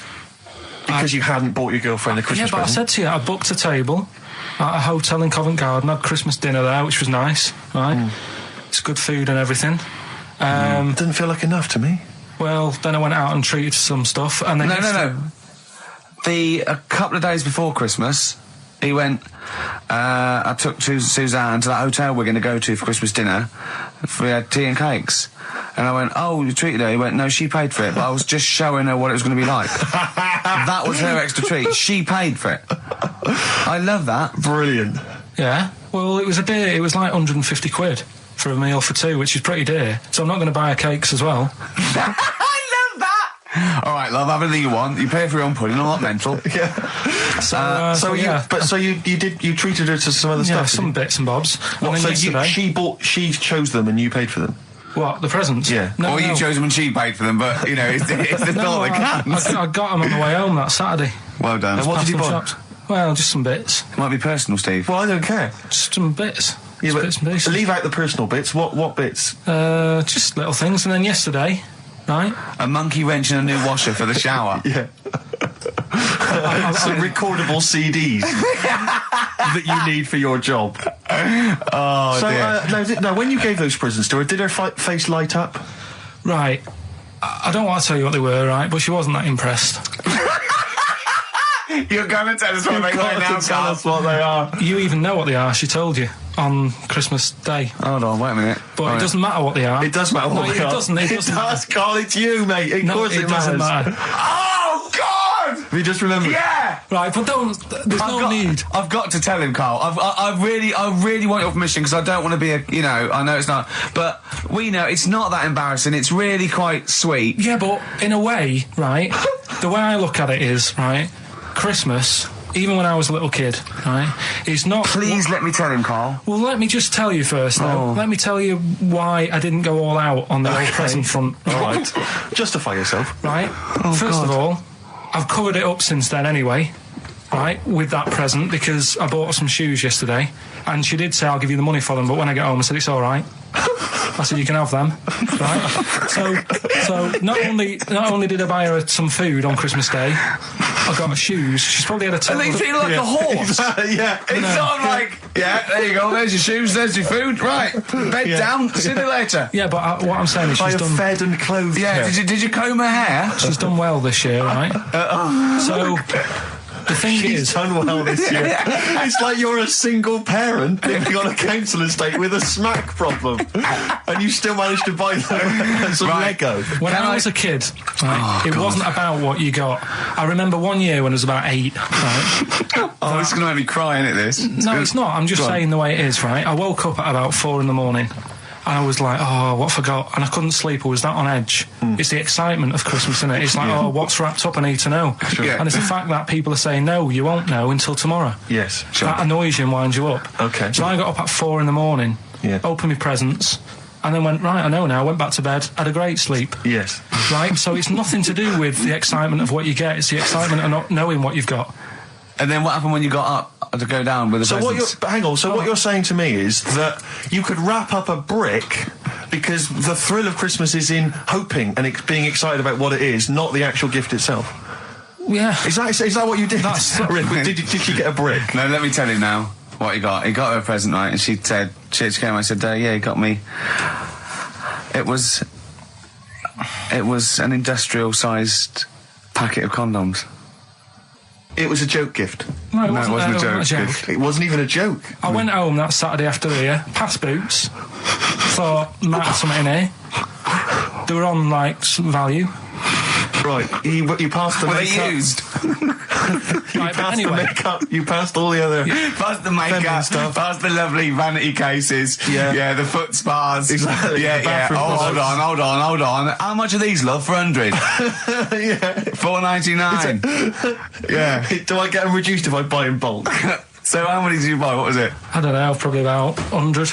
Right, okay. And is she allowed to use those with anyone? Did you wrap them? Can she just go out and have a wild time? Well, you don't need to wrap. They're already wrapped, aren't they? Oh. And then what did she say when she opened them? No, wait. Carl, what did she say? Right, play a record and we'll come back to this. Oh, you're worse than my father. That's genius. What do you make of the first genetically modified baby? Oh. Are you worried about this? Do you know what did they do? What? Let me see what it says here. Isn't it just choosing the, eye colour? Well, this is the concern, isn't it? That in the future you'll be able to decide whether it's a boy or a girl, how intelligent it is, what it looks like, is it handsome, is it ugly? Obviously, no one will choose an ugly baby, and so on and so on and so on. And so it means that where will it lead? Where will it end, Carl? Are you concerned? I've thought about this a lot. What will us three look like in the future if they're being, genetically modified beautiful people? What will we be like? How will we be considered in society? True, yeah. But we've talked about this before, haven't we? About the cloning thing. Yeah, that's a bit weird. Yeah. But I don't think it matters, because at the end of the day, right, you might look like some other kid, but it's the way you're brought up that will change your features and the way you are, your personality. If you lie, you get a long nose, don't you? Well, no, but listen, right, because I remember when we, I was growing up on this estate. This is going to be good. Go on. No, it's not. It's just an example of how this doesn't work. Go on. So we don't need to worry, sort of thing. Sure. Right? Okay. So I'm growing up on this estate, and there was this woman about 4 houses down, right, who's a bit rough. All right. Didn't fancy her. Oh God, no. Right, but she had a baby. Well, tell me about her first. I'm interested in this woman. Why was she? It was a very... So like a man in a dress. I mean, I didn't grow up in a posh house or anything. And I'm not saying that if you live in a bit of a rough house, you're a bad person. What does she look like? But anyone can clean up. Look like Tony Green with a fag on. They didn't clean up much, right? Oh. Which, even if you've not got a lot of money, you can still try and make the place look nice. Yeah. Right? But she didn't, and a kid used to take a horse into the house. Sorry. Whoa, Neddy. What do you mean a kid used to take a horse into the house? Where did he get a horse? Must have nicked it from somewhere. Must have done. You've seen a horse in it? No. What, is that from outside the saloon round the corner? Yeah, was it just tied up with a bit of leather? Right. Oh, that's great. Big Jake, I'm looking for it. I'd been out. Oh. So let me get this. This was before the lynching stopped or after? Where did he get a horse from? What do you mean he must have nicked it? His mum said, where'd you get that from? I bought it. All right then, but keep it out of the kitchen. I don't want you going Catlin rustling. Where did he get a horse from, Carl? And how long did he have it for? Was he leading it or riding it? Mum, open the door, I can't stop. I can't stop it. Open the patio door as well. Looks like we got us a runaway. What do you mean? I don't know, but the thing is they couldn't afford to buy one because they're not cheap. So I'm just guessing. Maybe that's wrong of me. But I think... He had a horse? Yeah, right. So that's why the family didn't have any money. They'd spend it on the horse. No, I don't think, that's what I'm saying. I don't think they would have bought it. So anyway... Yeah, it's wise to whisper, Carl, in case they're listening. Yeah. And they could be in the room next door. It's not buying it, it's keeping it as well. Oh. So I was like in the car with my dad coming into the avenue, and you used to have to drive down it to turn round. And, and, you know, sort of go back to our house. You had the traditional method of transport, yeah. And the horse was in the lounge. Reading a paper? Just like walking around. Oh, God! What? And when I was doing, I tried to earn myself some money once by flogging little flowers in plastic cups. What? This is genius. It just keeps coming. What do you mean you're trying to flog little flowers? What do you mean? Wait. Let's play a record. Let's play a record and come back to this. This story's going to just unravel and unravel. It's going to go on for hours. Let's play a track, deeper Carl. and deeper. It's like an onion, isn't it? We've created a whole world here where there's a man living with a horse. Just walking around the lounge. I come from the West Country. I've never heard anything like that. I just think of a big sort of like orange carpet and a rediffusion telly and this horse going, I'm fed up in here. Exactly. This is really... I am not taking the rubbish out again. Yeah. Right, play a record. Let's have Velvet Underground. We've got that lined up. Oh, yeah, the classic from the first album. I'm Waiting for the Man. Let's come back to the horse in a second. Little flowers in pots. What do you mean? Probably you're thinking, Rick, isn't it time that we do our usual roundup of what's been happening in the news? Yeah. Which we always do every week. Yeah. We always do something, which is, I mean, basically, if you're listening and you're a new listener, say you work at a newspaper, we always try to be informative, just try and put stuff out there that just educates people, informs people. What are you thinking? Well, I said Monkey News is coming up, but what have you got? No, I was just looking on the net there and just found a couple of quite important news stories, probably worth mentioning. Policeman caught photographing. I don't know why it makes me laugh. It's just the phrasing, I suppose. It's the headline. Policeman caught photographing up woman's skirt. No, he wasn't up there taking a picture of Big Ben. He wasn't going, can I just sit up here? I'm just going to take a picture of that seagull over there. No. He was facing the camera up a woman's skirt. He was indeed. Right. A policeman in Japan is facing disciplinary measures after he was caught photographing up a woman's skirt with a hidden camera while on duty.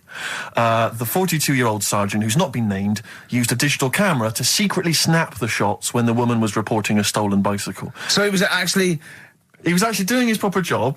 He'd obviously thought to himself, I'll bring him a digital camera today. On the off chance a beautiful woman comes in to report a crime or robbery, I'll have it ready, I'll have it positioned, you know, in such a way. But this is interesting. This is how he got caught. Okay? The woman became suspicious after she saw a flash go off.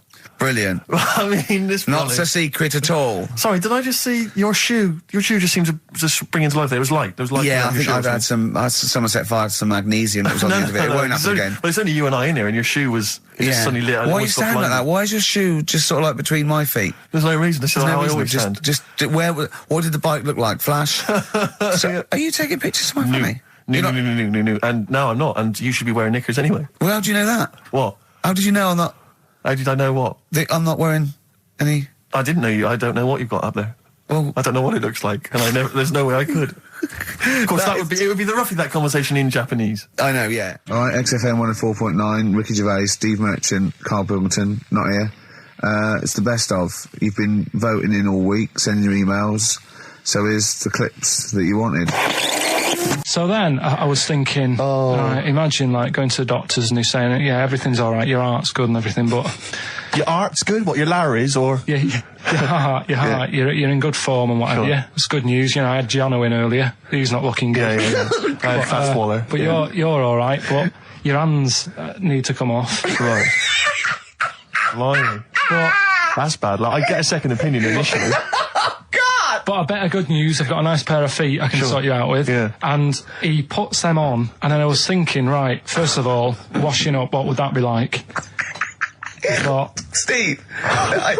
That'd be tricky. Yeah. And then the second thing was, it'd probably ruin the sort of the shape of your jumper. Because you have to keep putting the feet through there. Yeah. And then I thought, but I could still cycle in. Okay. To work. You could run in. Well, that's the thing. You'd be really fast. Well, that's what I was thinking. I thought I could still cycle because I could balance, and then I thought, but the only thing is I probably couldn't pull the brakes. Because of the little short things. Yeah. And then, like you, I thought, but then again, you'd run in half the time. So that's what was going on in last night. Right. That's what I was thinking about. Sure. Did you? How long did this take? Well, how long does it take to wash up? Right, because I imagine you just being there for, like, all night. Probably 25 minutes. How long did the little Chinese fella dance for in his pants? He's always doing it. Last night he was at it for, like, 10 minutes. Yeah. And his girlfriend never sits in the same room as him. She's always sat in the bedroom. She's going, you dance in pants again, I go in next door. Well, she was in the bedroom. She's always in the bedroom, sat on the floor. on the mobile phone. Right. All the time, yeah. It's weird how people's lives are just like, it is like that Groundhog Day thing. It's like, you know, he's jumping about in his underpants. The old woman's sat there reading a book. Yeah. And that's what got me thinking about my life. Do you think she ever Are goes... you sure she's not dead? Every time you look down there, she's just flicking through she's just reading this book. The pages never turn. She never seems to finish it. She never moves from her chair. Are you sure the Chinese Her girl's cats going... are dead around her. I'm going into next door again. That little round-headed fella's smell. looking in. He's looking in at me. The bouncer goes, "Don't worry, love, I'll go and beat him up." But he's always getting ready. That's true. They see you staring at him, watching up, going, "I could have feet here," and they get scared. The old woman's dead.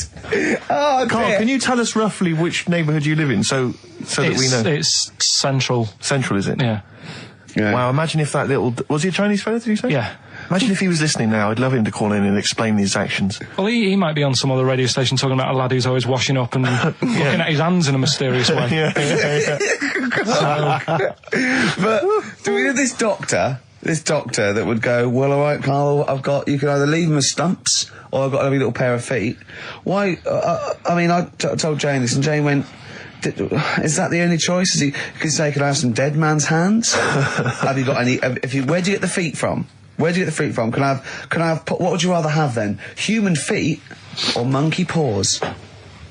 Well, I mean, that wasn't an option last night. If the doctors said... No, it wasn't an option last night, but don't forget, it's in your head, Carl. This didn't happen. I'm just saying, at the time, that's all the doctor had to offer. But, you know, it's your head. You can go anywhere. No, it wasn't a real doctor to offer. It's in your head. You can go anywhere. You're not trapped. Yeah, but if you can do anything, then you'd say, "We'll sort us out some other hands." Fair point. Let's play record. We gotta come back to this. Okay, it's not his fault. Let me have It's Not His Fault. You gotta save this. This has got to teach me something. It'll be an interesting story. Right, it's not his vault. This fella... what year? Ages ago? Olden times? I'd say in the 70s. Okay. Would you? Any evidence for that? And, does he wear flares in the story? Right. Is that your reason? No, it's a bit like Yuri Geller, this fella, right? Where he's electric. He's electric. And, if he walks past the telly would fizz. If he walked past the radio, it all goes like that. Ooh. His hair stuck up all the time. And he'd be having a bath and everything would be all right, and then the power would sort of switch on in his body, and the electric in his body made him jump out of the bath. So... What do you mean, so? What is that so? What does that so mean? You've given us nothing. You've given us nothing. You'd have to at least give us the scientific explanation. Yeah. Electric eels have 400 volts in them. Oh, is this the running away again? What was that one called? Yeah, but but it's not his vault. But there's a reason that not his fault. It's not his fault. I thought it was going to be something about keeping it safe. I think we should do these the other way round. I think you should tell us the story and then we'll hear the pun. It's not his fault. It's not his fault. Right, let's leave it. Play a tune. Forget it. Educating Ricky. Doing it. We're not doing it. No, we are. This is a bit easier, but I still think it's a good one. So this is, we should explain what this is if you just tuned in. It's one of those stupid lateral thinking problems that Carl himself has created. Yeah, that was his homework. Right, this one. It's a fella. He has a normal day doing stuff. Nothing wrong with him. Right. And it's the twist in the tale. It's just like Tales of the Unexpected. Yeah. Just a normal day, nothing wrong with him. Hold on, though, he's got the legs of a fish. Go on. So that's why he's been hiding his legs. So Go on. He does his the legs of a fish. So he can't carry on. He has his working day and that, and then he gets a bit tired. Goes to bed. He puts the light on, leaves it on, goes to bed. Oh, that's crazy. That's mental. I can't think what's happened. Anyway, here's Radiohead. Right. Okay. What? The question is, why does he put the light on when he's going to bed? He's had a normal day. He's come home from work. Is that right? He's come home from work, or he's not been working? Yeah, he's just been out? No, he's been working and stuff, I think. You think? You've made it up, Carl. You can decide. So the question is, why has he put the light on when he's asleep? There's a reason that he's put the light on when he's asleep. Has he gone to sleep? No, Carl, don't shrug. You're meant to answer these questions. He put the light on before he went to bed. Yeah, and the question you're asking me is why? What's the scenario? And the light's on and that, but he's gone to sleep. Yeah. He started reading and then he fell asleep. No. Did he intentionally, for some reason, put the light on? Every night. It's mad. Sounds mad. That's Carl, doesn't it? Every night he does it. Yeah. He puts the light on. Carl, is the point of this, he puts the light on for a very good reason. Not for us, but for some people. He's blind and it's always been on, and he thinks he's turning it off, but it was on in the day, and he thinks he's turning it off, but he's turning it on because he's blind. No, that'd be stupid. That works. No, that works great, Rick. Yeah. Thank you, Carl. So you've got to come up with... Hang on. If you're blind, why would you put a light on? No, he thinks it's off. Yeah. But why would he turn it on anyway? Just think so he doesn't get burgled, so people know he's in because he can't see him. So he just he puts the light on when he's there, then he turns the light off when he goes to bed, so people think it's fine. But he's got it out of kilter, and actually he's walking around in the dark all day. I don't believe that if you're blind you turn your light on. I don't think you'd be living on your own, would you? I'm not having that for a second. Do blind people live on their own? I'm not having that for a second. Well, some people do. Lonely blind people live on their own. No, if you got bad eyes. Any of them women? Are there any blind women who are living on their own? No, I mean, if you know of some blind women. 08700 800 1234. We've gone through this. If you are a blind woman with no standards and you don't care annoying voices and smell, then get in touch with you. Yeah, I mean, you've got to be within the ages of, say, 25 to 65. You know, right. Well, call it 75. You fussy all of a sudden. Yeah, go on. If you were blind, would you live in London? Because someone said yesterday there was one struggling outside in Leicester Square, and I don't understand. If you were, I mean, you know, that might have been a tourist. But why come to London if you're blind? It's the worst place in the world to come if you're blind. To hear the sights. To hear the sights. It's a bit mad, isn't it? They do the same job. They have tourist needs like anyone else. Yeah. No, but it sort of stinks, and you'd go away going, "Oh, it's not that good."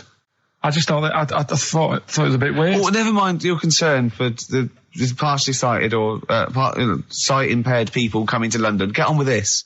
Yeah. So there he is. Yeah. It's like, a bit tired. Yeah. Just put the light on, get to bed.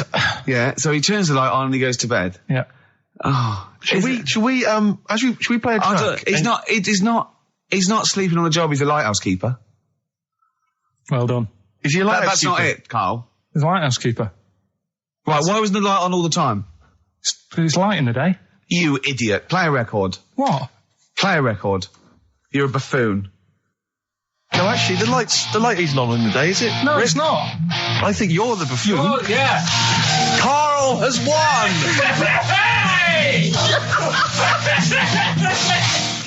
He had some Germans laughing at him on the tube because they recognised him. You don't think of that? Well, because obviously Ricky doesn't travel on the tube anymore. He's too rich for that. I never did. I always thought it was beneath me. Sure, but I used to walk everywhere, didn't you? But I'm still forced to take the tube, and sat on the tube, and it pulled up, and outside the window, just happened to be on the station, was one of the posters with us. So I was kind of there, not realising it was behind me, and these big kind of fat German or maybe Bavarian guys. Well, they're in lederhosen eating sausages. Yes, they were. They're Bavarian. Yeah, they were.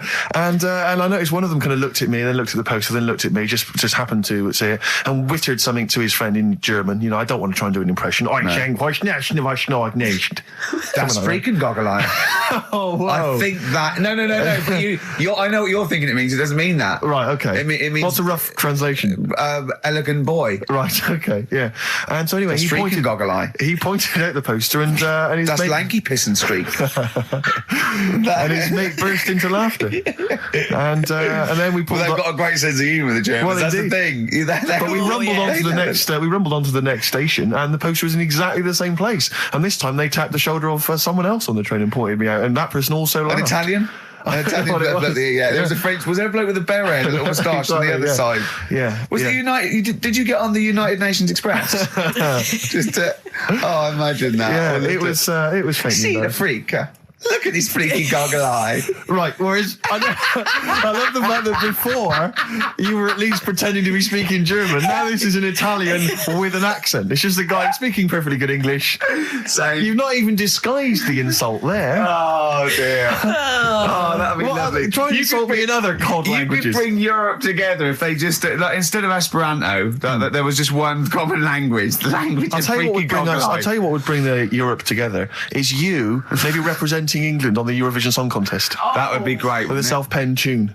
Should I do that? That would be magnificent. It's got to be worth thinking about. Just about everyone being the same. Yeah, like just about people Euro being and equal. Everyone, not and also mentioning the euro. Yeah. Yeah, just doing that. I like all different cheeses. Oh, je t'aime la musique pop. Yeah. La baby belle. Et le cheddar. I'm not fluent French. Le grand fromage. Yeah. Oh, it'd be lovely, wouldn't it? And they'll all be there, all in their different. Well, every line uniforms. could be maybe in a different language. Yeah, and what would I wear? I'd wear sort of like a kilt. You'd wear a kilt, but you'd also have on your head one of those kind of big, what are they called? Those big furry hats that beef eaters or whatever wear. Or yeah, one of them. Is it kind of a busby or something? A busby? Yeah. Wear one of those, or maybe a kind of policeman's helmet, a Bobby's helmet with the kilt. Yeah, you'd have the clogs. I'd wear the policeman's helmet under the kilt, so they just thought I was really enjoying the show. Yeah. Good idea. Hey? Excellent. I think we talked for about 3 minutes without having to mention some kind of genitalia. We should celebrate by playing one of my tunes of the year. Really? What one is it? U2 Electrical Storm. I know you're a big fan. I know you're a good big fan. choice. Well done. Cheers. Darkness growing on me. Love that. Love the darkness. This is the Best Of Show on XFM 104.9. I'm Ricky Gervais, with me Stephen Merchant. Yes. I hope you're enjoying the Best Of. I remember, I think all kids go through a phase of shoplifting. Well. And when I was going through it, I used to just little things, just like magic markers and magazines, Mars bars, that sort of thing. Yeah. And one day, right, my mate, Anthony, his mum called up my mum and said, I've got to meet up with you. I've got to have a word with you. And she said, what about? She said, I don't want to talk about it over the phone. So she goes, oh, right. Well, yeah, come round tonight then. So anyway, my mum sees me. She don't want to be in an awkward position and, like, be a bit embarrassed and what have you. So she sees me and she goes, right, Anthony's mum's coming round. What have you been doing? Yeah. So I go, oh, God. I said, I've been nicking stuff.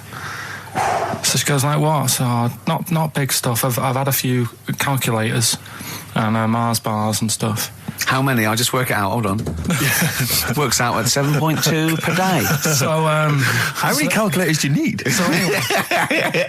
So it was when that phase. You failed maths, didn't you? Everyone wanted a calculator. It was like a trendy thing, wasn't it? Right. Oh yeah. In Manchester a couple of years ago. Yeah. So anyway, so I told her all this and I confessed to, like, computers will make it there one day. I confessed to there's magic in the back of battery. Go on. Confessed to nicking all this stuff. She comes round. She only wanted to borrow some money. Brilliant. She said, oh, I don't like asking. I was a bit embarrassed to ask you over the phone, but can I borrow 20 quid? Oh, that's fantastic. And there's me. That's great. And it's similar sort of thing to yours. And did you? And he went, hold on, I'm going to work out the interest on that. I bank 10%. She'll owe you £4.40. Yeah. So your mum was a loan shark. yeah. And did she mention? She went, I just stuff with that other. Because what I'm saying is, presumably you got your mate in trouble. No. Right, you didn't. That's great. Anyway, should we have some more music? Because we've been waiting for hours. What are you going to play, Carl? We've got the Cooper Temple Clause. Oh, brilliant. And then the other thing is the one that I was reading, the world record with the fellow who's pulling a train with his teeth. Does that make any difference that he's done it with his teeth? What do you mean? Well, what difference does it make? Well, isn't it? It's quite hard to pull a train with your teeth, I imagine. Well, it's pretty hard to pull a train. All I'm saying is it because he couldn't beat the fella who's pulling it with his hands? Well, this is my point. I think there was one bloke with the record for the running backwards 100 metres was sort of like 11 and a half seconds. And I was thinking, turn around, you'd probably have a really good go at that. Do you know what I mean? Yeah. It's sort of like doing a marathon with a milk bottle on your head. Take the milk bottle off and see how fast you can go, you twat. But you can just tweak it, like the fella who has done the pegs on the face, right? Yeah. His name's Gary Stretch Turner, right? Right. So you're sort of cheating already if he's got a stretchy head, right? but you are Right. You are one of the most stupid humans I have ever met. Well, get me in the book. Yeah. Right? Well, listen. So Gary Stretch Turner, right? His record is 153 pegs. Yeah. He did it again, and he only got 150 on. So he hasn't broke his own record. Right. But what I'm saying is, if he tweaked it a bit more, would that make a new record? What? Well, if he said, I've got 150 pegs on, but at the same time as eating a burger. I see what you mean, yeah. He'd be the world record breaker for pegs and eating burgers at the same time. Yeah, just change it a bit. If you know you're not going to make it, just do something else. I'm assuming the rules are set at the beginning, Carl. That's Yeah. it. That's where they say, right, you're just going to do the pegs thing. You're not going to introduce burgers halfway through, are you? Definitely not.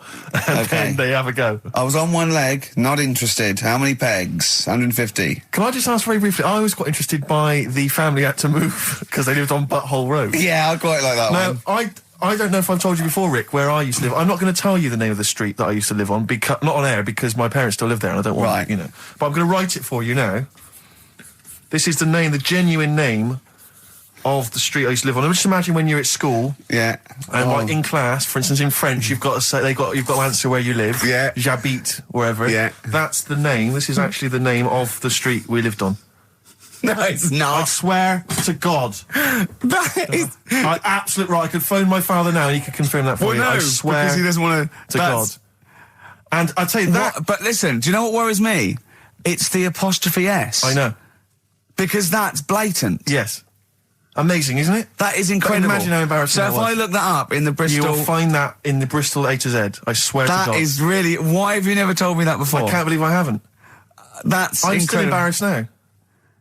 Do you know, whenever I have to phone up, if I have to give that address, I always spell it instantly. Really? Like, somehow that'll hide it, that'll disguise the name. But I can't get over that. Anyway, if you perhaps live in Tits Avenue, yeah, you know, or... Wankling Drive. Wankling Drive, just get in touch. Let us know, we're not really interested. Ricky Gervais with me, Steve and Carl. Carl, why have you got a headache? You got a headache? Just a bit stressful because the moves on this week. Oh, you're moving house? Oh, by the way, the XFM listeners came round to my house and bought the futon and table. Did they? Were they happy with it? Quite normal. They were well happy. Yeah. Couldn't believe the luck with it. What do you mean quite normal? What do you mean quite normal? Well, it's always a bit scared, isn't it, getting people round. I imagine they were scared. No. And were they excited to see you? Could you tell that they were pretty pleased to see you? No, I don't think so. I mean... You're Karl Pilkington. Yeah, but the fellas sort of... I mean, they brought the whole family round, which was a bit odd. Well, it's not often they get the chance to visit a living creek. Anyway, no, they were nice. And you're moving now, yeah? He said he phoned me up today. You know, it was absolutely tipping it down. Right? He had to cycle in, right? Because he said, because of the move, he doesn't want to leave his bike round there. Right? And he said, and Suzanne, I can't say this in case he's listening, can I? He won't know. He said Suzanne's hired the oldest removal man in London. You should hear him. And the thing is, right, we booked him because everyone else happened to be booked out, but this fella's free, right? So he called up this morning. I've never spoke to him, but he was on the phone. He sounded about 90. Yeah. Carl thinks that he's going to have to do all the work. And the thing is, right, cheap. It seems to be All he cheap. wanted some Werther originals. Yeah, right, listen, it seemed to be cheap because it's £50 an hour. But how long is it going to take him? Yeah. Oh, that's genius. When's the move on then? When's the... He's coming round. He came round today to bring some empty boxes, and he was struggling with them.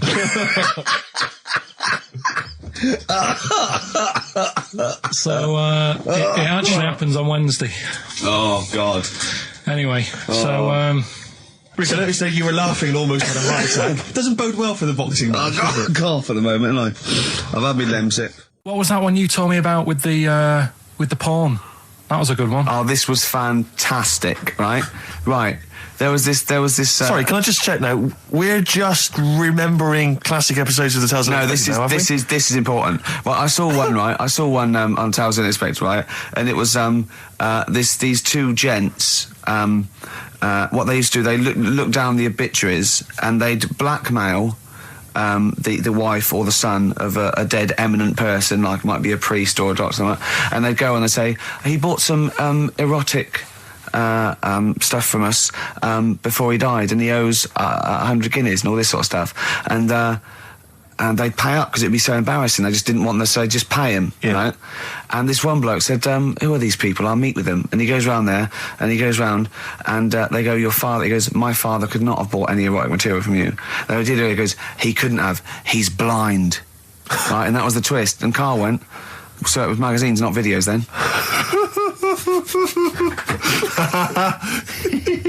Yeah. Now think about it, Steve. Is that so stupid? Well, presumably it was set in olden times because people, professional pornographers don't tend to call it, erotic material. Yeah. They tend to call it, juicy jugs or whatever. But more than that, I don't understand how a video is going to be any use to a blind person either. I know that you can hear the sound, Carl. Look at him nodding like he's caught me out. Yeah, what sound will you hear? Do. Your meter needs looking at? Yes. Cut. What's then? What's that? Then it's just noises, occasional groans. Yeah. Right. You could listen through the wall at your neighbours. He does. I mean, that's why I save a lot of money. But I thought you were going to point out, Carl, that they could have had a Braille porno. Now, have you thought of that? Look, feel the lumps on that. Exactly. Think about it, Carl. Think about it. You're excited now. Yeah. Your girlfriend's away, Carl. Yeah, the cheese grate is only under the cupboard. No, she's a good-looking lady. I love the fact that in pole position, in positions 1 and 2 of his favourite films of all time, it's The Elephant Man and Kes. Yeah. That's brilliant. Yeah. Go on. All right.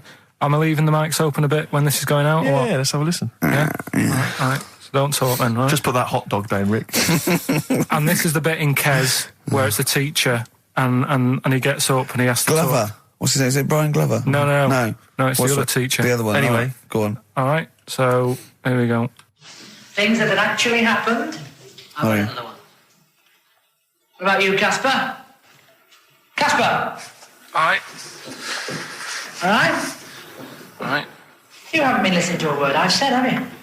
Yeah, I heard some of it. Yeah, you. Some of it? Just stand up. Always somebody, isn't there, eh?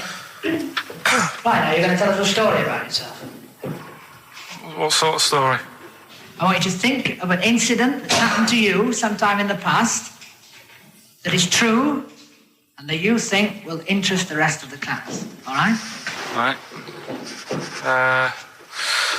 What about I work on a radio show at the weekend. Well, are you going to tell us about it?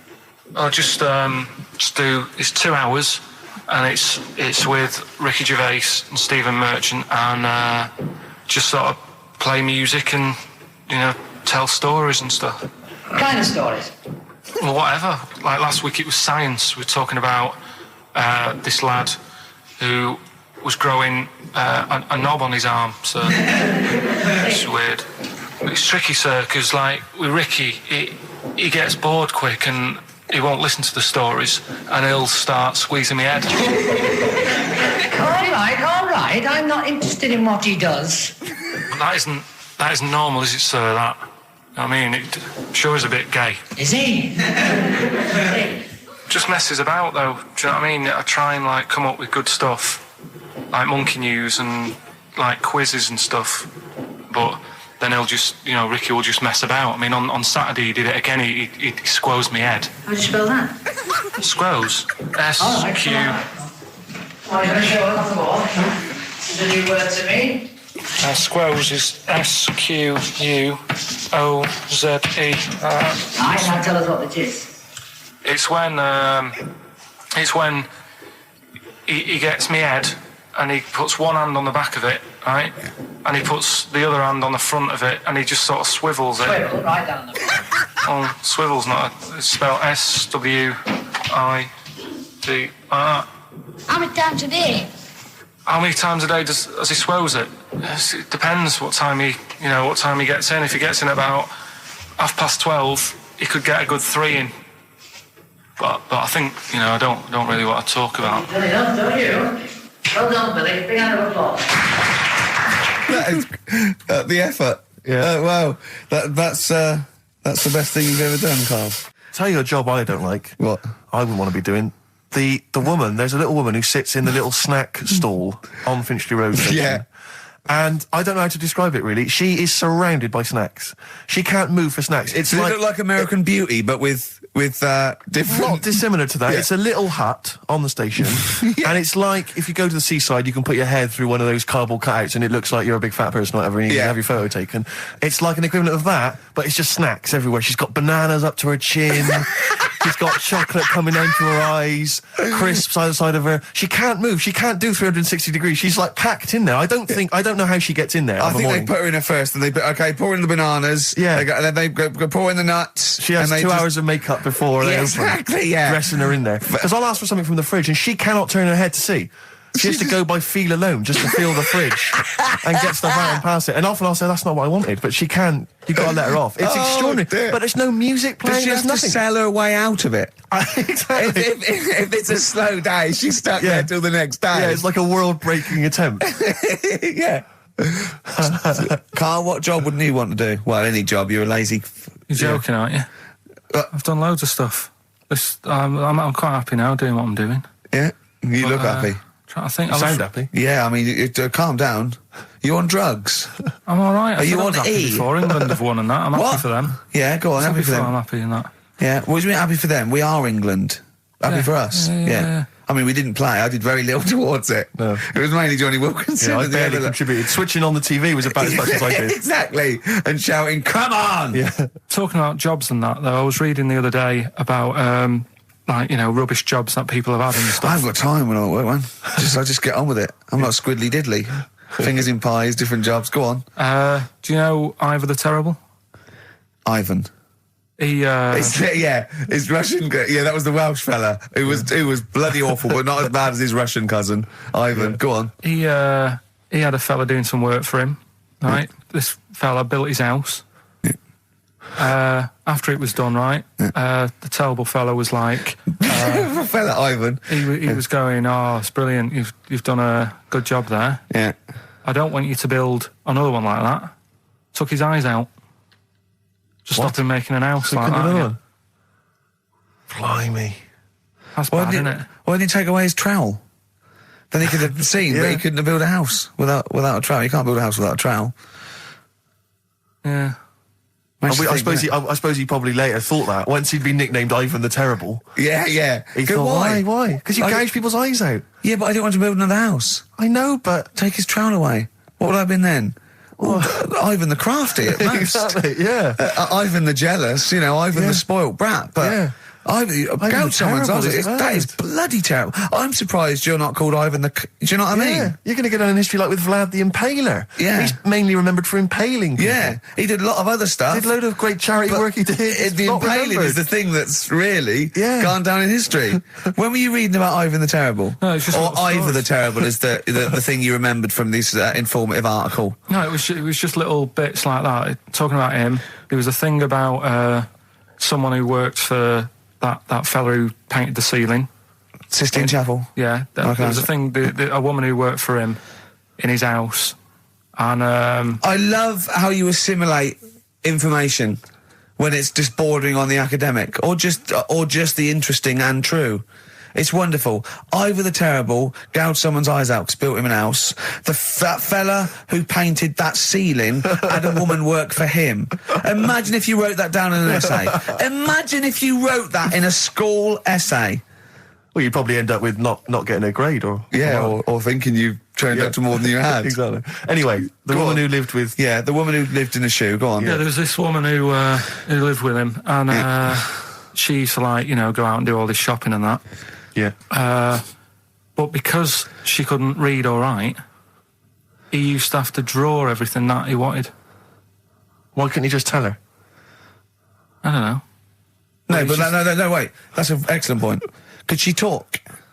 Yeah, but if it's a big list and that, loads of different coloured paints. But why couldn't she draw on a piece of paper? Why did he have to do it? Because he's a better drawer, isn't he? That's the point. We were just looking for the logic of the story. You found it. You've done it. Play a record.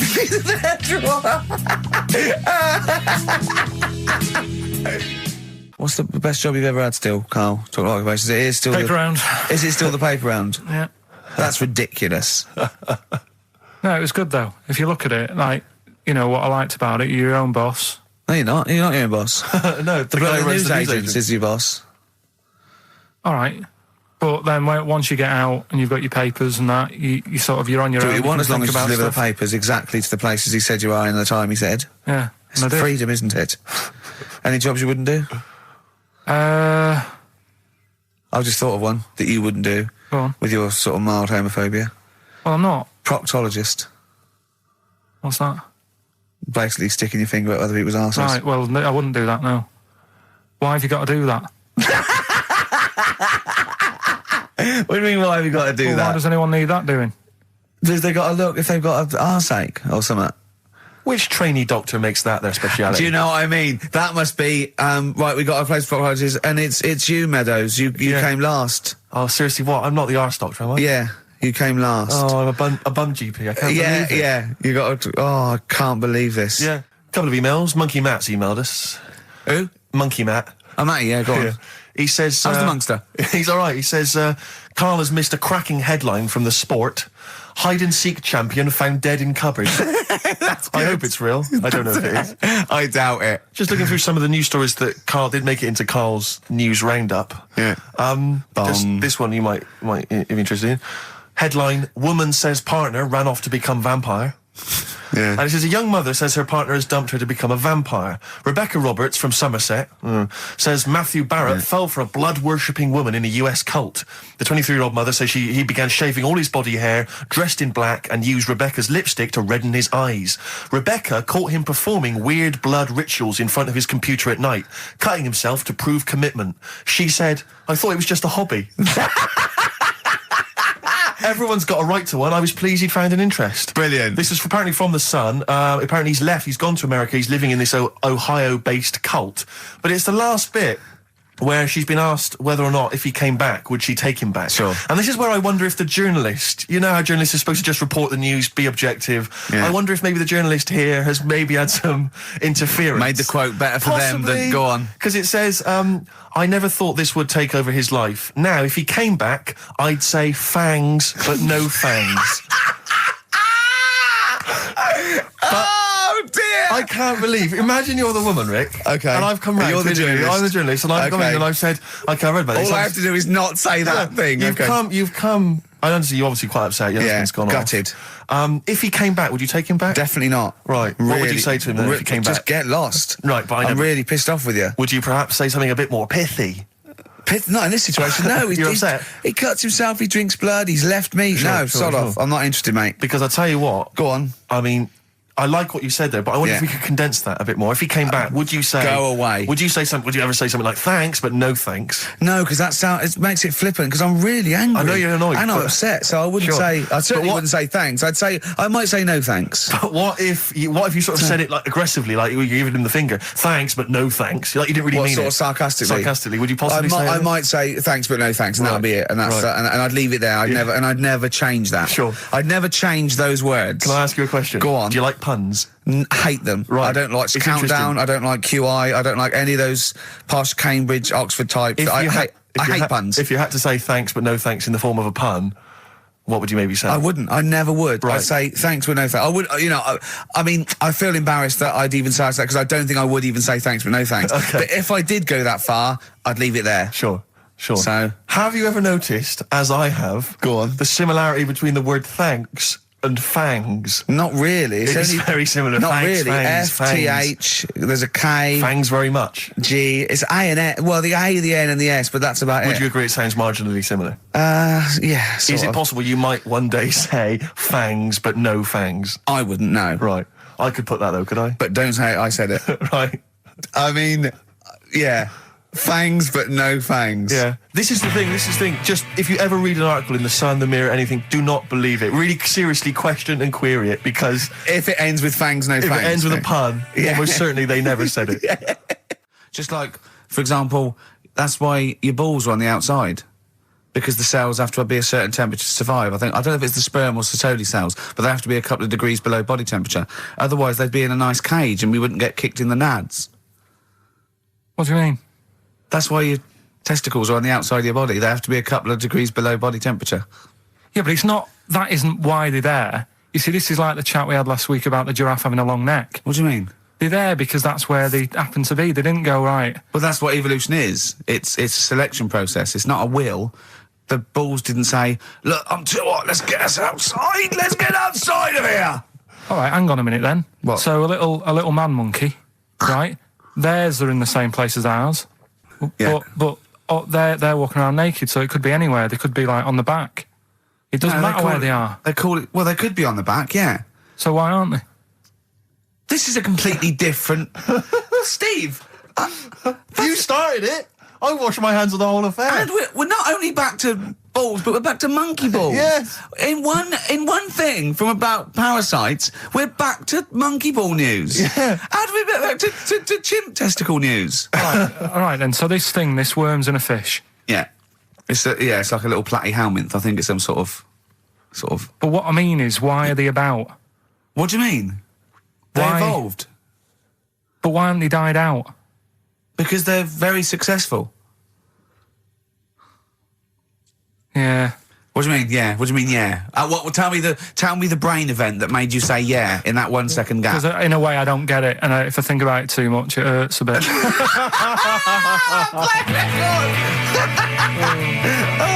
They've just been around for years, Carl. Yeah. Like Cliff Richard or something like that. Go on. Talking about this the other day. What was it now? Listen, the fella... No, listen. Do you want... All right, he's got it now. Go on. This fella goes to the doctors, right? Oh, right, okay. Right, if this isn't any way apocryphal, stupid, illogical, impossible, right, you are never, ever speaking again on radio. So make sure this is at least possible. I'll tell you what, I'll even give you improbable but possible. So if anything that breaks the laws of the universe or logic, okay, that's all you have to avoid. On you go. Right, so this fella, right, he goes to the doctors because he's got earache. Right, okay, if a chimp's living in his brain... Go on. So he's got earache, he's sat in the waiting room and his ear's all bunged up and it's hurting a lot and what have you. So the doctor comes out and he goes, right? And because his ear's all bunged up, he doesn't hear it that well, right? So he thinks it must have been me, right? So he wanders in. Keep going. Anyway... I'm going to hate this. I can just feel it in my bones. Steve, I'm going to let you take over. Okay, let's hear it. So the doctor says, sit yourself down there, right? So he sits himself down, he goes, right, take your pants off, right? So he's thinking, that's a bit odd. Anyway, he heard that, though. He apparently he took his tackle off. The doctor, did some operation. What, there in the waiting room? No, in his office. In his office, yeah. What? Wait, so he removed what? His genitals? Yeah. In his office? Why, Carl? Because he hadn't called him in. Oh, he'd called in the bloke who wanted his testicles taken off, and he didn't hear it. What? So the doctor went out and said, Mr. Jones, who's here to whip off your cock and balls, just here and now, right? Bloke comes in, didn't it? It must have been me. So the bloke who wanted his balls taken off didn't say, I think he said me. So he didn't interrupt then. So the bloke goes in, he starts taking his testicles off, and he doesn't say, I'm here for me ears. I'm Ricky Gervais, with me Steve Merchant. Over there, Karl Pilkington. The man who believes anything. I think it might be a condition due to his little round head. Mm-hmm. It's sort of it might be a new condition that we can call cranial spherity, and because it presses on his lobes, and the only sort of upshot of that is he's normal in every way, but he believes everything he reads or sees on Anna Nova. All right. Talking of which, Rick, I don't really follow the news. No. It's mainly boring, innit? Wars and stuff. Yeah. But I don't know. Well. Yeah, it is a war. It's all this nonsense before and after. When it's a war, it's in the middle of the war. You can watch it on telly. True. You get results. True. You know what I mean? Do you know what I mean? Yeah. Like a test match or something. But it's all this rubbish before and after. It drags on. This recent war seemed, I thought, just generally, it was better presented than the previous one. Because I remember the first Gulf War, it was often during the night, and I couldn't stay up. Yeah, because I think the American had rights to it, like the Tyson fight, so we had to get it at 2 in the morning. Exactly. Which is annoying. They had it, their prime time and that. Yeah, and a lot of it was in black and white, when the bombs went in. When the bombs going so, this time there seemed to be a lot more colourful stuff. Yeah, it's much better coverage. I think there should win awards. Yeah, well, I'd like for to see it. awards, So, like Channel 4 won for cricket. Yeah, I mean, a few times as well, I was quite pleased to see they actually had footage of the bombs exploding. Yeah. No, good. Well done. Generally, good on you. Well done. Good on you. Yeah, it costs a lot though, doesn't it? It isn't a costly War's thing. a lot more when you got something like a Jimmy Carr game show, which probably costs about $100,000. Yeah, like half an hour war costs millions. It's almost as expensive as like Terminator 3 or something. Yeah. But I mean, but then you got a variety. Exactly. Sorry, Steve, you were talking, mate. Well, no, I just wanted to make sure you're aware that the World Elephant Polo Championships have taken place. I did get it. I think they mentioned it on. Yeah, we won, didn't we? England won. Yeah. Well, my question is, where have they been practicing? I don't know. Do you remember ever at school anyone ever saying to you, "Are you interested in playing polo with elephants?" Do you reckon it was 5 blokes in pith helmets kept sneaking into a whipsnade? Possibly. What are you doing, lads? We're practicing. Get down. Yeah. Get off them elephants. Yeah. I didn't even know we had a team. I can't believe it. No, but it's like Johnny Wilkinson and the rugby lads. They're going to get MBEs, all sorts. The elephant polo boys, nothing. They're going to get nothing. I haven't seen their son talking like them. To be fair, it's not like horse polo where I don't think there's a stick long enough. I think the elephants kick it, don't they? I think you might be right. I think they're not allowed to use their tusks. They'd burst it, won't they? I think they go, start again. Raheem! Yeah. What do you mean the elephants kick it? All right, I've opened a can of worms here. Normal polo on a horse, they have like mallets. Yeah, they whack them, right? But I think it's obviously they're too high up. I think I might be wrong, but I'm pretty sure they just train the elephant to kick it. So why are people something about? Why not just let them have a kick about without? Imagine that! And why does horse racing have to have a jockey? Well, they just let the horses go, okay, lads, no cheating, on your marks, get set, go. Get back here. Get back here. Brilliant. Where are you going, Lanzarote? Yeah. Where's that? Don't know, Suzanne sorted it out. I said, Lanzarote, is that Africa or is it Spain or Portugal? Just took you, don't know. What do you mean, don't know? I goes, well, what's the currency? Went, don't know. I said, Suzanne booked this one, did she? Yeah. I thought, where is it? Is Lanzarote African or foreign? Somewhere foreign. I was looking last night, and doesn't look that good.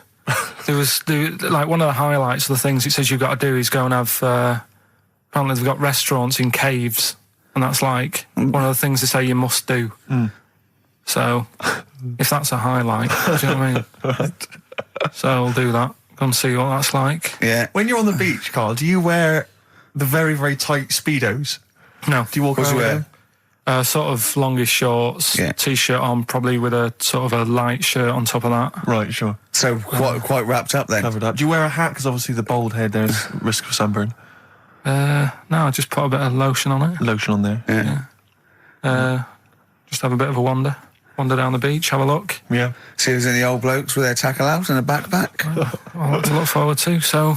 Yeah. Well, there you go.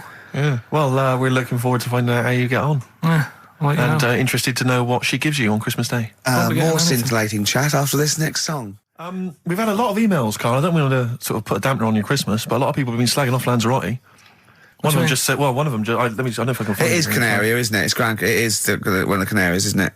It's a volcanic island covered in volcanic dust. It's very windy, so you have to dig a hole to sit in on the beach, and there's hardly anything to do. That's from Mike Godham, and he says, unless you like quad biking, well, you've seen what happened to... no, don't go quad biking. No, with your little head, there's no protection at all, is there?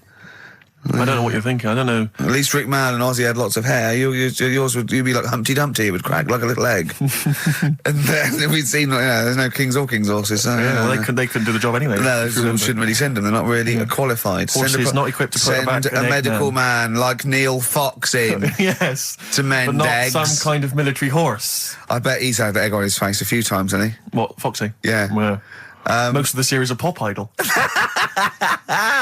Right, Carl. Lanzarote, Good or bad? Well, you got to give it a go, haven't you? Yeah, well done. Give everywhere a go. Exactly. That's what I was saying. You know, don't just take the word for it. I mean, if it had said Nananova, Lanzarote shit, he'd have believed it. Sure. You know, if he'd have overheard it in a pub, Lanzarote a crap, he'd have believed it. He'd have seen it on a website that was mainly concerned with monkeys and witches, he'd have believed it. Yeah. As it is. Everybody raves about New York, and when I went there, I thought it was rubbish. Well, you're an idiot then, because that is possibly the greatest city in the world, along with London. Subjective, though. That's why they have holiday programmes and that, innit? So you see it and you decide for yourself and that. Yeah, but you saw Venice on a holiday programme, as you put it. You went there and you went, it was rubbish, full of black bin liners. Well, it is. Right. Didn't they show them? It stunk. Didn't Judith Chalmers say that? Oh, it stinks here and there's loads of rubbish everywhere. No, she didn't. Did she mention that? Oh, that's what I mean. So it depends what you want from holiday, doesn't it? Well, yeah. But So... you're an idiot if you don't like New York, so next. Anyway, come on, break up, guys. Kiss and make up. Well, the general public are getting involved with Carl's holiday, and, I mean, this has been a damning report on Lanzarote. There's not been a positive word written about Lanzarote so far. Wow. It's volcanic, there's no natural water supply. Sorry, there's no natural water supply. It's you all have to sit in a hole. What do you think of this, Carl? What do you think of the people that want you to know that you're going to a rubbish place when you can't change it? What do you think of that? Rubbish though, will it? What do you mean? It'll be all right. What do you mean it'll be right? Because I'm going to go there thinking, oh, there's no water and that, and there will be water. No, they didn't say there's no water. What did they say then? There's no natural water supply. Whatever. I'm not bothered. It doesn't bother me. All right. I'm going to have a good time and that. What are you going to do? What do you plan to do? Got a book. What book you got? Rich Hall book. I'm just going to read that. So, Brilliant. And the weather's better than here, isn't it? What's the matter? What's the matter with I've Carl? got something to cheer him up. Someone's emailed in, Emma's emailed in, she said that for those that know, those in the know, they referred to Lanzarote as Lanzagrotte. Brilliant. He's a bit fed up. He's got 2 CDs for Christmas from a company that's he's been with for 6 years. He's a little bit grumpy about having to answer the phones. He wouldn't go and make Steve another cup of tea immediately. Selfish. Yeah. Carl, what are you thinking? Nothing. Go on, what were you doing? Come on, Carl, you're getting paid for this. Project. Out. We'll take one of those CDs away. All right. Right, okay. Are you in a film this week, Carl? We're doing that now? Yeah, go on. Get it over with. Hang on a minute then. Get it over with. Let's get this show over with. We can go home. You can go off to Lanzarote and sit on some ash. Some charcoal. He's not happy about that. That's annoyed him. The listeners have all ganged up on him. Yeah. XFM giving him 2 CDs. We've had more calls for his resignation this week than ever before. What do you think of that, Carl? What do you mean? There's another reason. Do you know what I mean, though? Because he's grumpy. He's not just giving it. He goes, well, I can't help it, can I? I don't want it. You're being paid well to do a job. People have tuned in to be entertained, to have good songs. Me and Steve are working here. I'm pressing the buttons. I'm paid to press the buttons. That's what I'm doing. Has every CD started on time? Then yeah. Why would they give you Monday off if you just paid to press the buttons? Don't get every other Monday off, do I? So have you stopped doing that now, have you? Well, yeah. Why? Because there's work to do in that. I'm not moaning about it. Let's get on with it. So it's you in the film Scrooge. Yeah. Which version of Scrooge? The old one. Is it? If it's just you moaning with bells, I'll be annoyed. Right, that is essentially Scrooge. yeah. Right, Scrooge, listen to this, and then there's some question at the end, all right. and you can win some stuff and that. Yeah. All right. Yeah.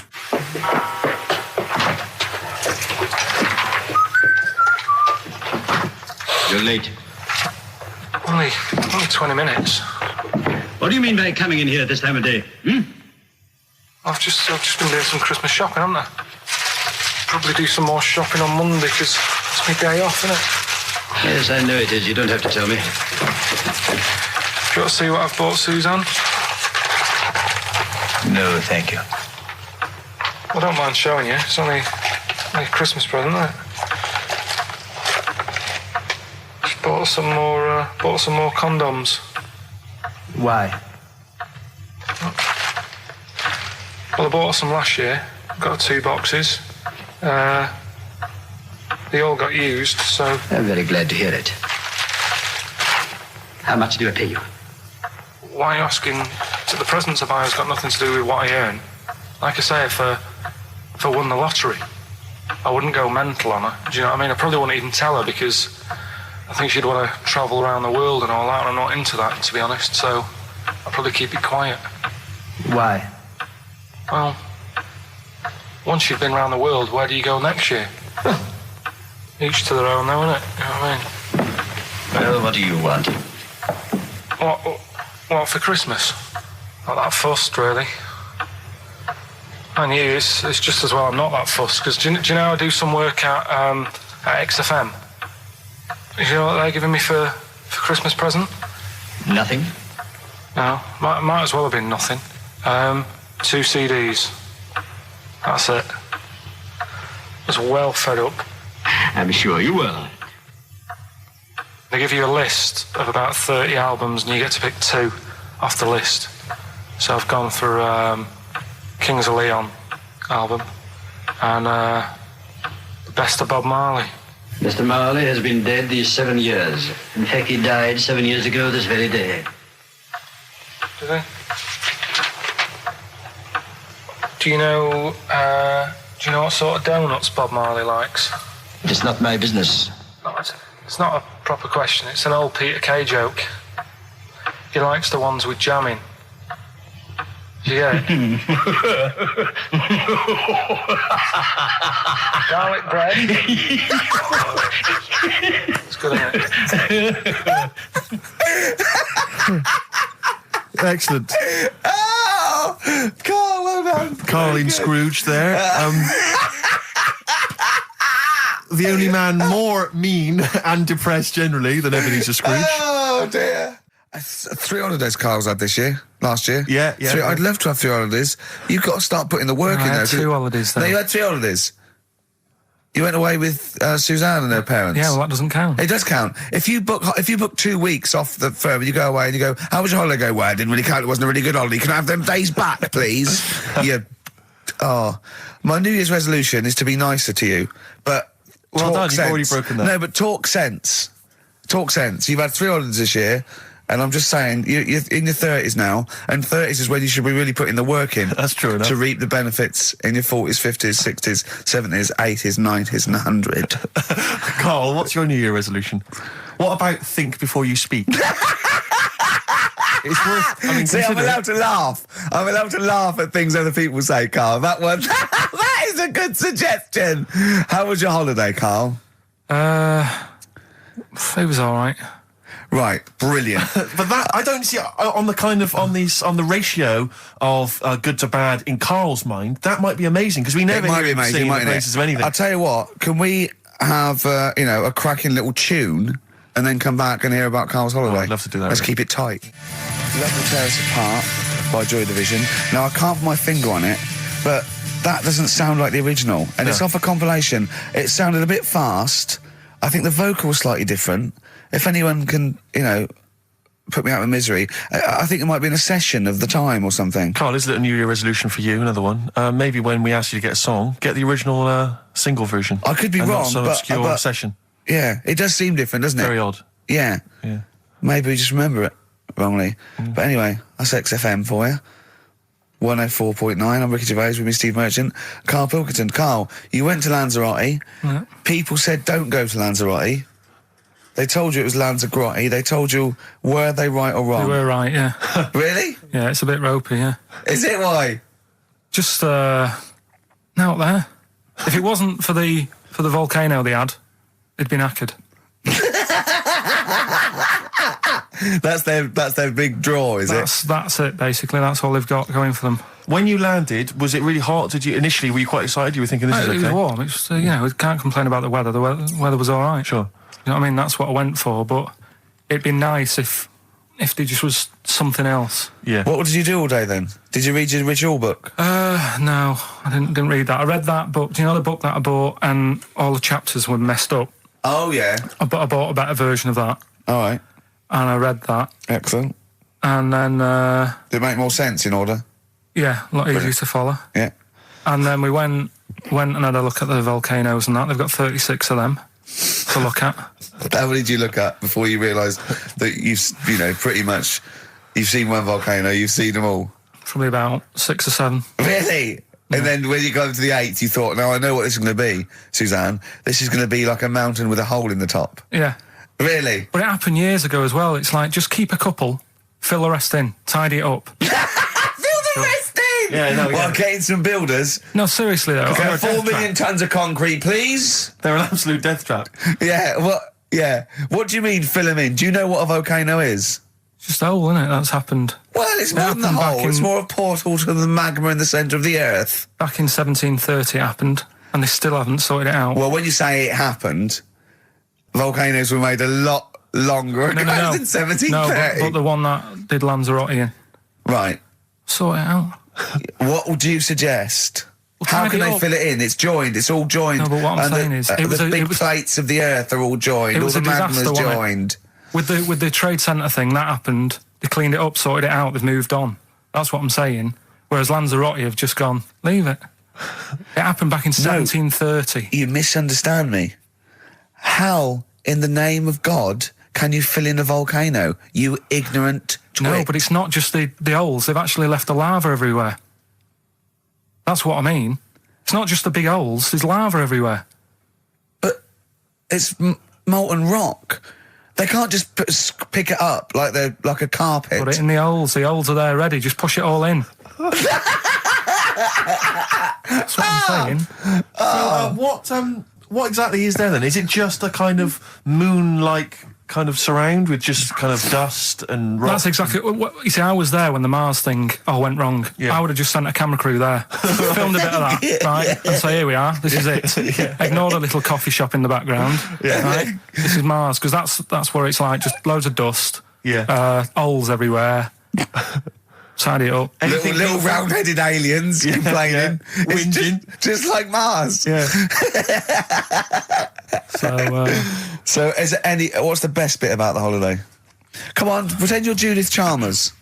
I have been doing. I would have done all. I would have said that. Don't bother. Right. I mean, the hotel was good. Yeah? That was all right. What was that like?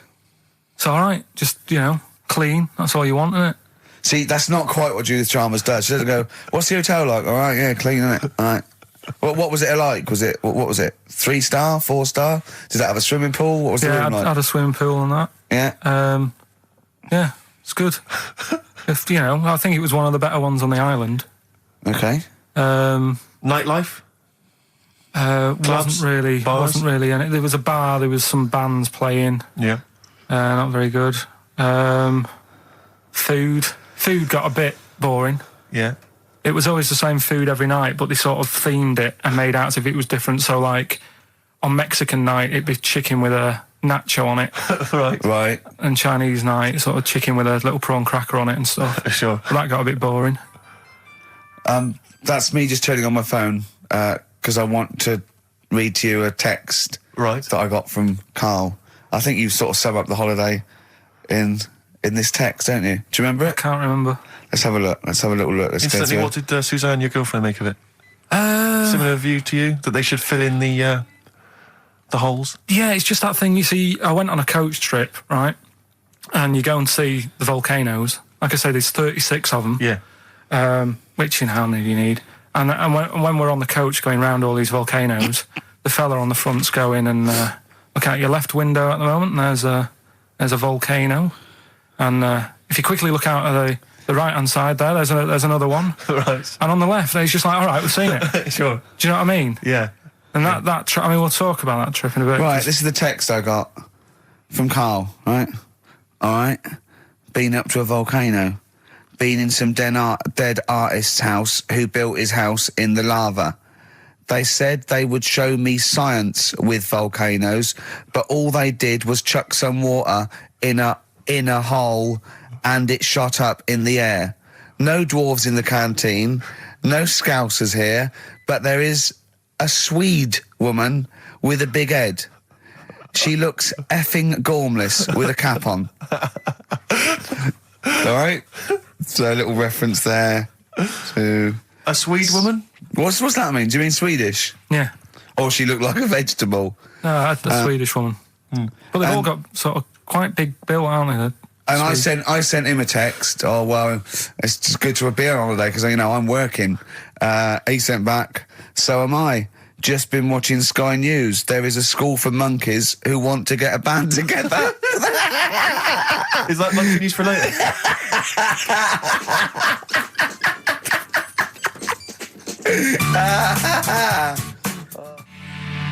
Oh My Corazon by Tim Burgess. I can't get enough of that. I love that chorus. On XFM 104.9. Ricky Gervais, Steve Merchant and little Karl Pilkington. But it was a nice holiday. Yeah, it's all right. It's just, I went there to relax and that. Exactly. Did a little bit of that. Trying to think of some new, features and stuff. Sure, always working. 3 holidays a year, Jesus. Oh, well, not really 3. Oh, 2. It's all one big sort of like work thing to me and Steve. 2 holidays, isn't it? Work hard, you need the holidays. So, yeah, the things that annoyed me was like, you get bored sat around the pool after a couple of days. I'd read my book. Yeah. There wasn't much going on the... Not even any crabs to throw sand at, was there? No crabs or anything. They wouldn't bother with Lanzarote, right? So, decided to go on a little trip. That's when I saw the volcanoes and that, 36 of them. So, we go on the trip, and the thing that annoys me, it does happen every holiday that you go on. If you go on a sort of a package thing, they have these trips, right? And you pay about 40 odd quid, and they give you some wine, so it make it feel like you're getting your money's worth. But how many of these trips have you been on then? Loads. Probably about 12. More holidays than I've had. Go on. So anyway, so you're on the coach, right? And they take you for the volcanoes. They took us in the middle of nowhere. Yeah. Right. There's nothing else round there. Sure. It's like I say, it's like Mars, but with holes in the ground. Yeah. Right. And they sort of drop you off, and they go, right, everybody, see you back here in an hour. There's loads of volcanoes for you to look at, and a coffee shop over there. And you know for a fact, right, you don't need an hour there. You could just say, well, just keep the engine running because I'll have a look in this hole, we'll get back on, give us 5 minutes. Don't need an hour. Absolutely. Yeah. But you know that they've got something going. It's a backhander, definitely. What, with the coffee shop? Definitely, yeah. They go there. And they get everyone to have an ice cream and a coffee, and they sit down, have a fag, talking to the bloke. Yeah, and it's like, cousin. Yeah. How much was the coffee? Was it probably about €3 each euro? So I think it was $3.50. Sure. Yeah. Which is, I don't know what. That's about £2.5. Yeah, they've stitched you up. Carl, you're a second-time buyer, aren't you? Yeah. Bought one in Manchester. Lost £7,000 on that one. Well, don't buy in Manchester. No, it's a good flat. It's just it wasn't. I didn't buy it to sort of make money. I thought I was going to be living there like all my life, and then a job came up here, and it was like, oh. You bought your first flat in Manchester. You assumed you would be living there for the rest of your life. Well, I wasn't in a rush. Play record. You're an idiot. Hang on a minute. So have you got a property portfolio? Have you got the 2 houses now? No, I've got rid of that one. Oh, you sold that one? Got this at flat. £7,000 loss. Got this flat. I'll tell you something that is interesting. Hold on, though. What? £7,000 lost. Yeah. And it's a flat in Manchester, but it could only cost about £8,000 anyway. Right, Steve, something they do now, right, they've got to do by law when you're buying, right? I was looking at one in London, right? It's haunted. They've got to tell you now. Right, don't talk shit. I'm telling you now. Play a record. I'm telling you now. Yeah. There's no such thing as ghosts. That is ridiculous if that appears on a legal document. Right, if there's anyone who sells flats and that, does that for a living. Yeah. Right, email in, because I'm telling you now, that is a fact. She sort of dropped it in. I said, oh, nice feel here. And she said, yeah, well, that'll be the ghost. Just dropped it in, that's all they've got to do. And then I was like, what? And they went, oh, yeah. That's all I've got to do, is it? So that's the legal thing. Did you drop it in? So in court you go, did you drop it in? Yeah, I dropped it in. Play a record, you're an idiot. Now, Carl, you promised me that you were going to reintroduce Educating Ricky.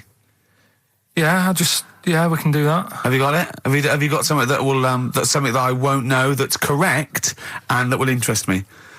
Yeah, there's loads of stuff. Is it anything to do with monkeys? No, we've got monkey news. We've got monkey news coming out. Of course we have. Yeah, monkey news people. And they're now over to XFM for monkey news with Karl Pilkington. No, we won't do that yet. We're not doing that yet. Educating Ricky is. Yeah. Well, let's do it. We did it ages ago. Educating Ricky. Oh, that's interesting, and it's correct. Hang on a minute, though. What I do is I tease you, don't I, with headlines. Oh, go on then. And then you have to sort of go, that one sounds good. Go on then. What are the headlines? I want to know more about that. Educate me. Yeah. Right? Okay. You've got, Jeez. That Nelly died. That Nelly died. All right. Okay. Right. Could be about an elephant. Yeah. Go on. You've got that. You've got I got well. Take well as red. So they all start with well. Okay. Knob body has been that lucky before. Brilliant. All right. Okay. Or you've got get a lobe of this court case. Right. Okay. Not bad. I'm going for Interesting. knob body has been that lucky before. Right. It's a story about this kid who was born. Right. Was he? Yeah. He was popped out and the dad and the mum saw the baby and it was like, oh, that's a good-looking little kid. Sure. And they were proud and that. And then they're surprised that it's a good-looking little kid. It's theirs. Yeah. Like it could have been a frog, and they'd have gone, "Oh, he's got your eyes." And then the doctor goes, "Yeah, it is, but look at that." What? He said, "It's a boy and hasn't got a knob." I love the doctor saying that. I love this GP. Right. Oh, this midwife saying that. Oh, I love little boy. Yeah, but no knob, baby. Mr. and Mrs. I mean, think. Right. No, but I'm speeding it up a bit. All right, come on. So the baby's Right, so the born, baby's like that, and the doctor says that, and and the woman's like, oh, it's our first as well, and stuff, right? She's really gutted. What's the second going to be like? So, no head. So Just a knob. the doctor says, you know, We'll call it Carl. All right, go on. Right, go on. So the doctor says, well, I'll leave it with you for a bit, get used to the idea, right? As opposed to throwing it away. So he wanders off. Yeah. He comes back with a smile on his face, right? Found the knob. So the mum and dad are like, what are you smiling about? He said, you're not going to believe this. Baby's just been born. It's got 2. Right? You can have one of them. And they did a little operation. Where did you get this information from? That's in a book. What book? Is it the a same joke as the book that you carry round with you? No. With the woman with 3 legs, the juggler with 9 arms, and the bloke who found shagging a chicken under a rock. Is it in that book? Weird though, isn't it? Well, it's not true. It is true. What, in the same hospital, there was a baby born without a knob. Luckily, Carl. It happened. You're not. You swear to God, you're not making. The doctor came back smiling because you won't believe it. There's a baby there with an excess of a knob.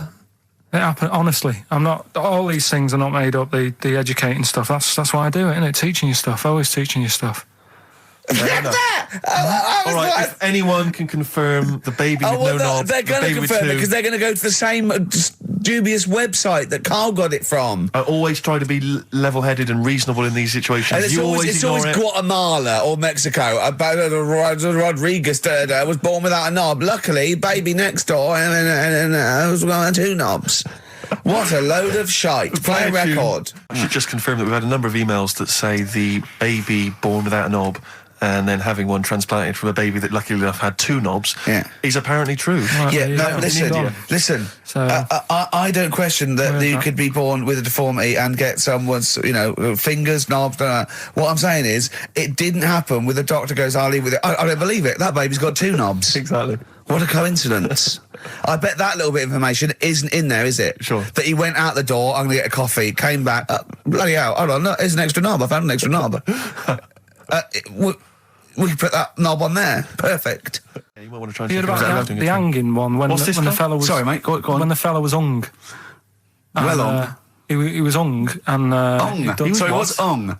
He was hung by a rope. So, isn't that... No, I think it wasn't he a Chinese emperor?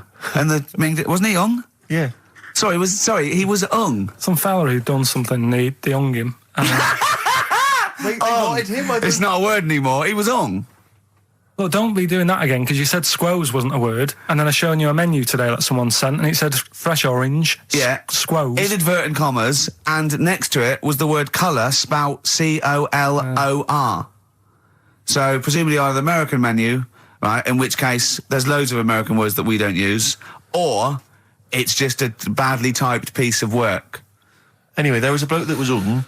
He was hung and that, but he didn't die. Hung on that, he was definitely a Chinese. Hung on that, yeah. I remember him now, yeah. He didn't die, and they said, oh, just hang on a minute whilst we change the rope and that, and he stood there waiting, changed the rope, they tried to, do it again, and didn't work. It didn't work, right? So they got another rope, right? Didn't work, and then they had to let him go because it's like there's a well-known saying or something from this thing. Yeah. Oh, chimpanzee, that monkey news. Right, there's this monkey, right? Oh yeah. I think his name was number 6 or number 7 or something, right? In this lab, right? Yeah. And anyway, it's in there with like the rabbits and little mice and stuff like that. And the rabbit smoking. The nurse, right? The nurse, not the nurse, the woman who works in the lab. What would you call her? A nurse? Depends. What depends what her job was. If she was a lab assistant, you call her a lab assistant. All right. I mean, they probably call her by her name. All right, lab assistant, right? Kirsty. So she's... I think it's probably Kirsty. Right, Kirsty Morris. Well, she's in there, right? Yeah. And she doesn't work with many people and that. She's mainly on her own with, just putting lipstick on rabbits and stuff like that, right? Chim fancies her. So, Chim fancies her. He's putting on lipstick, Chim fancies her because she's got hairy legs. He gets pally, right, with this woman. Yeah. Because, it gets to a point when she sees him every day. It's the way he sort of tries to string out like it's a narrative love story. Did the chimp put its hand out and grabbed her, and then you thinking that he made a move on her? So right, come on, he's allowed out. He's allowed out. It's not a story, is it? He's allowed out the cage and what have you every day. So he's wandering about, and as time goes on, he's watching what she's doing more and more. Yeah. Right. So he notices like the code on the door. Right. Right. Whatever, 247 or whatever. Yeah. He goes, right, I've clocked that. I've got that. I'll remember that, right? Yeah. And then he goes, right, there's a lot of lipstick and that knocking about, a lot of makeup. Right, okay. No, there's no way. Finish. No, because Steve, you know what's going to happen. I know what's going to happen. So he's there. It's ridiculous. And he's going, well, if it's there, you know what I mean? So while she's messing about with the rabbit, he gets there, he's in front of the mirror, putting a little bit of lippy on. Right? No! It's gone too far! No, it's gone too far, Steve. Right, your mic's off, Rick. He's finishing the story. So, turn mine off as well. It's gone too far. Turn him off. Just let him finish. Right, so the thing is, right, it's this monkey wandering about. It's got lipstick, it's got mascara on, it's looking pretty good. I didn't mention the mascara! It's looking alright, right? So it knows the code on the door, 247, right? So when she's sort of messing about with the rabbit, right, he goes, right, here's my chance. He's looking good. 247, out the door, through the reception. The reception man's there. He's like, all right, Kirsty, right? Don't talk shit! I Feel Free from Cream. That's pretty much the last track, isn't it, guys? I imagine on XFM 104.9. Well, I mean, yeah, I've got nothing to say after that ridiculous story. I mean, that's worse than the bank robbery to me. Yeah. That he clocks that. And the bloke on the desk. All right, Kirsty. Oh, you're 2 foot shorter and hairy. She wasn't a looker anyway. So. She wasn't a looker anyway. Brilliant. Exactly. Carl you had to go to one of those well clinics, didn't you? No, I haven't gone. Why? Because I'm not happy with it. What? I'm not happy with the whole. Well, it's just. Do people know what them places are? They'll give you a whole. Have you heard of them? Yeah, I've had one. Yeah, they check everything. Which Suzanne, my girlfriend, was like, you're 30 odd now. When was the last time you went to the doctors? And I haven't been for ages because I don't. No, I never go. Doctors. I never go unless I think I'm honestly going to die there on an agony. They can always find something. Jane made me go to one of those things. Yeah, those people things where they do that. It's couple £100 and they give you a complete head to toe, don't they? But head to bottom is what it is. They do the old finger up the arse thing. Now, what is that testing for? Well, I like that he said it quietly, because he's on the radio. You can't say arse. Yeah. I say it quietly. Say it quietly. Yeah. Arse. Yeah, arse. That's what our mistake was, because we got a complaint upheld, didn't we, for saying... And I'm talking about a male chicken here, which is a cock, as you know. Yeah, okay. And we said that word, right? So if we'd have gone, cock, we'd have probably gotten away with it. You can get away with murder. If you just, If you just whisper it very So go on then, yeah, so... I'm not going because I'm not having that done. I don't understand what you're going to find up there. That's your head. No, why can't you just? I mean, it's the heart that I worry about the most. You mean that in a kind of romantic sense? No, I mean, like, you know, if They'd have to have a long finger, wouldn't they, to check that out? They go, "It's something wrong with your left ventricle." Yeah. Now, this thing about the doctors, they hold your testicles and they make you cough. Yeah, they don't hold the testicles anymore. They just put it sort of like by the side of them. And what's that testing for? I don't know. I think it's something to do with if you got something wrong with your diaphragm or something like that. You can't do it when they press there. I don't know. It shows them something. So it's not doctors having a quick feel. Right, so you can't. Well, that's good, because do you remember when Karl said he's going to die of cancer? And I said, why? He said, I don't check my balls. I said, why? He said, I don't like the feel. So they feel it for you. They feel them for you, and you can just relax, shut your eyes, and think of England. But don't mess with them. What do you mean? You can do more damage messing about with them. Just leave them. And there's two anyway. You can afford to lose one. Yeah, I don't think that's the point. I think the point is it sort of spreads, doesn't it? You know, you've got to check the. I mean, I'm not saying, you know, if don't do it, because they spend a lot of money saying to people, you know, have a quick feel if you've got the time, what have you. But I don't worry about it. Leave it alone. Why, out of interest, why do doctors stick fingers up your arse? Check the prostate. Check the prostate. Yeah, because if it's swollen, it could lead to all sorts of problems. Again, they're not having a laugh, Karl. They're not going, hang on, look at this bald little mank fella. But there's no nice way. I'll feel his balls, stick a finger up his arse and send him home. 300 quid, please, on you go. What about me art? It's fine. And they're all laughing. Roger, Jeff, stand behind that two-way mirror. yeah. What's this? I'm not going anyway. So. Really? You're not going because you don't want... No, I'm not happy with that. It doesn't even matter. It's not the fact he's a stranger. If it was someone who I knew, it'd be just as bad. That'd be worse! Imagine that! At a dinner party. Oh, God. Oh, look, hello, Roger and Selena. Do you mind... Roger, do you mind... Would you allow any of the celebrity doctors to do it, though? Dr. Dre, Dr. Fox, any of those... Doctor Who? I just don't understand in this day and age... Would you allow Christopher Eccleston to stick his big northern finger up your... Do you want a song on anyway? Embrace. Glorious Day on XFM 104.9. Rick, there may be listeners tuning in thinking they've got something better to do, for instance, switching off the radio and just staring blankly at the wall for the next half an hour. But no, because what they're going to miss is our grand finale to this, which is, of course... sponsored by Lindauer's, the sparkling wine solution to a hot summer's day. Yeah. That we're going to be firing a cork. Did you just make that up? Yeah. Pretty good. Please, yeah. Good.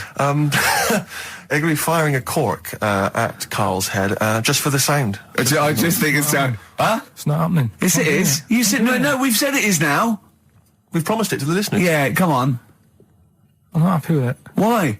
Because the pain? Well, I've never had it done, so I don't know how painful it is. Well, what's reason to do it then? Yeah, we've got to try it out, haven't you? You're perfect. It's like a little cowbell or wood block. It's that's what I'm hoping for. Yeah. I'm hoping for pop. And I'm going to film it for my website. Brilliant. So go to that this week, rickygervais.com, and see Karl Pilkington getting hit.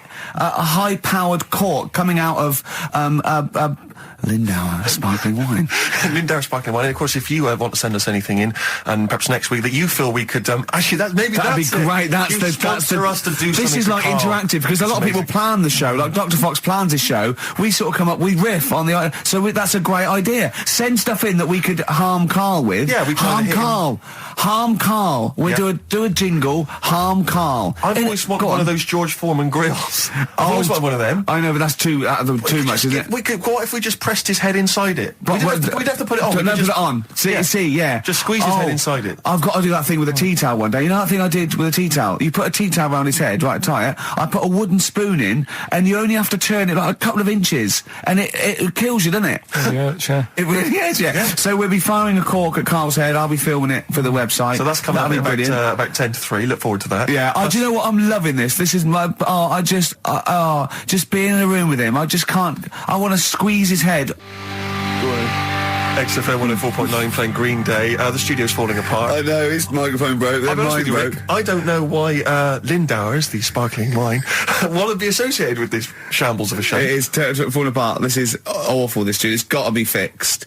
Right now, Karl, come round here. It's the time where I'm going to... let a cork off. Do you want to film this, Steve? Yeah, that'll be available on the website next week, rickygervais.com. So see Karl getting hit.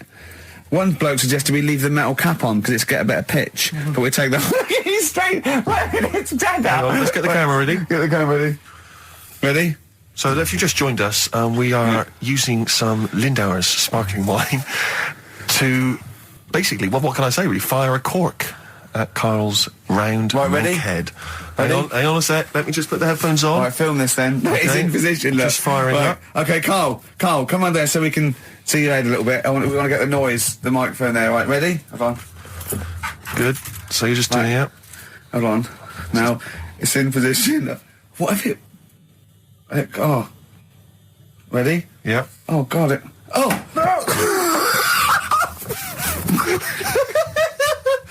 Oh, it's like Jackass. Did it hurt? You hate me? What do you mean, did it hit you? I sort of just... It went off course, did it? Just glanced at it. Right, Lindauer, you're going to send us 8 more bottles, please, Yeah, because we're going to get this right. Well, Karl, what are your thoughts? Why have you stuck it out here? Nothing better coming in, I thought. Well, I'll tell you why, because you're always on holiday. You don't do a lot. You get paid, well, doesn't he, really? He's a moany. He doesn't try and get on at all. He doesn't deal with people. He moans about everything. And, so he's... I'm alright, I've got my own little room and that. Yeah. Like a cage. It is like a cage, isn't it? And he can shut the door. If people walk past, he goes, shut the door. He doesn't want them looking in. He's like a miserable old chimp. We noticed today how much he's simian, isn't he? He's very strange, actually. We maybe should try and get a picture on the website, because Karl's arms are particularly chimp-like. It's very, very strange. Because he's got that he's got long downy hair. It's and not the like long extended knuckles. Yeah, and his totally round face that sort of the chin goes back and the dome of his cranium. I think, quite seriously, I know we sort of share about 98.5% of our genetic material with bonobos and chimpanzees, but I think he's got a little bit more. Yeah. I honestly think he's a little bit of a throwback. Just his line, they just kept to this sort of really the ugliest one in the cave and the tree, and he really didn't come out of it. I'm not saying you are, I don't think you are. Yeah, you're chimp-like. No, it does annoy me. My hair annoys me on my body and that. Because I've got like hair on me little toes and that. Have you? Then on the legs. Would you see your little toes? Can you pick things up with them? No, it's tried. Okay. Well, that's the finale of this week's show. We're going to see if he can play a record and put the fader up from a tyre while swinging in a tyre, just using his hairy toes. Yeah, I've sort of got hair all the way, but then it just runs out where it should be. On the top of your head. Sure. Yeah. Is this part of the reason why you're always uncomfortable about being nude or around naked people? Is that partly the reason, do you think, because you look so grotesque? Well, when I'm on holiday, I don't really like wandering about without a top on unless, like, it's a quiet beach or whatever. Sure. So what would you normally wear? Need. I just have like a nice sort of light, summery, sort of linen shirt, maybe, just a few top buttons open. Yeah. But I don't like... The naked body isn't that nice anyway, is it? You know what I mean? Whatever it is, if you're a cat and you're shaved, you don't look that nice. Do you know what I mean? But with I think you'll find a cat is naked even with its fur on. Cats don't wear clothes. No, but what I mean is, a bald cat isn't that good. You know it does me head in that I'm bald. I'm not, I wish if I could have hair, it would be nice, but that's life. Would you prefer animals to wear clothes like Mickey Mouse does? Or Goofy? You know that I don't like nudist and all that, we've done it. But don't you think sometimes you could sort of like, maybe, fancify a little bit? Like, if there was such a thing as an ape, salon, and there isn't, Karl, there isn't, right? Would you give a orangutan a trim, maybe sort of his hair? Because some of those look like they're going bald, but they've got a comb over, don't they? They should just have a shave. When it's like that. That's what I did. Just take it back. And the underarms as well. Yeah, they've really got a lot of underarm hair. Even the women ones. Really? Yeah. That's disgusting. I know. I don't know. I don't even know where they breed. I don't know how they get their laid, some of those horrible old hairy ginger orangutans. Yeah, they are particularly grim, some of those. I know, yeah. The big ones. I know. Ginger ones. Yeah. You can't be happy, can they? What is that? Where did that happen, the ginger thing? Why do people give them, like, a hard time and that? Well, you just gave them a hard time then, so why did you do it? You were just buying in, were you, to people do sort of give... I don't understand why, but ginger people get quite a bit of stick, and I've never understood it. No, it's just, I don't know why. They do, though, don't they? I don't know, it might be historical, it might have been because... I'm sure they don't everywhere in the world. I'm sure it's probably... Oh, they are. They're always... I've said to you about even, like, ginger cats, they're always fat because they're sort of sick of it, probably. Wait. Ginger cats, what do you mean? When you see a ginger cat... they've been eating, like, because they're upset, fed up and they've been bullied. You never see, like, a thin, happy ginger cat running about. It's always overweight and looking a bit fed up. It's just a good point, isn't it? I wouldn't say it's a good point, Carl. It's a point. So last week, the Chinese don't age well. Now, anything ginger, including cats, are sick of it. No, but I'm just saying... Are you ginger? Would you like to take issue with any of Carl's points? 83 XFM is the text. You can text us. Maybe you've seen a thin ginger cat. I'm not having a go, though. That's what I'm saying. I'm just saying it's weird how people give them a hard time. And it's if I could have hair, I'd go for ginger hair rather than being bald. Really? No. Something I watched the other night, that was just good. Again, you know, I learn stuff from the telly. I don't watch the news. You don't learn stuff from the telly. You told us there's a fat baby in the world. Forget about them. There's a spider eats chickens and there was a fat kid. Forget them in Iceland, right? Yeah. We'll give them Rockbusters later to do, right? Iceland! But what's her name? I'll tell you what is interesting, Steve. I didn't know that much about it. Autism. Okay. Oh, good. With some more entertaining stuff on XFM 104.9. Just to cheer up people. Go on, End. What? Go on. No, right. Have you heard about it, Steve? What autism? It scares me to death when he comes up, when he touches on a serious subject. We've been talking about wheeling a dead pope round, the Chinese don't age well, and ginger people are hated. And now we're going to touch on a really... I mean, my heart's in my throat. Go on, Carl, then. Tell me your insights to autism. Right, well, there was this, again, Channel 4 coming up with some good stuff at the moment, right? It might have been Channel 5. But what's the name? It's the attention span I like! These people who, they've got like this autism thing going on. Yeah. And they sort of take in a lot of information, they get sort of they get so into it that they know everything about that subject and what have you, right? And there was this lad who, he knew everything, right, about EastEnders. Right. He sort of, the cameraman was saying to him, so, you know, why EastEnders and that? And he said, I don't know, I just like it. And he said, I remember when I first watched it, it was a Thursday, it was 5 to 8, Pauline Fowler walked in, she had a pink jumper on, she said, all right, love. And he remembers everything from that moment on. Yeah. Right, and everything, which is great, but then the way the programme was making out, it was almost like they were saying it's a disability. Right. When in a way, it's more like a superpower. Sure. Like Rain Man. But if you can take... It's Rain Man. No, he has special autistic powers.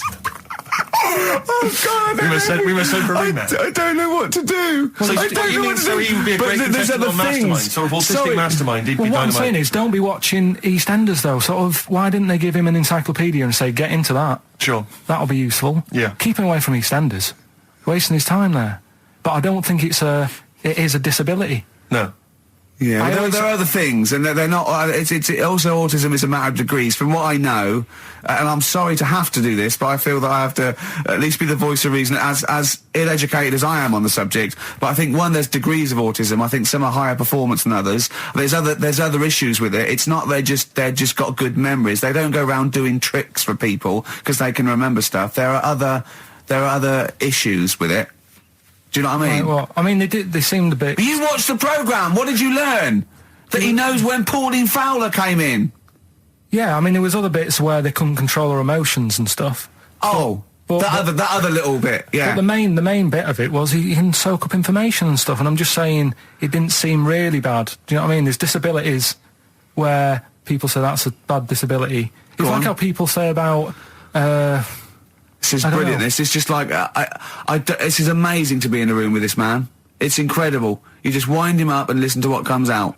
And I'm going to sit back now. I'm not going to defend you or explain anything. Just go on and tell me about the other disabilities that are worse. No, what I mean is how people can sometimes easily get mixed up.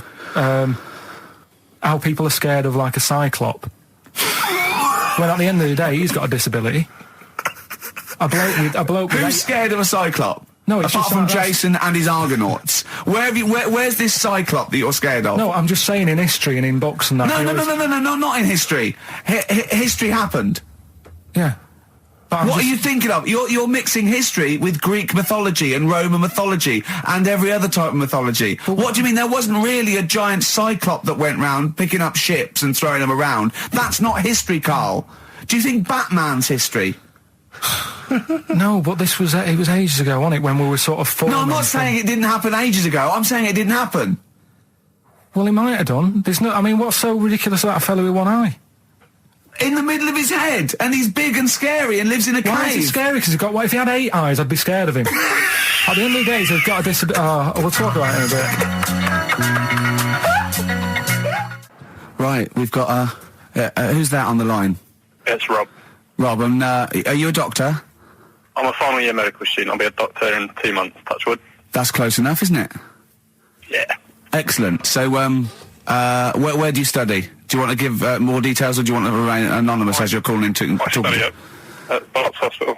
All right, great. So, why do GPs sometimes put their finger up a man's anus? To see what's there.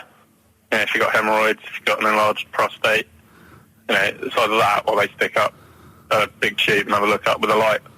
What? And it's easier to do that. Now, are you dumbing this down for us, or are you going to fail your medical exams by saying stick up a big tube with a light? I'm dumbing it down. Okay, come on then. We're all intelligent people here, and Carl. So you tell us what's that called? It's called a sigmoidoscope. Right. Nice. That was a clever test, wasn't it, Rick? 12 inch long. Yeah. 12-inch long tube that they can put up there. So, Carl, would you prefer that or a finger? Well, so do they sort of do the finger first, and then? I mean, at what point do they say, "Hang on, we need a light here"? I mean, it's normally if there's something wrong. But so if I go then, say if I go to this Wellman clinic, right, and they go, yeah, the art's good and that, yeah. Finger, there you go, and then they go, hang on, I'm going to go and get me light and tube. I could start worrying them because they've sort of found something. And they're not likely to go straight in with the tube. They'll probably send you off some tests first. But Carl, there's nothing. But you go to these places to put your mind at rest and to know where you are with your health. I mean, it's not that you go along. That's what most people worry about. They think that because I'll go along and they'll find something. Well, one, that's illogical. It doesn't heighten the fact they'll find something because you go along. And two, if they do find something, it's a good job you went along. I mean, I'm a hypocrite because I don't go to the doctor, but I've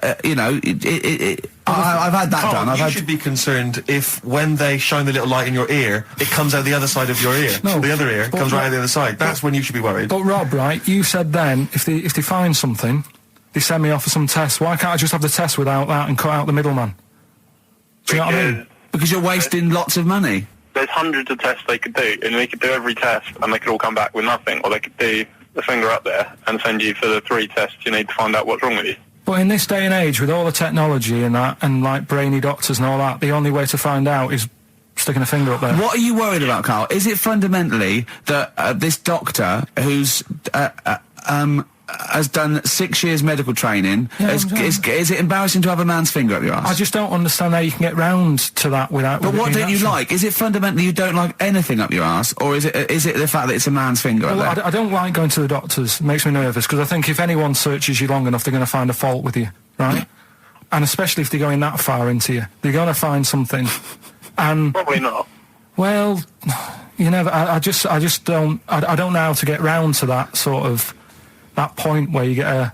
What do you talk to the doctor about when he's like, all right, nice day, strap your trousers? He goes, he says, I'm gonna just, Most people just shut up and let you do it, and then breathe a sigh of relief when you say there's nothing there. Yeah. But is that at the end of the test, or is that the first thing he does? It's the last thing. So that trousers up out the door. Because he knows it ends conversation. He knows it's a bit of a faux pas. The doctor says, "Oh, I better not kick off with the finger up the arse." Well, what I do is I'll start on with the the head, and then we're down and go. Oh, one final thing, Mr. Pilkington. So Rob, he drops his keys and he goes, "Pick them up." And as you bend over, will you be doing this, Rob? Is this what you're like open to do? You do all these. I'll have to do it at some point. All doctors do it at some point, no matter what they specialise in. So the first one, is there another doctor there to sort of make sure you're doing it right? Not dentists. No, but do you know? Dentists aren't doctors anyway.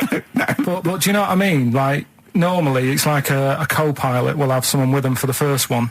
So when you put your first finger in, will someone be there going, right, you just want to move to the left of it? I've already done it. Have you? Yeah. So that's the thing with a student, you're learning.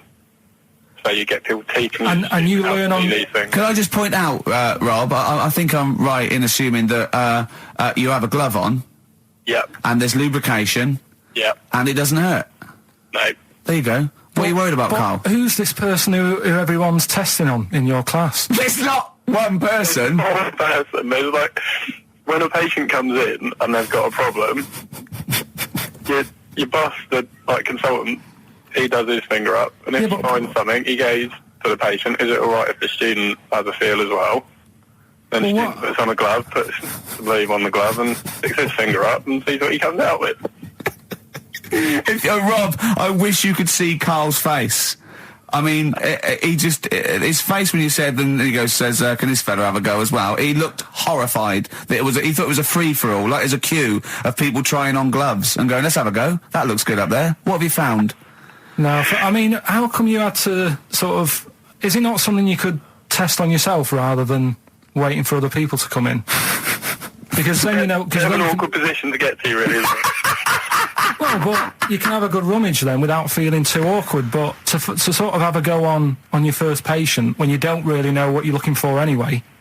Do you know what I mean? Never really thought about it.